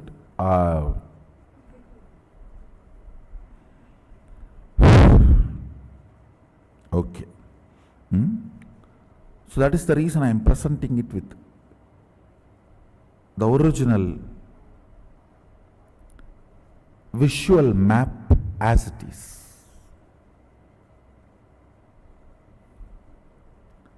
See, the first phase, length.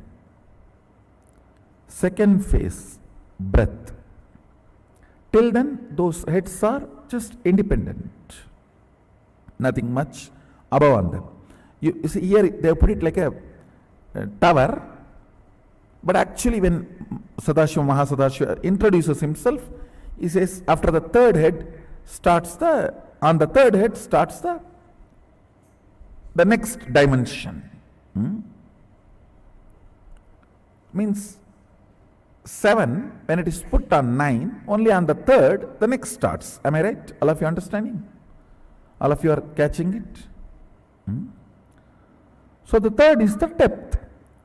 In the depth is what? Nada.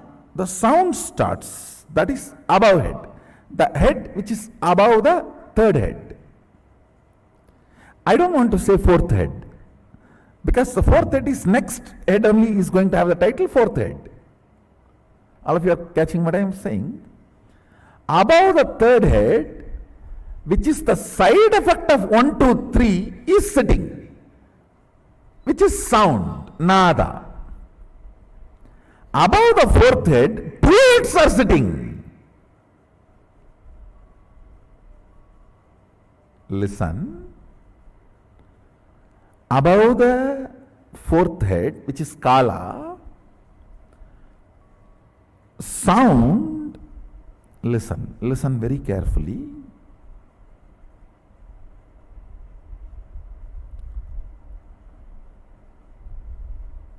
Sound and Nada and Bindu.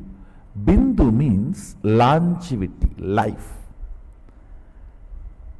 Only when the time is introduced, longevity concept gets introduced. Till the time is introduced, there is no life, longevity. How many of you are grasping? So the head sitting on the fourth one is time, nada, bindu, above, which is this. See, the fourth, nada, bindu. That is life. Only the time dimension in, see, the depth dimension introduces sound in the cosmos. Time dimension introduces sound and life, longevity. Kala is kala kala. Kala is life and death. Am I able to make you all understand? The fifth head, listen. The fifth head is what is connected to the body. Body is the universe. All these heads are units, identity. Understand? Your identity is the unit of your consciousness. If your consciousness, listen, all the identities with which you play as a father, mother, brother, sister, son, daughter, victim, aggressive, all your identities put together is your consciousness. How many of you understand that? That is your world. Here, each head is the unit. Each head is the identity. All these identities put together is universe. Sadashiva, Mahasadashiva. Like all your identities put together is your consciousness. Identity is used as a unit to measure your consciousness. If you are entertaining more unit of father identity, that will be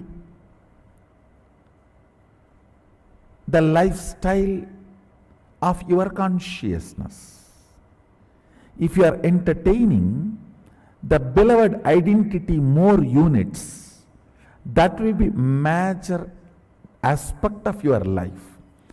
So measurement of your life, who you are, the Jivatma, Pratyagatma Chaitanya is done by the units of your identity. For example, if I have to write a formula about you, 7 unit father, 8 unit mother, 3 unit being a son, 4 unit being a brother, and 1 unit of being a charitable person, 2 unit of being a beggar, and 7 unit of victim, and 8 unit of courageous person. Identities you use is the unit with which formula about you can be written.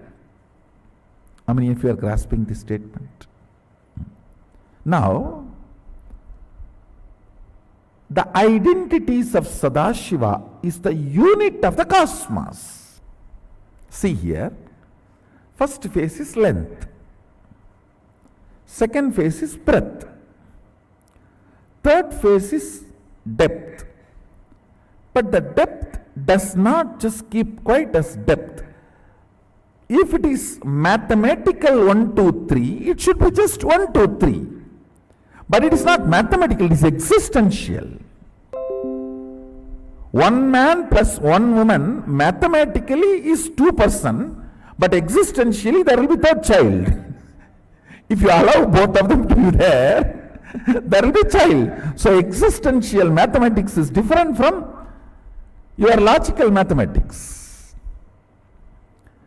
When the third dimension of the depth happens, I don't want to say fourth dimension, the next thing of the sound happens existentially. And next phase, when the next phase is added, this is time. When the time is brought into the scene, Nada and Bindu both are added. That is Nada and Bindu. Yes. You may say, why Nada should be added to depth and time? When the Bindu is added, Nada is no more an ordinary Nada. Sound which is not created never dies. Sound which is created dies. Sound which happens only with the association of length, breadth, depth can die, but the sound which happens with the association of length, breadth, depth, time and space does not die.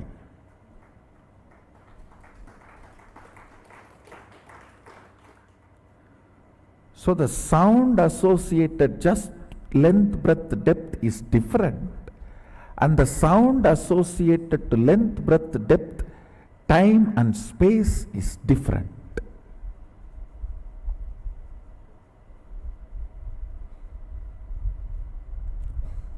Just the sound generated by length, breadth, depth. Like I am moving this. This sound is different than the length, breadth, depth, time, all four create certain sound that is different. I'll give you the example. The sound generated by the two objects hitting, it is between length, breadth, depth and time. But the sound generated by my inner space, where length, breadth, depth, time and space is also involved, this can create the same space I am in you. But this sound cannot create the same space it is in you. How many of you are grasping? So the head which is sitting on the depth can only be called as Shabda. Head which is sitting on the time between the Bindu is called Nada. Shabda cannot create effect, it can only exist. It can survive, not reproduce. Impotent man. He can exist, he cannot create. But Nada can exist and create because Bindu is added, life is added into it.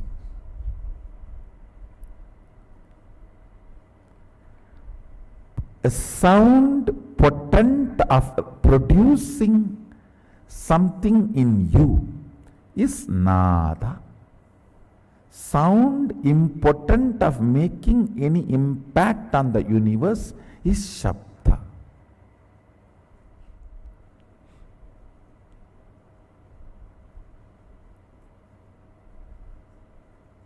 Then comes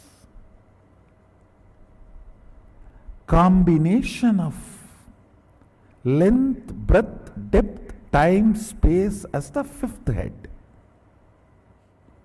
Above that sits Nada, Bindu, Amaratva, immortality. Above sits Nada, Bindu and immortality, Amritatva.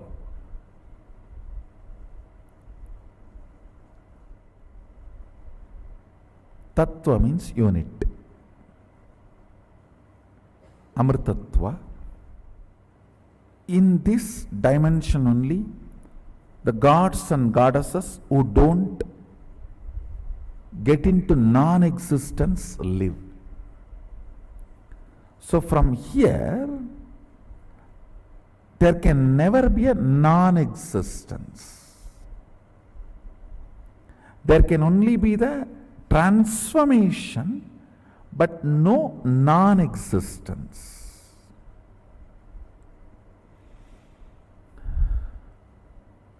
We may think, why do we need to know all this? If you know these basic understandings, you can map them in your life in multiple level, and it can strengthen your balance sheet. Understand? It can make you healthy, wealthy, happy, blissful, because many of these understandings awakens those dimensions of your brain. Already, if you are feeling too much is happening in your brain, raise your hand. Good. Those electrical signals, understand? When the owner is introducing his home and you are sitting in front of him, his neurons, brain neuron activity mirrors in your brain.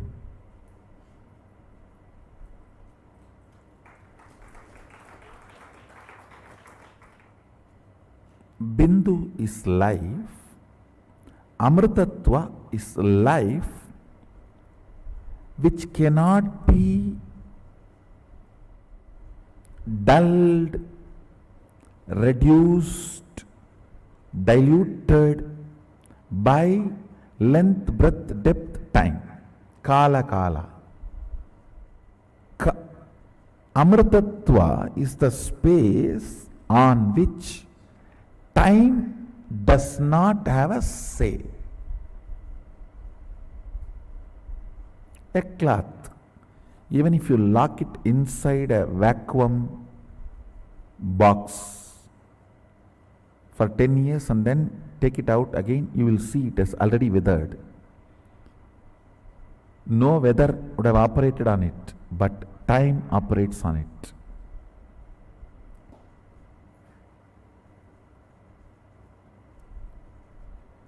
If you do not allow the time to operate on you, you don't die. If you don't remember you are aging, you will not be aging. That's the truth.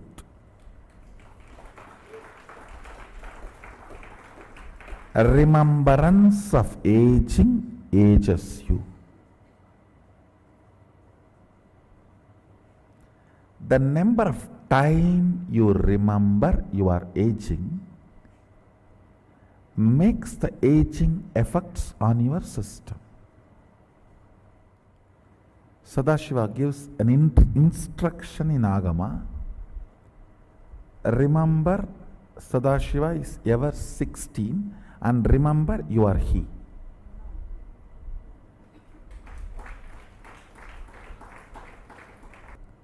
In those days, that 16 is something like a peak health and peak possibility. Even if you are brought up in a Gurukul way of life, by 16 you will manifest all the powers.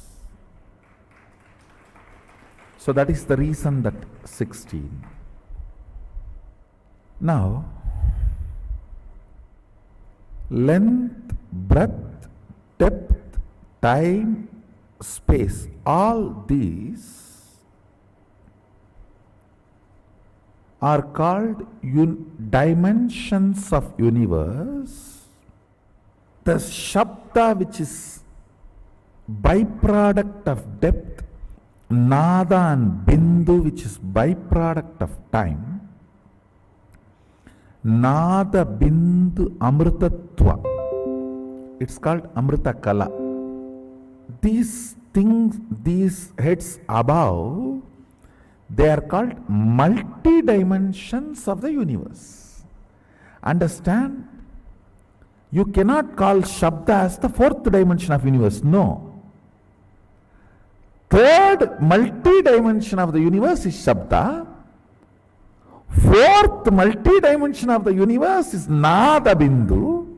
Fifth multi-dimension of the universe is Nada Bindu Amritakala.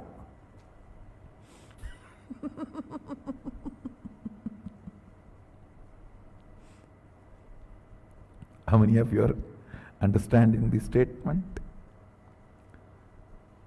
First dimension is first dimension.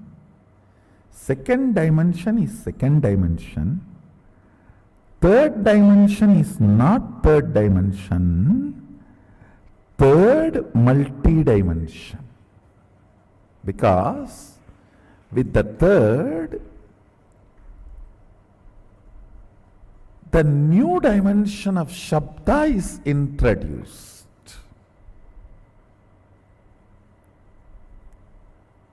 Which cannot be called as dimension because we are using the word dimension for fourth, fifth, sixth, seventh. Third multi-dimension is, see, for example, the third multi-dimension depth has length, breadth, time and depth all together. Sorry, not time. Length, breadth, Shabda and depth together is third multi-dimension.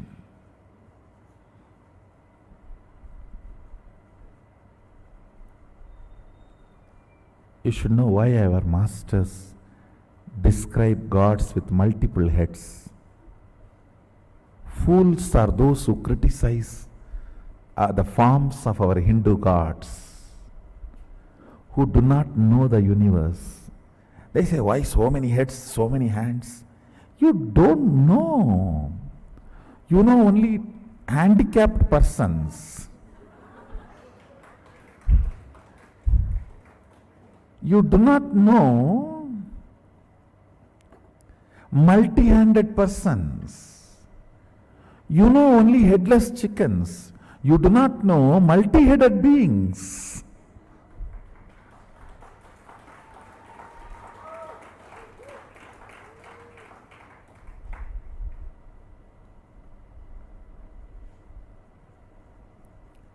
Third multi-dimension holds length, breadth, depth and Shabda. The fourth multi-dimension holds length, breadth, depth, time, Nada and Bindu. I do not want to use the same word Shabda for Nada, because Nada with quality of life is no more Shabda. For example, Shabda can be called as a raw, precious metal you have. Nada is like you sold that metal and have a currency, cash in your hand, which is more active and useful and available for you. Shabda is raw, Nada is refined. And when it comes to the next space, space multi-dimension, there that Nada also I don't want to call as Nada, Nada Kala. It is no more just Nada, it's Nada Kala. It is not only the cash you have, it has become an object or a product what you want to have directly. It's like a 3D printer.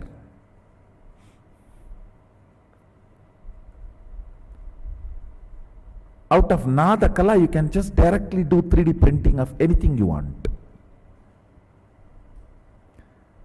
Above the Nada Kala is Bindu Kala. Above the Bindu Kala is Amrita Kala.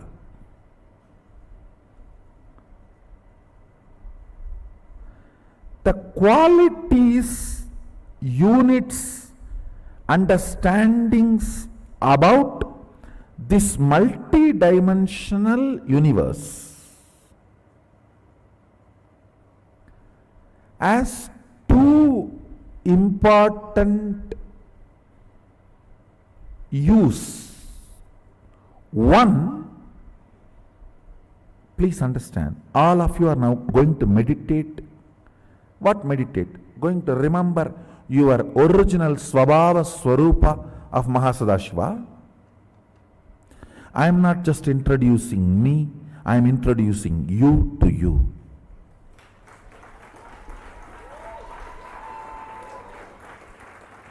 I do not talk to anybody who is less in my stature.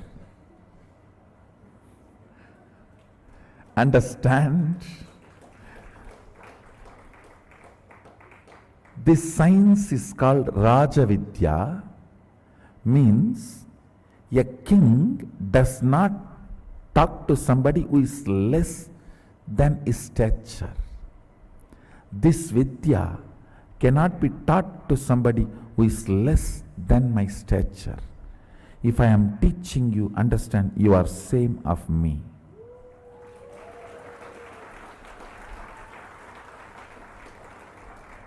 The moment you decide to learn,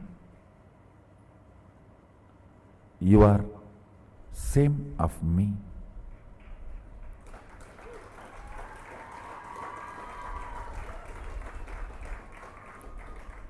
I have a Shastra Pramana where Mahadeva Sadashiva, Mahasadashiva says, eternal age of 16 years. That's a beautiful word he is telling.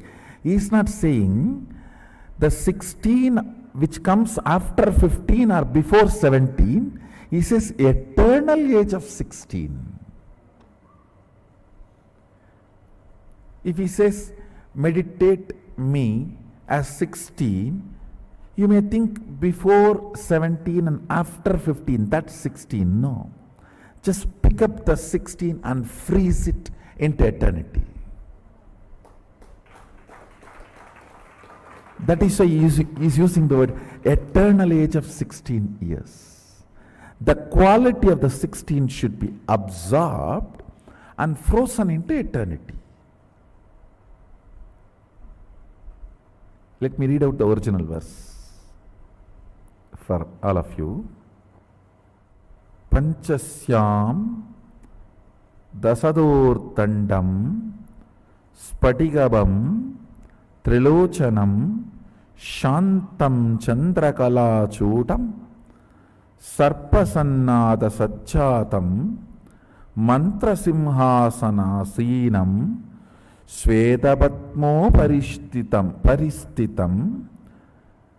kundalaihi karanai haraihi katistutro darabantanaihi keyuraihi kataikaishchaiva channa virais samyutam Shodasa yutam kantam suprasannam smitananam sulam parasu katkancha vajram vagnim chadakshine abhayam pasamanyancha kantam nagan kusautata Vamahasta katam dhyayet anyatacha nigatyate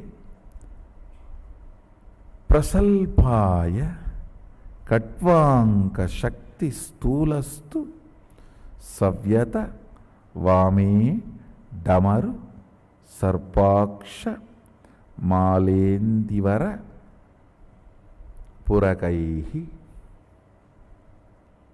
Eternal 16 means The 16 which comes before 15,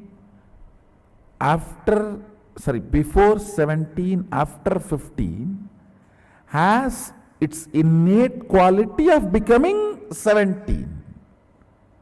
He does not want the 16 which will become 17. He says the 16 should be picked up and made it into eternal. All right, let me come back now to understand. Length is the dimension of universe. Breadth is the dimension of the universe. Depth is multi-dimension of the universe, not dimension of the universe. How many of you are grasping? Length is the dimension of universe. Breadth is the dimension of universe. Depth is multi-dimension of the universe.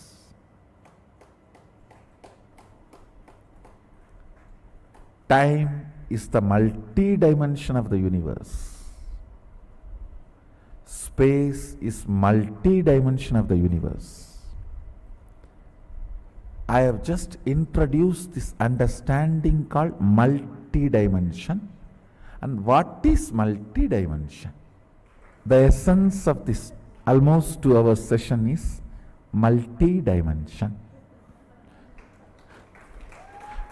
The purpose of introducing this is two. One, if you understand, great. You can sit as this understanding Sadashiva. If you don't understand, your confusion is one of the dimension. Sit with that. Whatever I understood is one, half understood is one head, and completely not understood is another head. Let me sit with all these heads.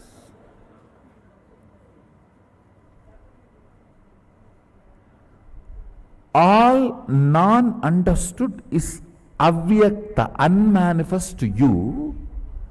And if you decide to make that as part of you and feel that as part of you, it will start revealing itself to you.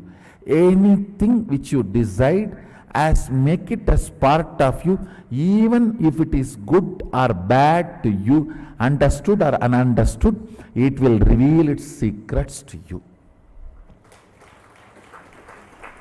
If you keep something as evil or ignorant as outside, you will be God.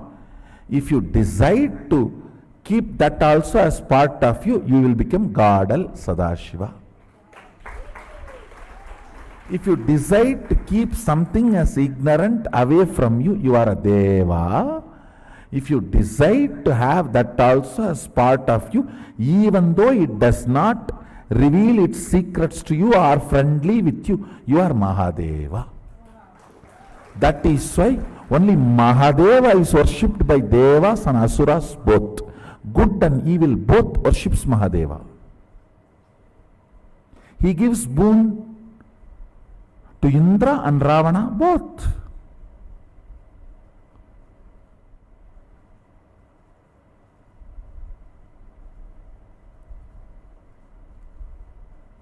You are going to meditate, contemplate, internalize, do dhyana on all these great truths. That is why I am introducing all this to you.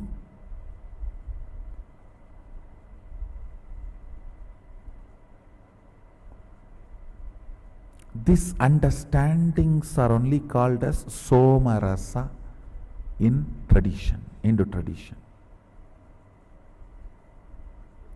So when they enter into your system, you experience Kailasa. You feel real high.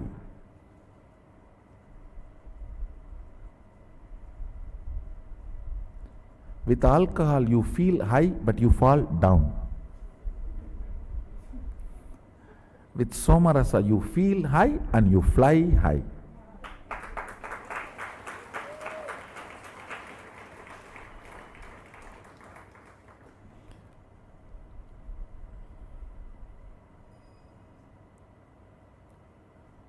With alcohol, everything will look very tall and big because you are on the ground. With Somarasa, everything will look small and down because you are on the high.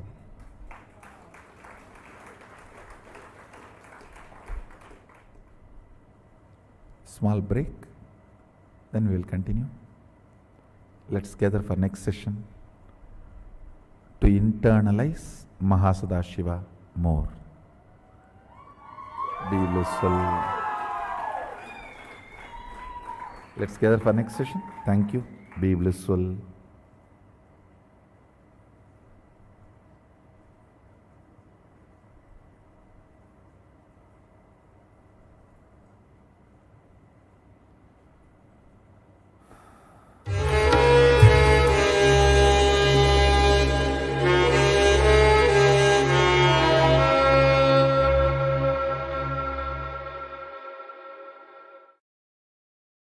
Strategic existence is one and the same. Move, you are a static matter, I am saying, and it moves.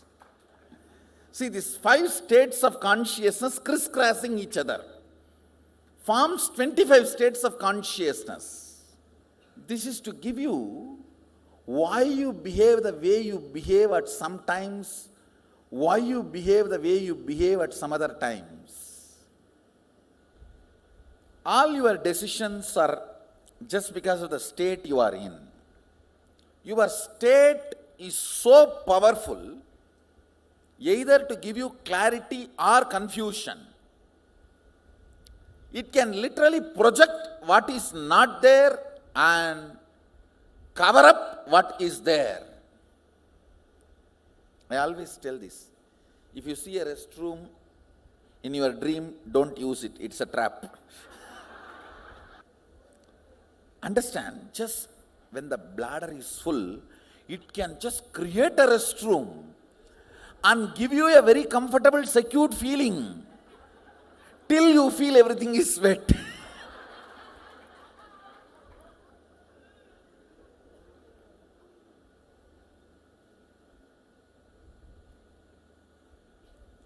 You need to understand each of your intra-organ. Now I am introducing next word. Listen. Listen carefully. Internal organ, intra-organ. Understand these 2 words. Your lungs, heart, kidney, intestine, all these are called internal organs. Intra-organ is your Anahata chakra, your Vishuddhi chakra, your Vak Shakti, your third eye. All these are intra-organ. Listen carefully. Your intra-organ is capable of sending a signal to internal organ and project anything you want in reality. See, have you guys seen the projector light? Before these LED screens, that used to be the way people use, where there will be a light and if a slide is put, that will be projected. In those days in India, during talkies, they will show movie like that only.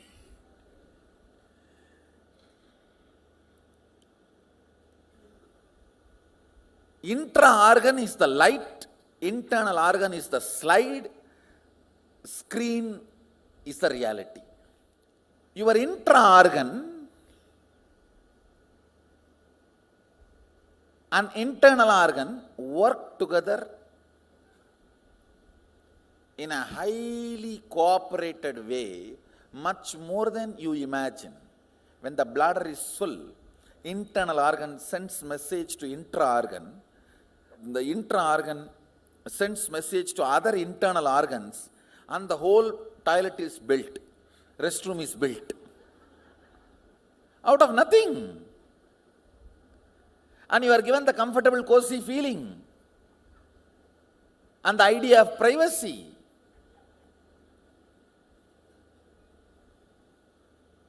Understand, I am talking about bedwetting, But this functions in multiple levels. If you have fasted without eating for 48 hours, you will feast in the dream. How many of you have seen that? How many of you experienced that? Same way in the next level, sexual fasting, wet dreams. Understand in multiple levels, this internal organ, intra-organ states of consciousness plays a major role in your reality, either creating which is not there or completely covering which is there. How many of you understand this? Internal organs, intra-organs, and the states of consciousness you go through plays a major role in your reality, either projecting which is completely not there or covering which is there. All kinds of manifestation and manipulation of reality happens by the states of consciousness. SU means Sushupti, SW means Swapna, J means Jakrat, T means Turiya, TA means Turyatita. So, deep sleep, dream, waking, awakened, alive. In deep sleep, zero power, absolute powerlessness. Dream, I can say that 10 unit of vibrant activity. And in the waking state, I can say 100 unit. In Turiya, it becomes almost million unit. It's a big jump from waking to Turiya. In Turyatita, it is just whatever exists, trillion or zillion, whatever unit of aliveness. The whole oneness. It's not even aliveness, oneness. 5 states crisscross within you. Listen carefully. You have binary existence, Chit and Jata, matter and activity. Understand, in you, there is a 2 platform. Bone, this body with a bone, blood, flesh, physical, and your activity means able to think, alive, being alive. You have binary existence. Roughly I can equate as body and mind. These 2 components go through all the 5 states. Sometimes your body will be sleeping, mind will be very active. Sometimes your mind will be sleeping, body will be very fresh. Body will not be sleeping, but your mind will be sleeping, tired. I should say the word tired is not right word. Bored. See, listen carefully. When mind is active, body is sleeping, we can call that as tired. When mind is sleeping, body is alive, bored. Getting it? If you understand tiredness and boredom, you will catch all the states. Because these 2 you are very easily.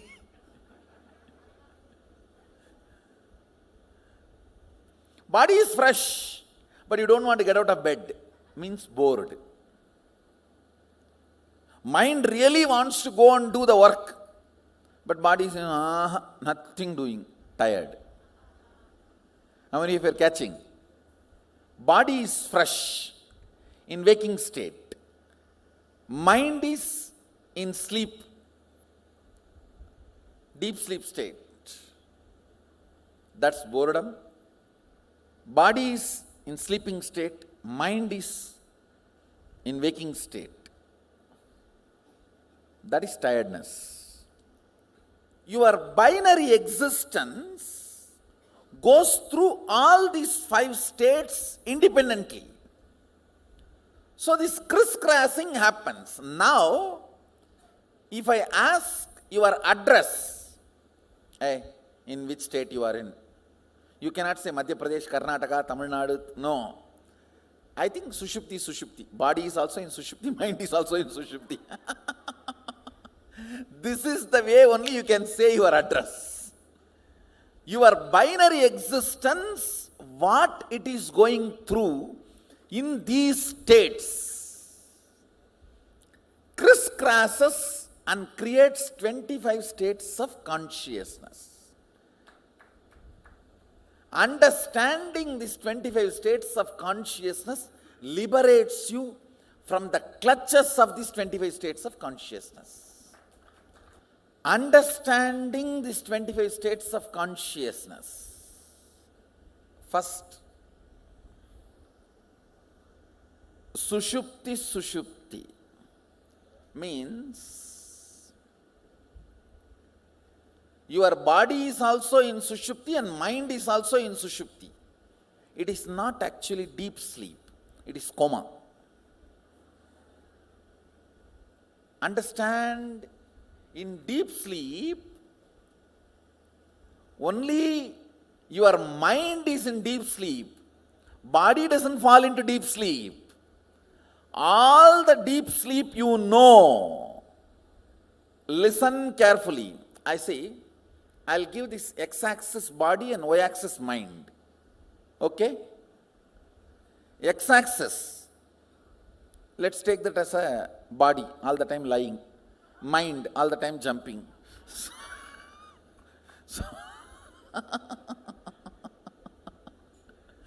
So this x-axis, lying this angle, let's call body for our convenience. Body, and this is mind.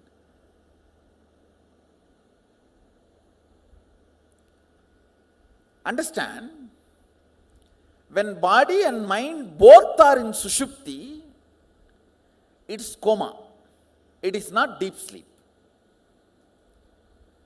All of you, which you know, which you had yesterday, day before yesterday, 1 week, last few days, that sleep, your mind falls into deep sleep, body goes only to the level of Swapna. So in the mind, deep sleep, but in the body, Swapna, which is the state now. SU plus SW. You understand? Which I circled now. This state means SU plus SU is coma. Maybe I'll give the number one. But that is not number 1 state.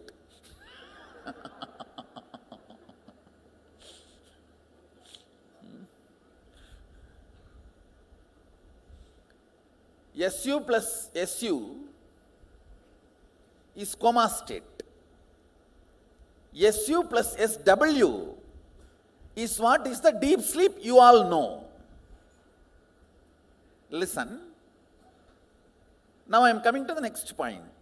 How many of you, body moves, but you are in a deep sleep? That is what is the SU plus J. Where mind is in deep sleep, body is in waking state. It is even moving. Logically it moves sometime. Few feet. Anybody sleepwalkers? Others will not have reported. That is the state. Sleepwalking. So, which I crossed is the sleepwalking state. First, coma. Second, deep sleep. Third, sleepwalking. Fourth is the body in Turiya, mind in Sushupti, where body does not engage with your sleep, deep sleep, just mind goes into it and comes out. I should say this is the most healthy state. How many of you are understanding? Sometimes after energization, initiation, you go through this state. Mind has slept, but body is very fresh, very alive. Next state, mind is in deep sleep, body is in turyatita. You have not experienced that. Surely it has not yet become reality for you. How? I'll tell you. You will be in a deep sleep, but whatever you wanted to make it as reality, that oneness, that will be continuously working and making what you want as oneness. When you are waking up, you would have seen you worked your whole night and made what you want as reality. Even in the deep sleep, your cognition will be working for you and making what you want as reality. I think that is yet to happen in you. It'll happen. But you understand this state. It's one of the most powerful oneness, where you can appear in people's dream and bless them and initiate and all that. Next, mind in dream state, body in deep sleep state. I should say body is like a completely tired, but mind is just dreaming. I should say most of your bedwetting happens here only, in this state only, where body is completely gone, but the mind is still dreaming. That is when the bladder is full, body doesn't even want to accept the signal of getting up and going to the restroom. So your mind itself finishes taking care of the whole thing. Body is completely tired, but mind is very active. Next, Swapna. Body is also dreaming, mind is also dreaming.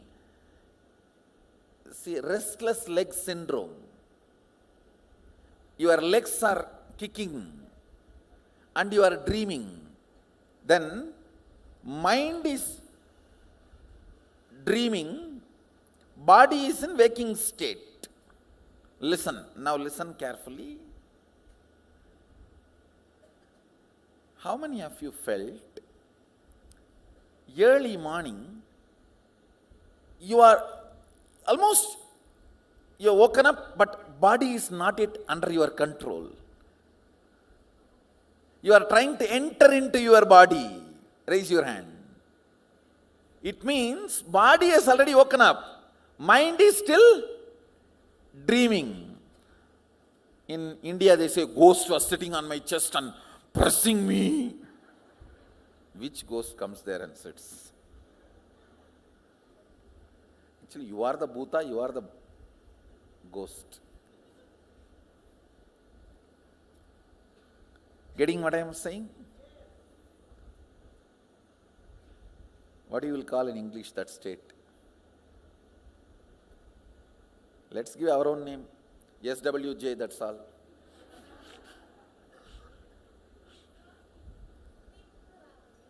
Sleep paralysis. It is nothing to do with sleep actually. Dream paralysis it's actually. Where your body is in waking state, but mind is in dream state, not in sleep state. Only in sleep state you can perceive. Only in dream state you can perceive. The sleep you can't perceive anything. Here you are perceiving, you are trying to enter into the body and you are not able to possess the body. All that perception happens. That can happen only in dream. Let's call it dream paralysis, that's all. We will give our own new names. More names are supposed to be self-explanatory. Dream paralysis. Next, mind is dreaming, body is in Turiya. Listen very carefully. These are the states where divine interventions happen. Means, you get the darshan of gods and goddesses. Your body is so pure. It is in Turiya. Mind can perceive. This is the frequency where gods visit you and give you darshan. Listen, I am making one more statement. If your mind is in Turiya and body is in dirty state, gods cannot visit you. Because your mind is too small layer. Your body needs to be in Turiya for gods to visit you. Next, body in Turiya Atita, mind in Swapna. I can say this is the state you experience different planes. Like Tapoloka, all those lokas experience.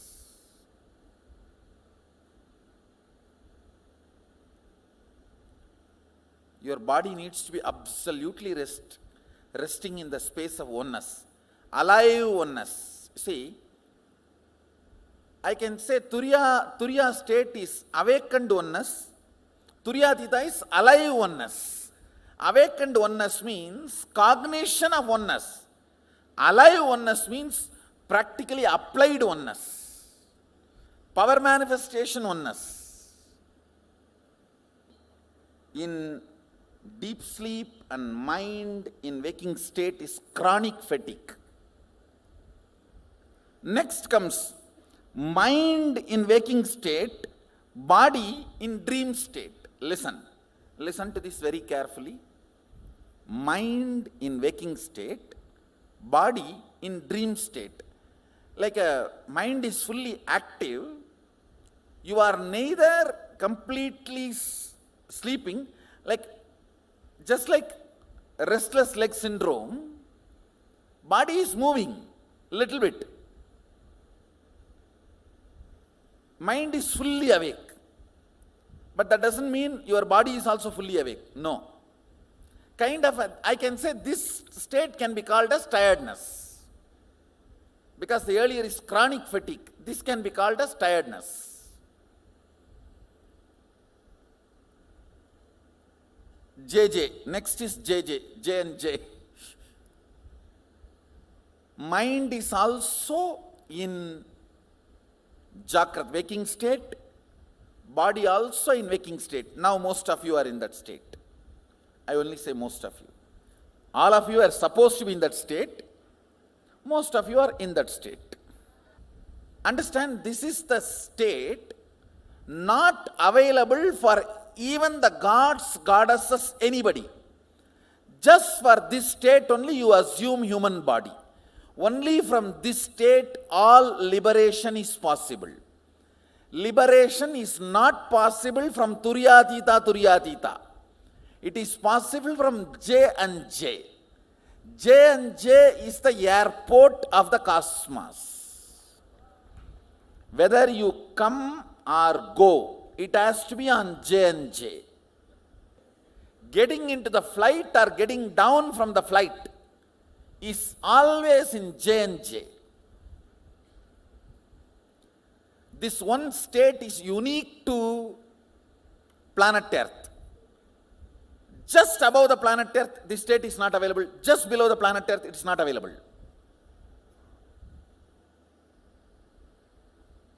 So only planet Earth, as the Vatavarana for this state, just for this state only you come to planet Earth.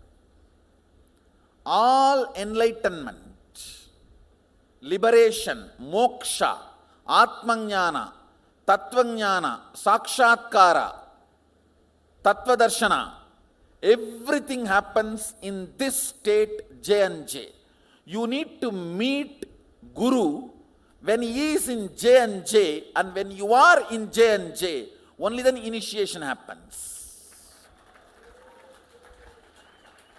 understand my original state is TA and TA, means Turyatita, Turyatita. But during all initiation, I come to J and J to meet you. J and J is the lounge where we both meet. That is why I insist on being awake, body and mind both being in waking state. Next, mind being in Jakrat, mind being in waking state, body being in awakened state. This happens in you when you sleep or when you sit next to my mandalas. The mandalas I give, they work on your body. They push your body to Turiya. So even your normal, you see, when you are in your office also have a mandala. Always your body will be held in a Turiya. So your mind is in the waking state. You will be constantly achieving success. Mandalas keep you in this state. This state helps you a lot in your success, decision making, negotiation. If you are a young entrepreneur and the other person negotiating with you is a young woman, never go without mandala.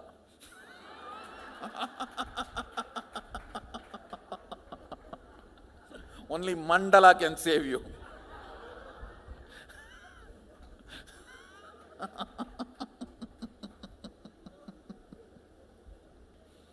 Otherwise, you will not bargain. You will bargain.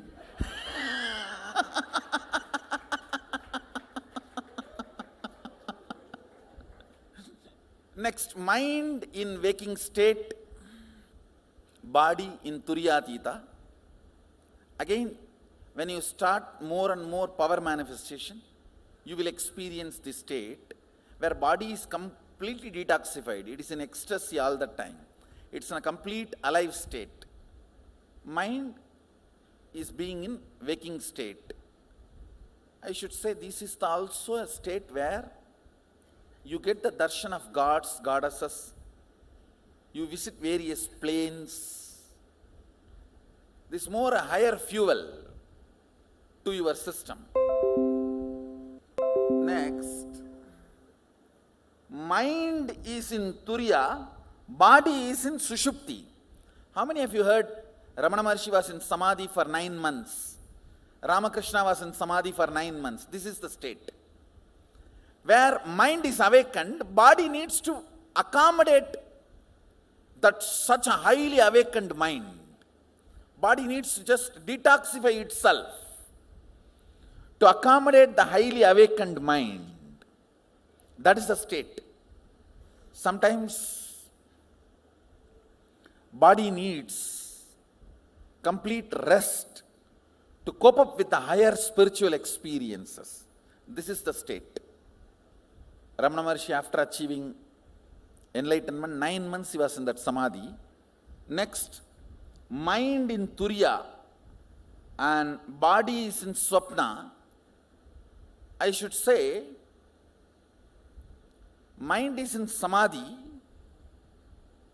but body started doing its basic activity, like a 1, 2, 3, eating, that kind of a state.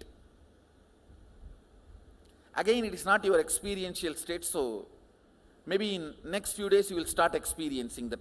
You will be in such ecstasy, you will do all your day-to-day activity, but you won't even remember that you are there in some space. That's the music of that state. Mind in Turiya, body in waking state. Precisely during the energization, this is where you go. Mind gets into Turiya and body is in waking state. During energization, this is what you taste. But immediately you shift after energization to Turiya and Turiya, means body also goes into Turiya. mind in Turiya, body in Turyatita. This is the state you start manifesting powers. All power manifestation starts here. Understand? That flickering, where once bottle listens to you, second time it doesn't listen to you. Banana moves once and it doesn't listen to you second time. Or you say right turn and it takes left turn. All that flickering is this state. It almost feels like you are there, almost. Come on, now, mind in Turyatita, body in Sushupti, in deep sleep. I should say, this is the state my body goes through. When my body rests, my existence is parked in Turyatita, body is led to rest.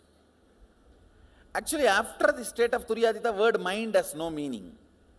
It is, I should say, existence. Next, existence in Turyatita, body in Swapna. This is the state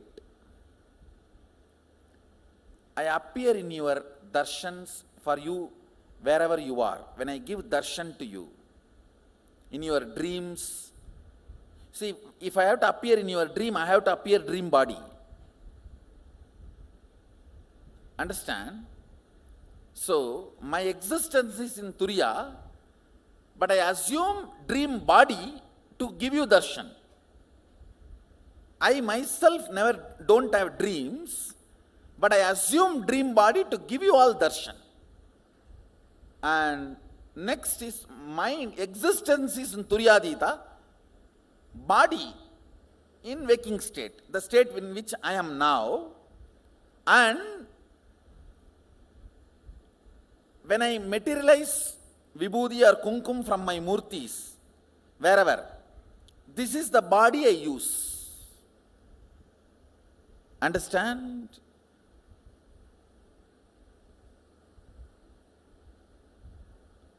Listen carefully. The body you are seeing now is in this state, not the body I am using. The body I am using is in Turyatita. The body you are seeing is in Turyatita, Jakrat. Listen. I am here. You can see me only here.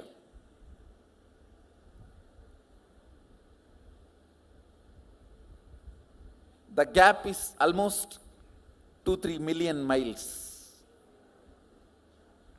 That is what is the gap between Kailasa and Bhuloka. I exist here in this Turyatita. I perceive my body, my existence here. You perceive my existence here. Clear? Turyatita, mind in Turyatita, existence in Turyatita, body in waking state. This is the state in which I do the materialization and all in your home. If the vibhuti, kumkum, something is materialized in your home, in your place, for materialization. If it is only darshan, it is TA plus SW. All of you are getting? If it has to be matter, something materializing, it has to be TA plus J, Jakrat. Next is funny. If I have to initiate you and make you do power manifestation, it has to be TA plus T. Turyatita. Existence in Turyatita, body in Turya. I assume the Turya body. If you are manifesting powers through remote initiation. With physical Jakrat body, I cannot give initiation. I can only materialize. For initiation, it has to be Turiya Atita in existence and body in Turiya. Only then your Kundalini will be awakened and you will start manifesting powers. So next, Turiya Atita, mind in Turiya, existence in Turiya Atita, body in Turiya Atita. Welcome home. That is Kailasa, space of Mahasadashiva. Oneness, exuberating, radiating. And physically when you are initiated and you manifest oneness, that happens when I am in this space. Only from this space I can manifest oneness in me and oneness in you. Because you become literally part of my existence. Understand? In this state, body is also in Turyatita, mind is also in Turyatita. Anybody who is seen by me becomes part of me. That is why just like my body, your body manifests oneness. This is the way the initiation is given. For you to manifest powers. Thank you guys. Be blissful.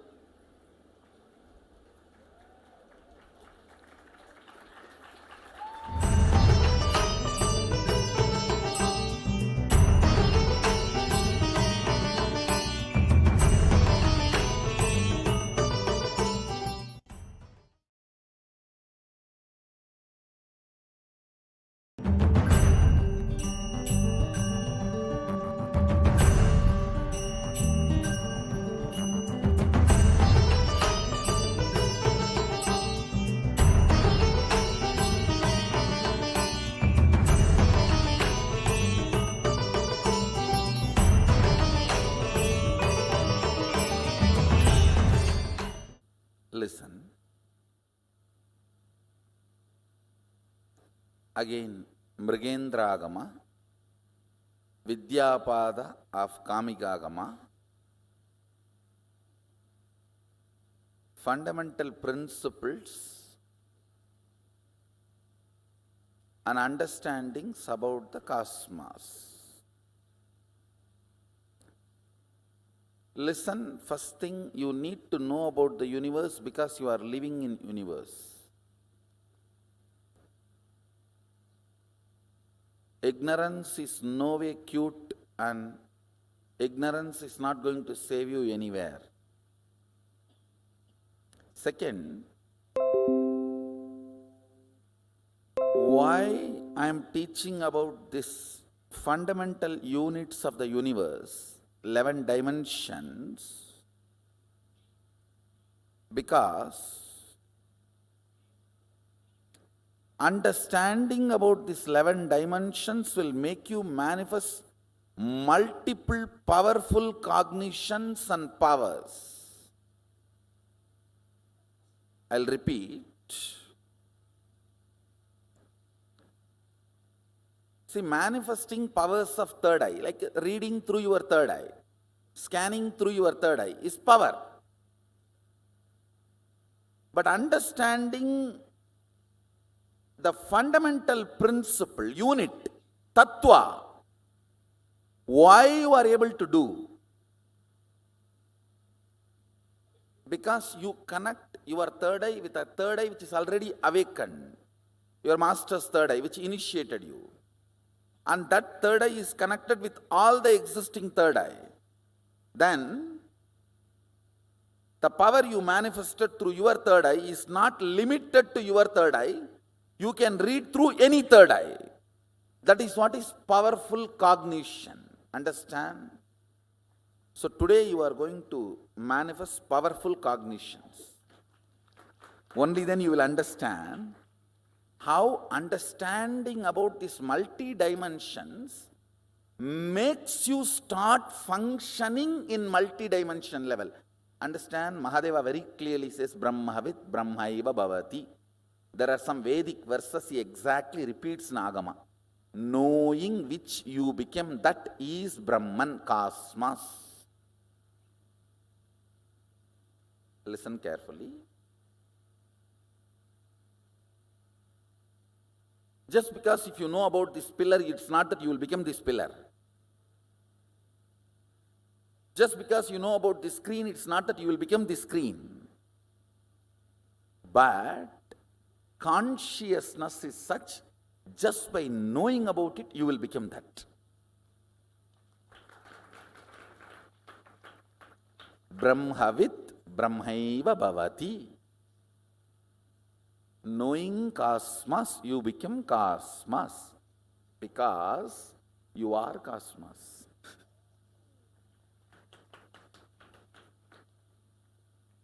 It is like you remembering some of your qualities. I'm going to introduce the next principles or the next dimensions of the cosmos.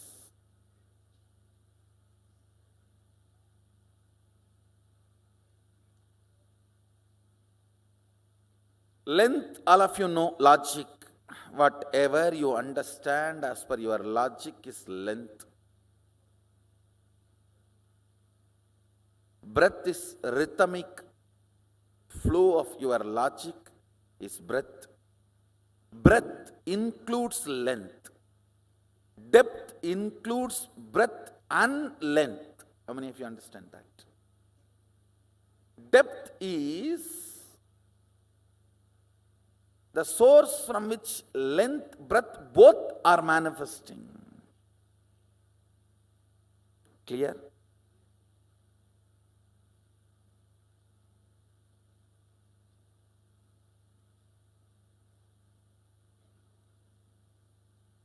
Listen, I'm defining time.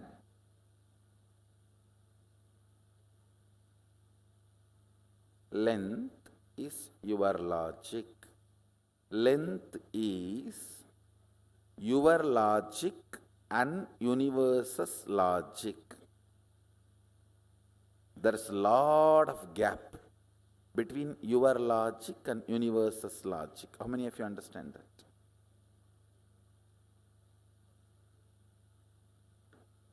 Breath is your rhythmic flow and universe's rhythmic flow. Again, there is a lot of gap. Much less than length, but there is a lot of gap. How many of you understand that? In depth, your cognitions and your cosmos cognition is one and the same. Listen. In length, things are different. In breadth, close but different. But in depth,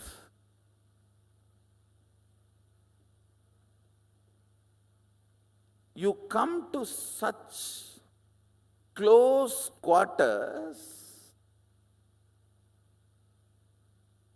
jumping of the flame happens in the depth dimension. Means whatever you cognize, you start causing as reality. Whatever is reality, you start cognizing as your existence.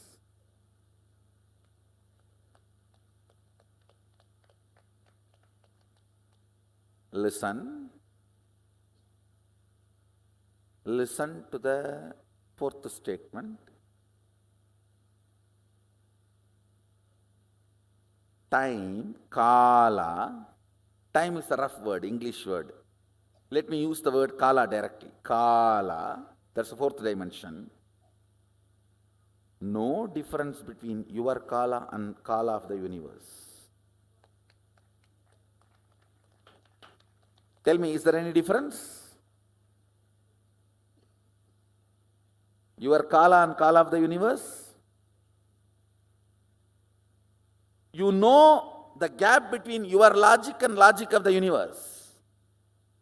You know the gap between your breath and breath of the universe. In depth, both come near. Means shadow falls on each other. Your shadow falls on universe and universe's shadow falls on you. But in time, there is no separation. I don't want to say there is oneness, but there is no separation. Your time and universe's time is one and the same. Listen.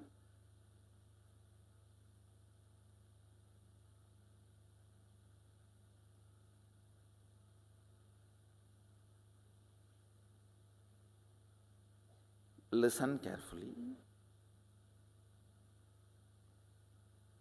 Anything which makes you feel universe's time is different and your time is different is not you.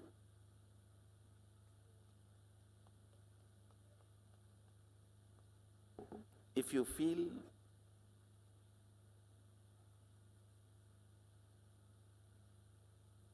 your body is this many years old, it is separate from the universe, that is not you.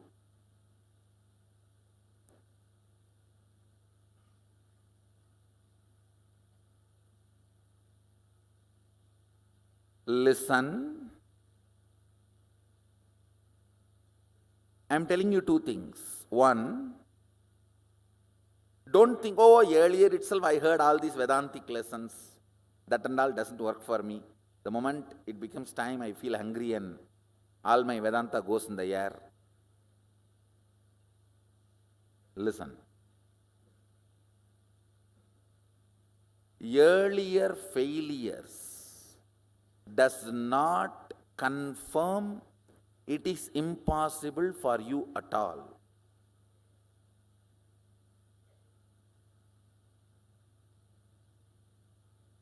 Earlier you might have failed due to various reasons. Now you will be successful because I am going to be the reason.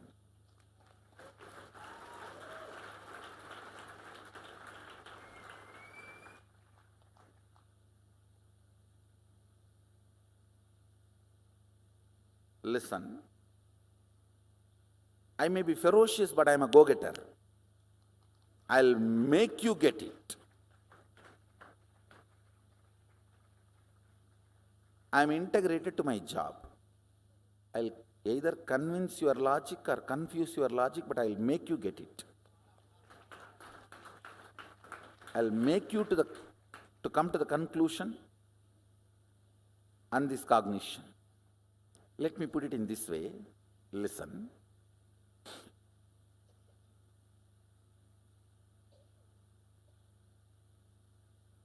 Your length, when its frequency increases, becomes breadth. Your breadth, when its frequency increases, it becomes your depth. Your depth, when the frequency intensely increases, it becomes your time.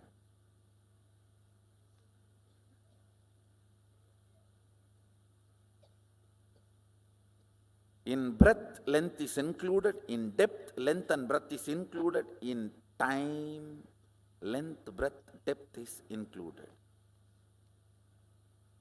This fourth dimension is the space where your so-called normal human life faces a breakthrough.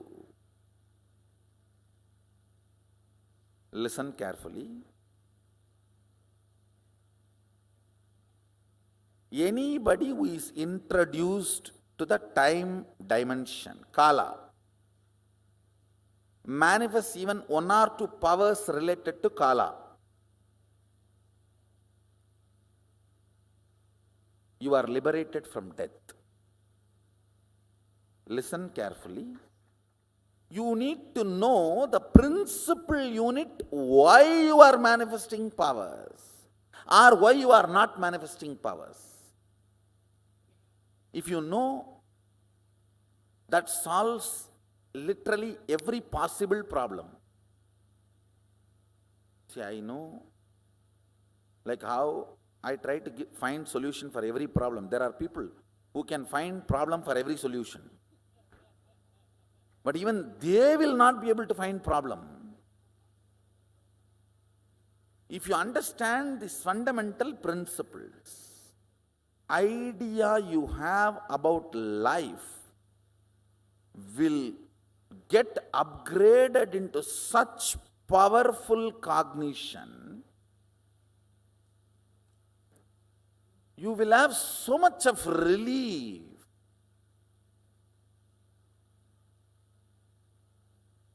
Not just from worries, so much of relief from powerless cognitions which can be source for future worries and problems.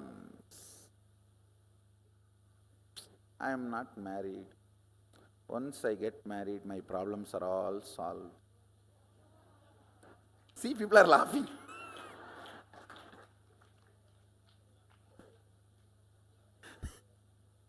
And if you think, I don't have a son, if I have a son, all my problems are solved.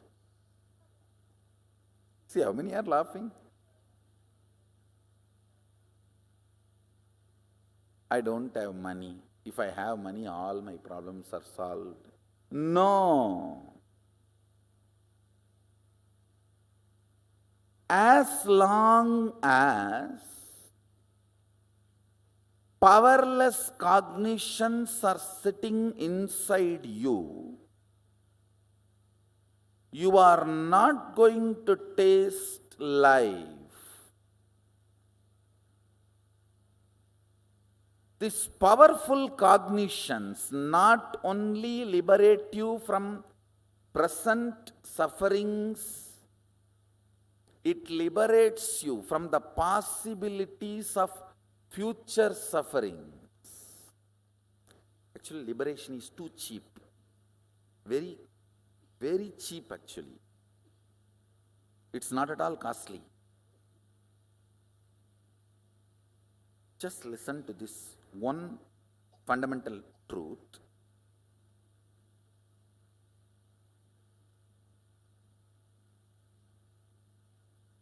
If you have tons of cotton and you need thread, if you have a tons of cotton source material, will you be worried about having less thread? No. You know you can make. Same way,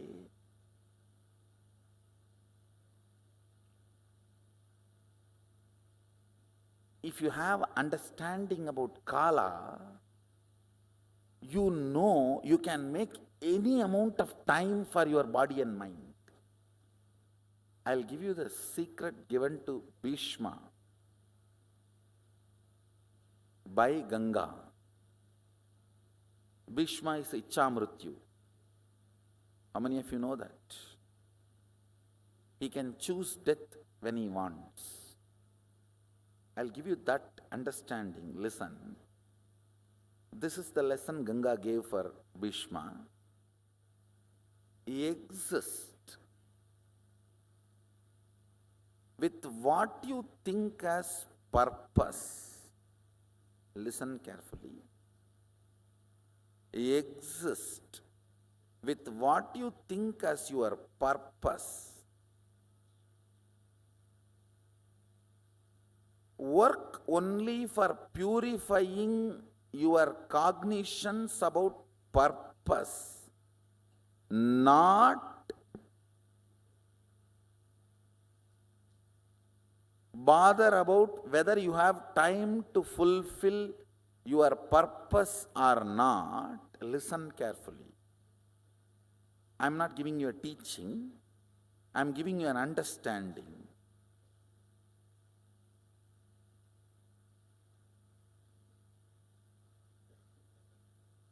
The number of times you remember you have become old makes you old. How many of you understand that?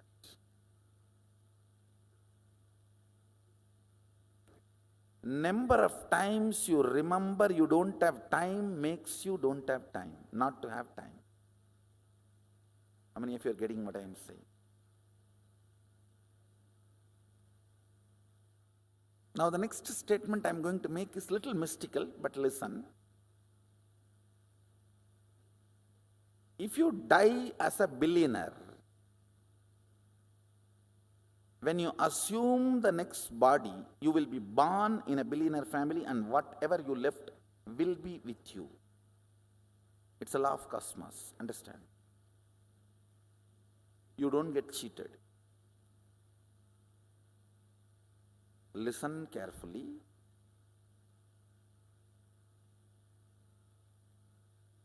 Lives after lives after lives, you are a continuous rhythm. It's a little mystical, but I will establish experientially for you in the next few power manifestation and powerful cognition manifestation.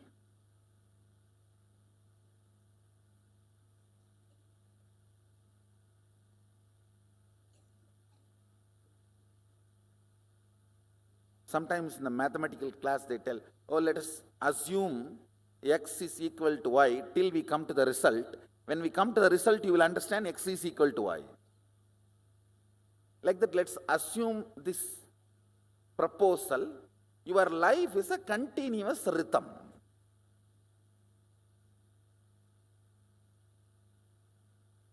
Whatever you acquired, whether power or money, or love, or relationship, or fulfillment, or completion, in the last Janma, and where you left, where you dropped out, you again start from there.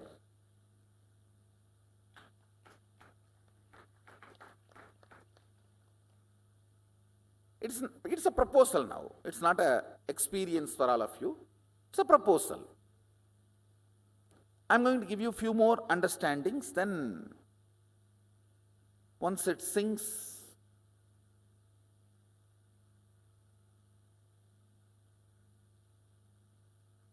you will understand time. There is no crowd in front of me. There is only one and one and one. All of you are sitting alone with me.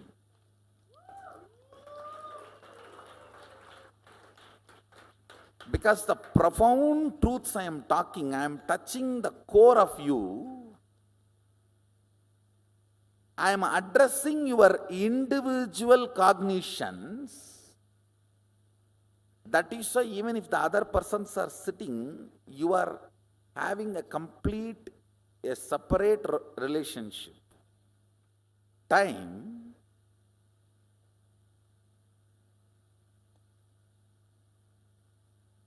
is a frequency, dimension of the universe, aspect of the universe, where you and universe are reverberating in the same frequency.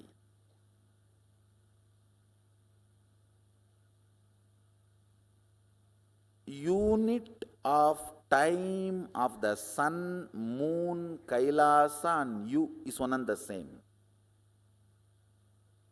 Listen, yesterday I said, our 1 year is 1 day for them, but unit is same. Only quantity difference. How many of you are understanding? It's only quantity difference, but not. So in Tattva, principal unit, listen carefully, your logic and logic of the Devatas are different. They are not same. Your breath and Devata's breath not that far away, a little closer. Your depth and Devata's depth, a little more closer. But in time, your unit of time and their unit of time is one and the same. There is only quantity difference.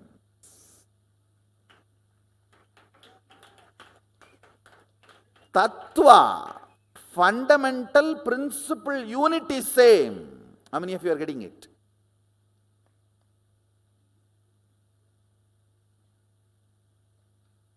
Yes. For us 1 year is their 1 day, but our 1 year is 1 day for them. It means what? Unit is same. If I give you some of the utility values of time dimension, you will understand, because man is such, only useful things he will listen. If I tell this is the use, dabbu chindi, then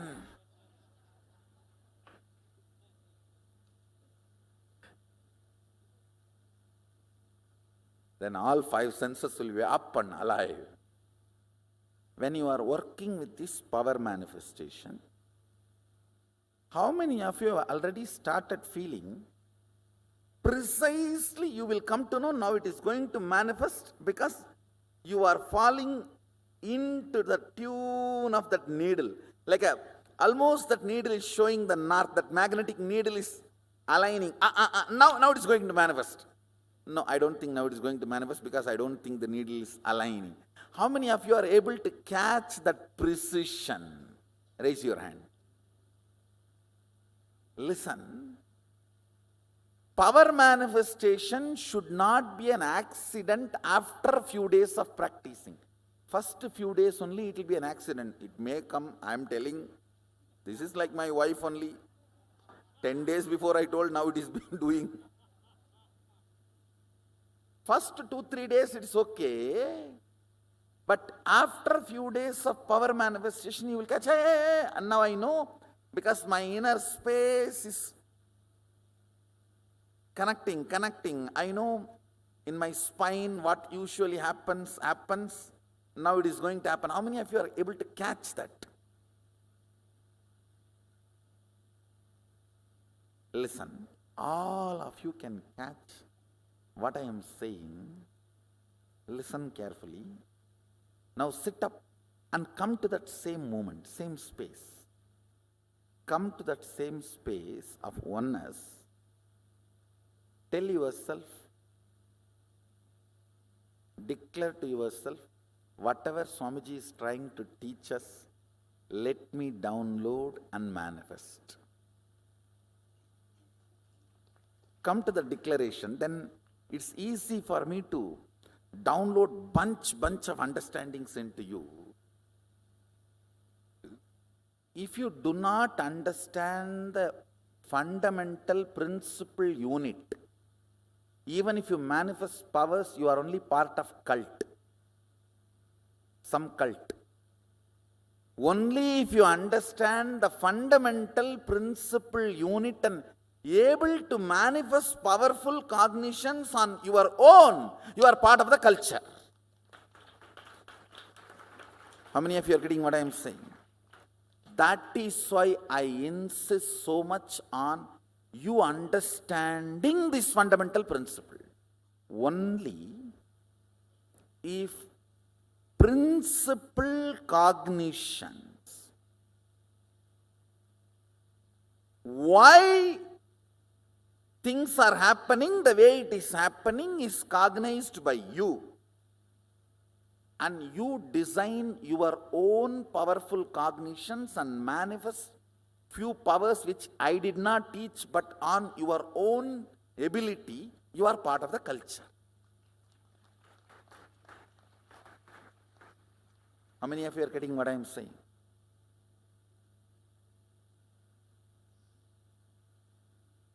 Neither I am a cult, nor I want you to be part of any cult. I am a culture. Sanatana Hindu Dharma, the oldest spiritual culture. And I want you to be part of that culture. That is why I want you to understand these fundamental units, principles. Your remembrance of you powerfully associated to some subject or not associated to something. For example, you may remember you powerfully by feeling I have a young body.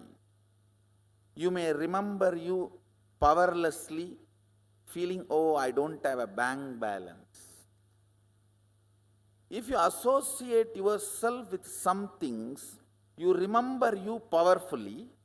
If you associate yourself with some things, you remember you powerlessly. How many of you are understanding this? This binary is time. That's all. Catch it. Listen. This binary is time. Kala. Kala, Sanskrit word, means jumping between associated powerfulness and associated powerlessness. By remembering your body, do you feel powerless? By remembering your mind, do you feel powerful? With what association you feel powerful? With what association you feel powerless?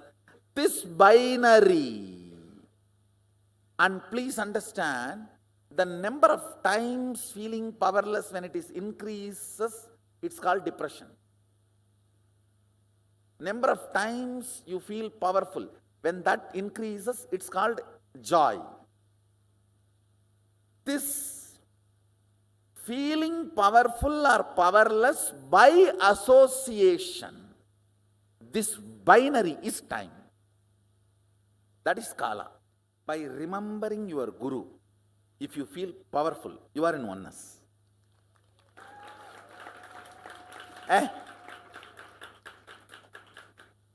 என்ன வேணா இருக்கணும்டா, இருக்கட்டும்டா. கடவுளே என் பக்கம், அப்புறம் என்னடா?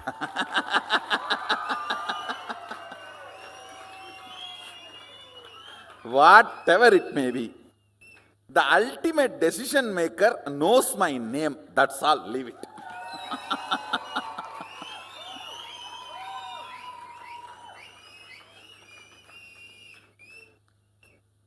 That is actually the initiation.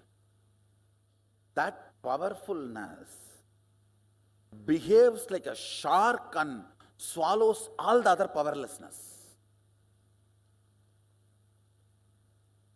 How many of you already started feeling powerful when you remember power manifestation? Hey, I think I can do it. I think I am making it. I am cracking the code.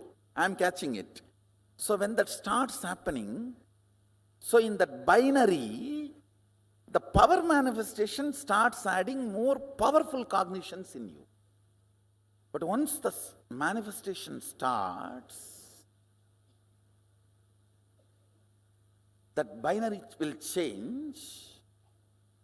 This power manifestation will start making you more and more confident, and the moment you remember power manifestation, you will feel confident. You will feel, I can make it. It's powerfulness. Understand, anything which you feel makes you powerful, you start cherishing romance with it. Cherished romance. Listen carefully. Cherished romance makes the frequency of you in tune with the time. That is why time is forgotten when you are in love. When you are in love, you do not know how time passes. How many of you are catching what I am saying? Being in cherished romance with the whole life is mastering time dimension. About this binary, associating with something feeling powerless or powerful. This binary is Kala. Associating with something and feeling powerful is cherished romance. You start cherishing romance with it because it is making you powerful. It may be power manifestation or guru, God, with whatever. It can be even money, anything with which you feel it is making you powerful, you cherish romance with it. And cherished romance raises your frequency to the frequency of Kala. That is why when you are in romance with something, time is forgotten. You don't know how the time is moving. If you are sitting with your close friend 3-4 hours, you don't even remember time is lost.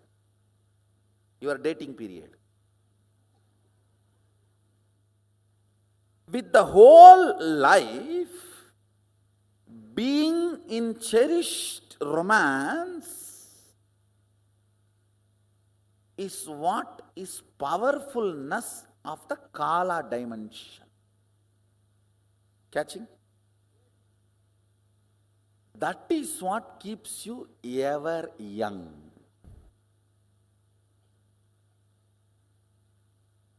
That is why Sadashiva describes himself in Kamikagama as eternally 16. In his Dhyana Sloka he says, I am eternal 16, all my disciples will remember you as me as eternally 16. He uses the word, all of us will meditate on him as us.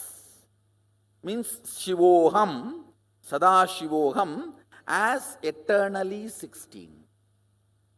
I think intellectually I have given you some understanding about this Kala and its flow in us, this binary. Actually even now, like I am heating and beating. How many of you are understanding that? I am not taking any class. I am just talking to somebody who is inside you. Somebody who is deciding for you, because stupidly you don't decide for you. There is somebody else sitting inside you who is deciding for you. I am talking to that person. Ideas. Listen carefully. See, this is not elephant. This is an idea representing elephant. Am I right? This is not elephant. Elephant cannot be so small. This is idea representing elephant. Am I right?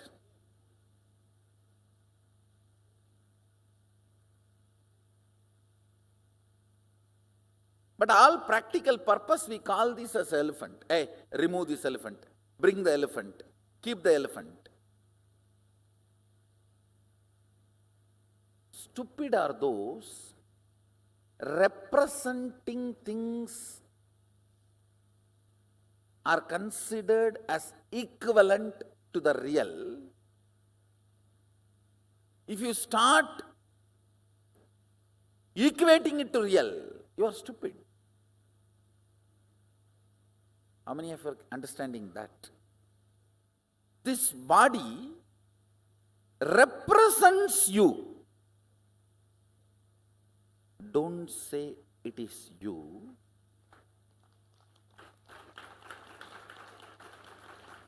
How many of you are catching? Why, if somebody takes your name and abuses, you feel hurt. They have not hurt you. If this is you, if they put the knife, you should be suffering. But if they take your name and abuse, you are hurt. It means you are this also and something more. So this represents you. Catching it? Now listen. Now is the climax, punchline. In you, please listen, in you,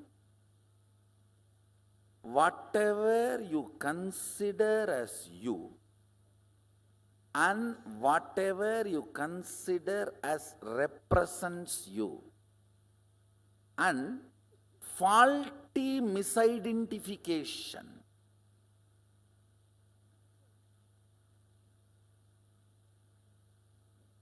this represents you, but most of the time you go on cognizing this as you. Some things are you, you are more alive in that,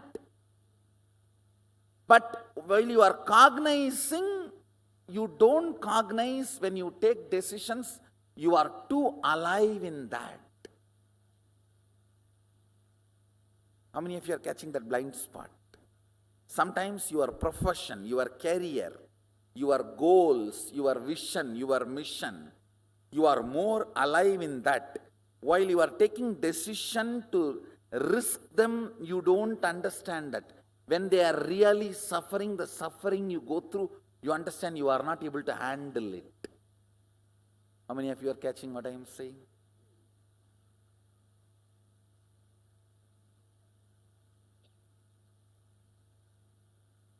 Now listen.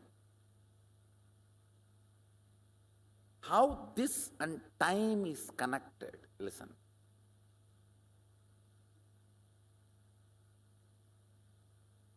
Your day-to-day time represents Kala. I am starting again. This represents elephant, not elephant. This represents you, not you. Sometime what is you, you do not understand that represents you. And what represents you, you do not understand that is you. It is called blind spot. Clear? Your day-to-day, 24 hours time represents Kala, but that is not Kala.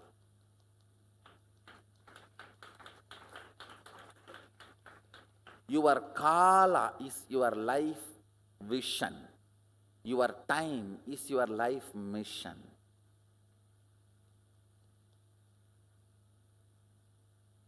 No, I think I missed a link.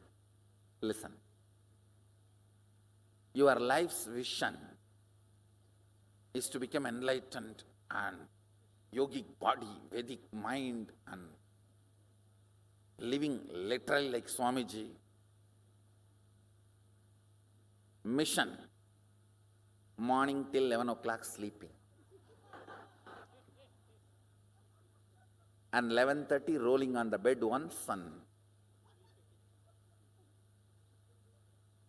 12 o'clock thinking, should I get up or not? Now how many are catching?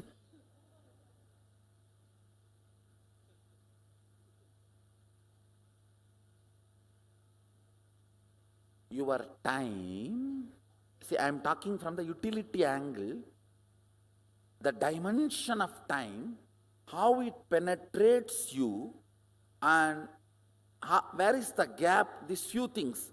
I am not talking any morality, I am talking about some of them. How the vast gap between your ideas and reality is your old age, tiredness and boredom. Why you are not in eternal romance with life? Because what you want, what you do is different. So what you want, nowhere even the horizon is seen. And you are thoroughly convinced nothing is going to be done, at least in this birth. and you blame your wife. I am married to you, na, over. Or your husband, or your job, or your country. No. Mahadeva uses a word called pasha in Agama.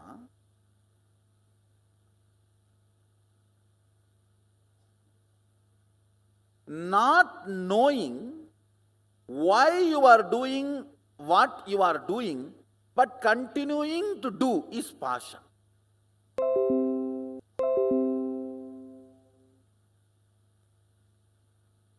Your purpose, vision is something, but your day-to-day actions are all your day-to-day life is no way matching, and you don't know why you are doing what you are doing every day and continuing to do. Thinking suddenly one day somebody will appear in your life and change the whole thing. And when that person comes, you try to change him.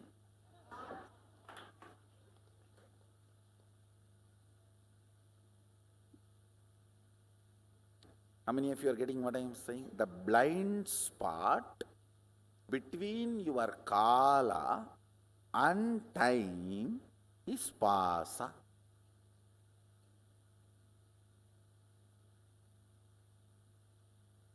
Now I am explaining only the problem, don't worry. I will come to the solution next. I am only analyzing the problem. What is time? The higher frequency of length is breadth. Higher frequency of breadth is depth. Higher frequency of depth is time. So, if there is a problem in time, where is the problem? If there is a problem in depth, where is the problem? Now the good news is, I gave one proposal just now. Can anybody remember? I gave one proposal telling that till the end let it be a proposal. It is rhythmic continuum. That's the word I used. Rhythmic continuum.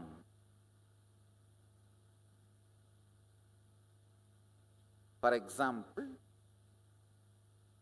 if you developed a very high quality of completion with you and others, but suddenly died before getting enlightened, you will start from this and move towards the next step. Same way, you developed a wealth cognition, an accumulated wealth, suddenly died. You will be empowered and endowed with this wealth, and you will start from there. Rhythmic continuum. Listen. Listen, I am going to connect this proposal which I kept, and now whatever these long understandings I have shared, you need to catch this connecting point. Each power manifestation, listen, each power manifestation is nothing but infusing consciousness in your time or depth or breadth or length. Listen, each power manifestation is nothing but infusing your consciousness into your time or depth or breadth or length. Any time you spend on it is the most useful time of your life. Because Any power you manifest comes back to you till you become powerfully established once for all as Sadashiva. Listen. That is why Patanjali says, Shaktis come back to you even if you have practiced a little bit in some remote past birth. Krishna says, Svalpam apyasya dharmasya trayate magato bayat. Svalpam apyasya dharmasya drayate mahato bayat means even if practiced little removes huge fears of life. Now listen. I told about good news, now I have the great news.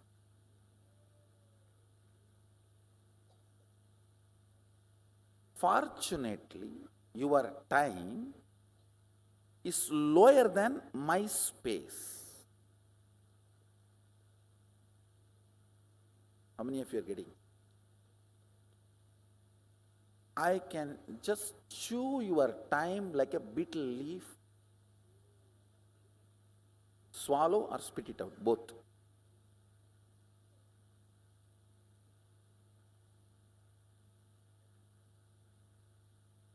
Which I am going to do.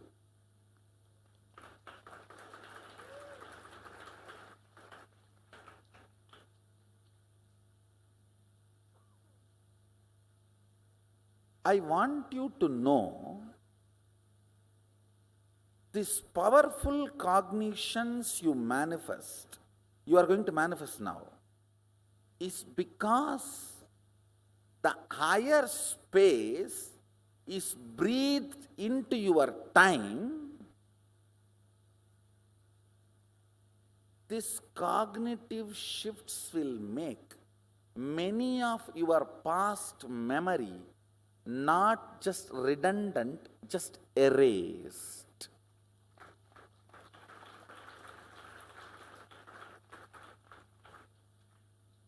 Whose memory load which makes you powerless is less than 16-year accumulation load. Listen, till the age of 16, in those days especially, you do not accumulate the load of memories which puts you in powerlessness to make you experience the binary. How many of you are understanding? If your load of what, you see, powerlessness, powerfulness, only then binary happens. If one load is taken away, can binary happen? Now, by making you manifest powerful cognition, I am going to take away the one load.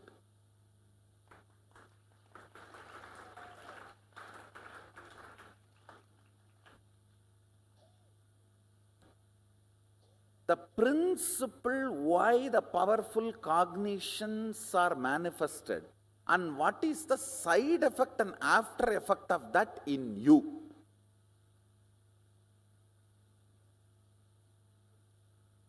I know too many things have gone above your head. I'll do one thing.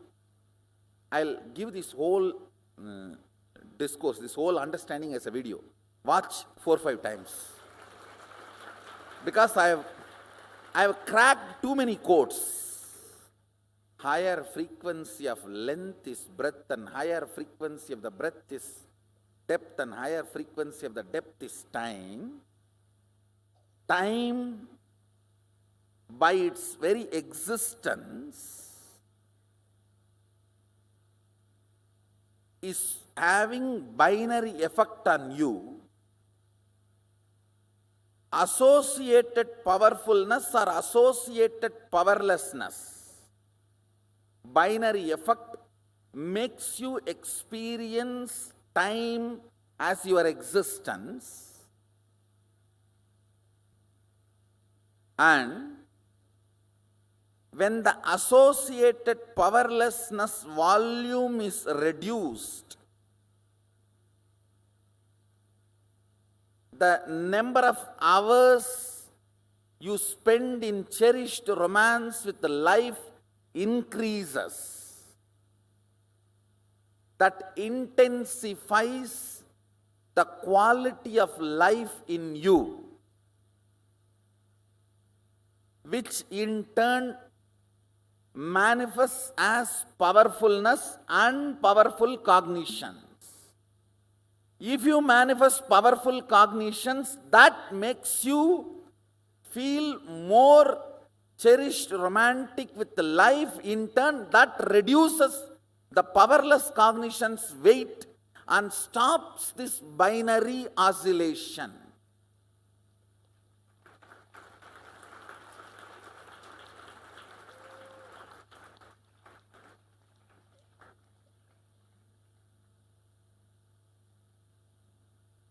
Pasha means doing what you are doing even though you know you don't know why you are doing what you are doing.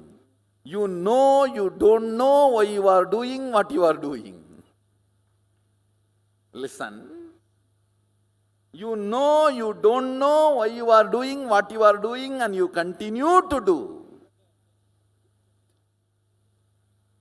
Knowing you don't know why you are doing what you are doing and continuing to do what you are doing is pasha. Pasa. That makes you old and tired. Manifesting powers makes you manifest powerful cognitions easily. See, your small identity is like a dam. Never strengthening a river can break a dam. Dam needs to be weakened, only then it will break. Have you ever heard strengthening of the river can break the dam? Weakening of the dam only can break the dam.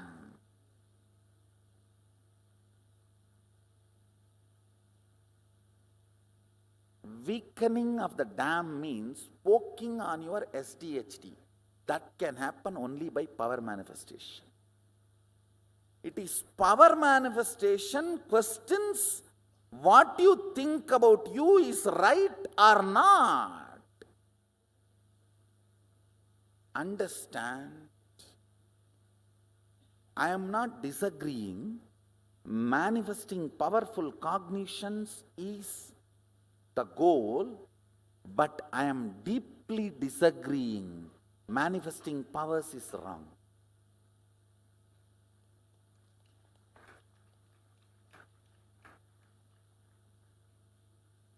I tell you,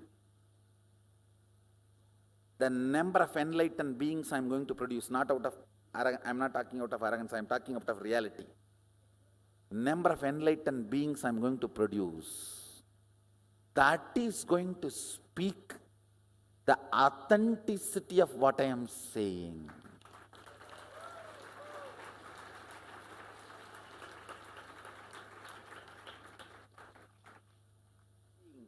By increasing the quantity of the river cannot break the dam. Dam doesn't care damn about river.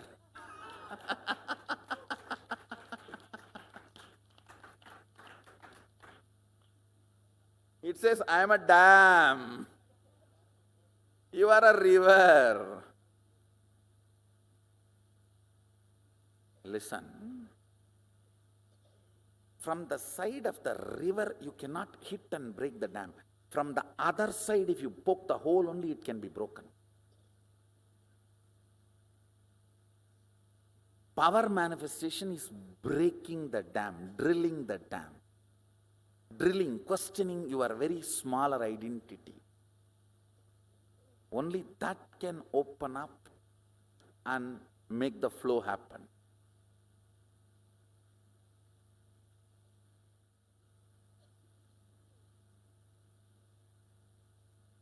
Now listen.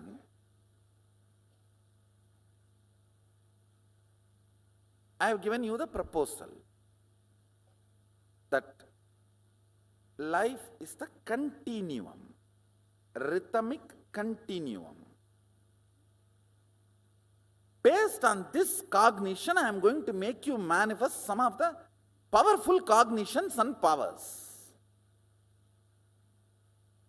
I am coming back to the logic I introduced when I introduced Sadashivoham, the Sattva Tattva.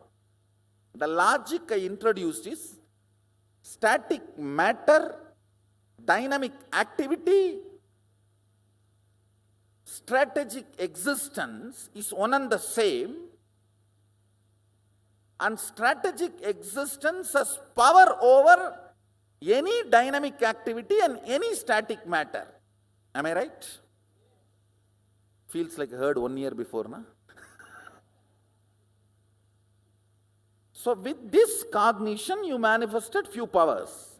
So that manifestation strengthened those cognitions. Now I am going to work on life is a continuous rhythm. Rhythmic continuum. Anyway, is okay. Rhythmic continuum or continuous rhythm.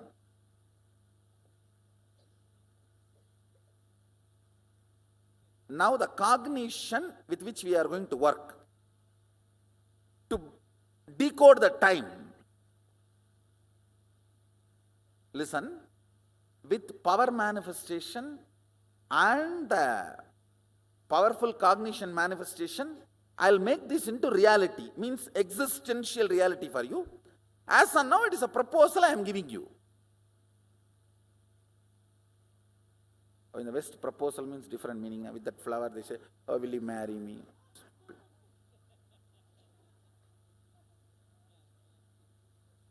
Maybe you can consider this. Mahadeva is giving you the proposal. Will you become me?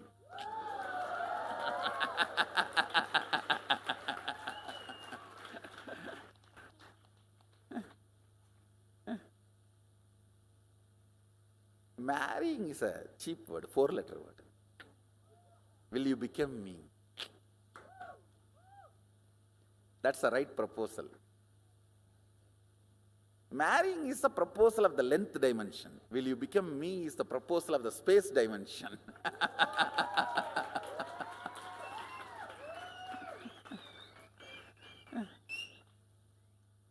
Thank you guys. Be blissful.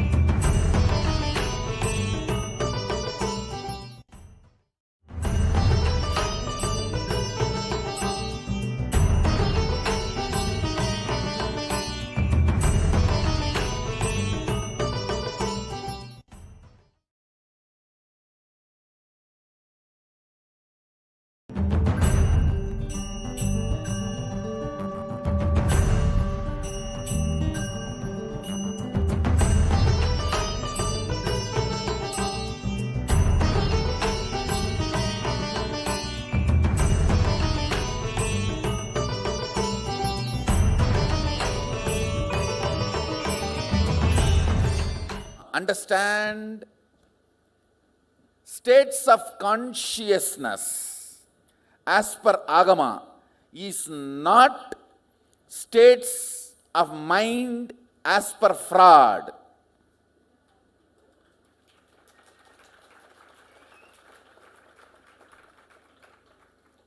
Power manifestation is not telekinesis. Telekinesis is not equivalent to power manifestation.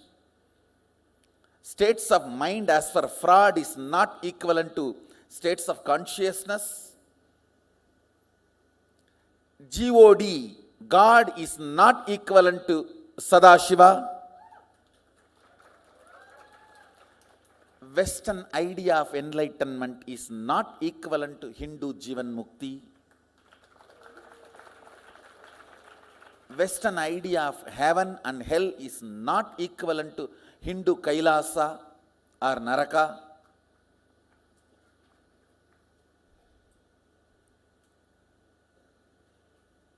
Please understand,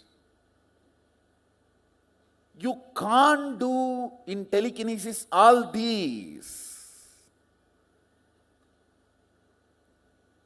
Third eye reading is not equivalent to midbrain activity. Those are all small things stolen from Hindu tradition.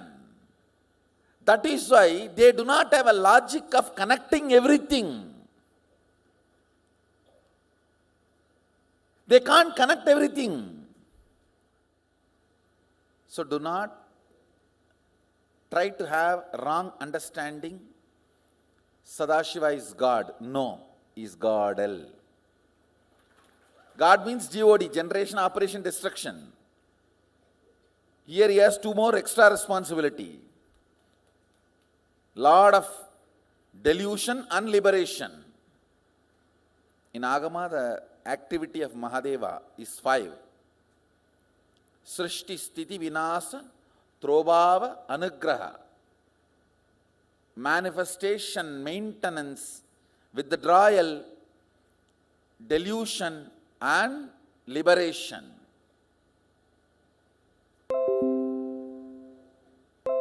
5 aspects is not equivalent to 3. Don't even think 60%. No. There's no percentage in it. Same way, 25 states cannot be equated to 3 states. The very understanding is different. Same way, the so-called Western science knows only 4 dimension: length, breadth, depth, time. They don't even know fully about space. I'm going to give you experience of 11 dimensions. Understand, don't try to map it with the Western words. I'm not against it. I'm only saying it is too poor. It is like you describe lot of drops of water put together is ocean.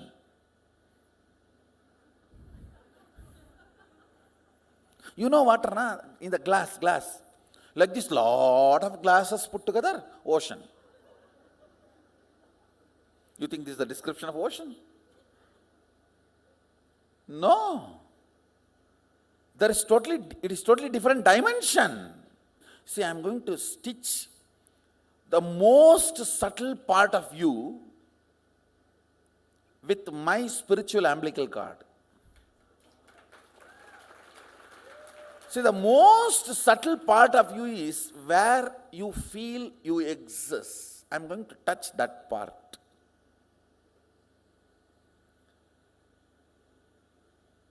This initiation is called Nirvana Diksha,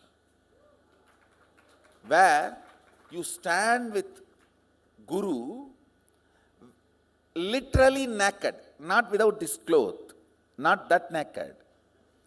You are very being naked. Your core being touched. Only then the Turiya Atita can be infused into your body and mind, in your being aspect and doing aspect. See, morning when I was explaining, I was giving 2 words, mind and body. It's for you to roughly understand. Much better word is the body can be considered as being aspect, mind doing aspect. Understand? You may be thinking I will give the difference. No. Body is the being aspect of you, mind is the doing aspect of you. Mind does first, body always follows. Anything your body does, mind has finished doing. You cannot say vice versa. You can't say vice versa. Anything your body is doing, mind has finished. Can you say anything your mind is doing, body has finished? No. Doing aspect of you is represented by mind, being aspect of you is represented by body. That's the two words I used, which is again roughly equating. Doing, being can be much better word. Now, your core existence, I'm going to connect with it. The initiation is going to be very soft process, almost like breeze, no music, no dance, no jumping. It's going to be almost like a stitching. How the surgeon stitches you when you have some injury. I'm going to just stitch it. Stitch your Anandagandha with my Anandagandha. Just go and sleep. Actually, you can't sleep. You will see your body, your being aspect is in Turiya, and the doing aspect just settles on the Turiya. It's like you will be skating on Turiya. You will be just skating on Turiya.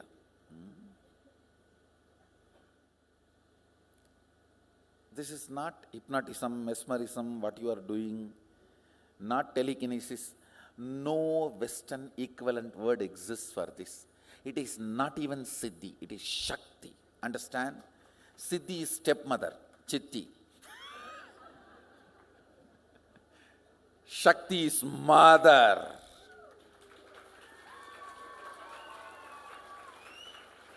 I'll tell you the difference between Siddhi and Shakti. Siddhi, the powers you gain while you are traveling towards enlightenment cognition. Shakti, you are, due to Shaktipada, the enlightenment cognition shifted in you.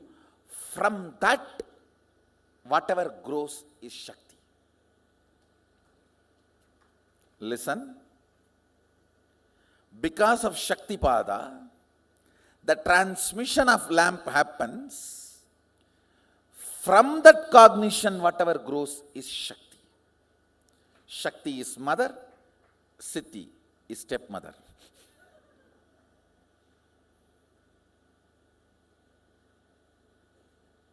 Shall we start? Listen to the instruction. I am going to chant Mahavagya as an intense vibration. So whatever sound releases from your system, allow it to release. Just try to in tune with Mahavagya. You will not be able to catch up to my breath. Actually, please understand, the body I use in Kailasa, the body now I am using with you is different. The language I am using in Kailasa, the language I am using with you is different. But the breathing I am doing in Kailasa and breathing I am doing here is same. This breath now goes to Kailasa and comes back. Only in prana I am connected. All of you are getting what I am saying? So I am going to mix the Mahavagya into the prana and breathe in.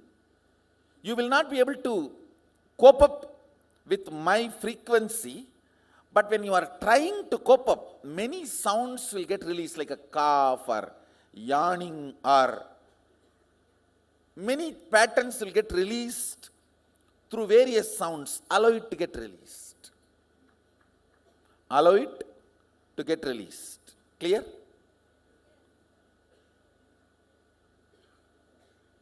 So I am not asking you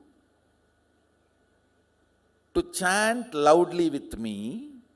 I am asking you, try to tune with me. Means, when I am chanting, just try to hum along with me. capturing my chandas, not sound.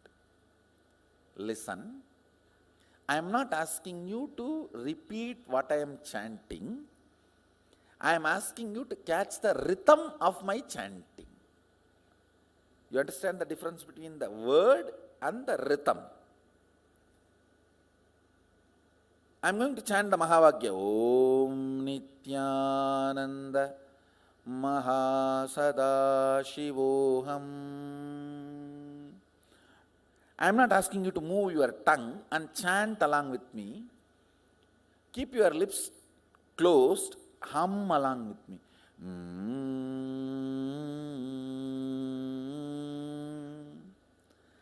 Capture the chandas, tune of the rhythm I am chanting. Don't try to capture the word I am chanting.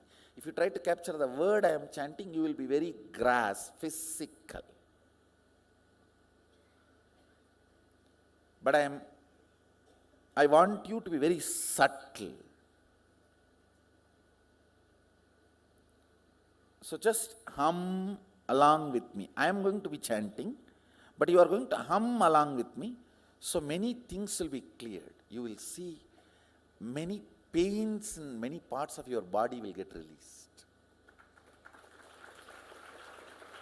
That is nothing but when these 25 states of consciousness opens up in your system, tremendous healing happens. Listen very clearly. Now I am going to open all these 25 states of consciousness in you very clearly in your being aspect and doing aspect.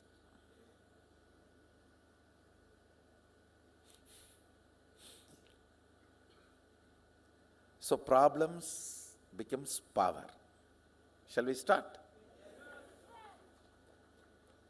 Just hum along with me. See, after today's initiation, go and sleep. Whole night you will be humming. Automatically, you don't need to try, you will be humming. Tomorrow onwards, whenever you do power manifestation, you don't need to chant the Mahavagya. Hum the Mahavagya. You will see power manifest.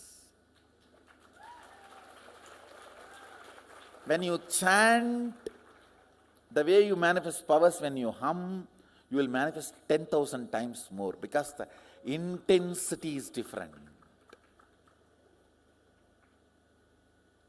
Till now you were running on battery. Now only you are getting hooked to the grid, KAILASA grid. Nithyananda Sadashivoham. Om Nithyananda Sadashivoham. Om Nithyananda Sadashivoham. Om Nithyananda Sadashivoham. Don't chant, just hum. Only then that all the patterns will be released. Only then the intense sounds will be broken in your system. Om Nithyananda Sadashivoham. Just keep your lips closed. See, do.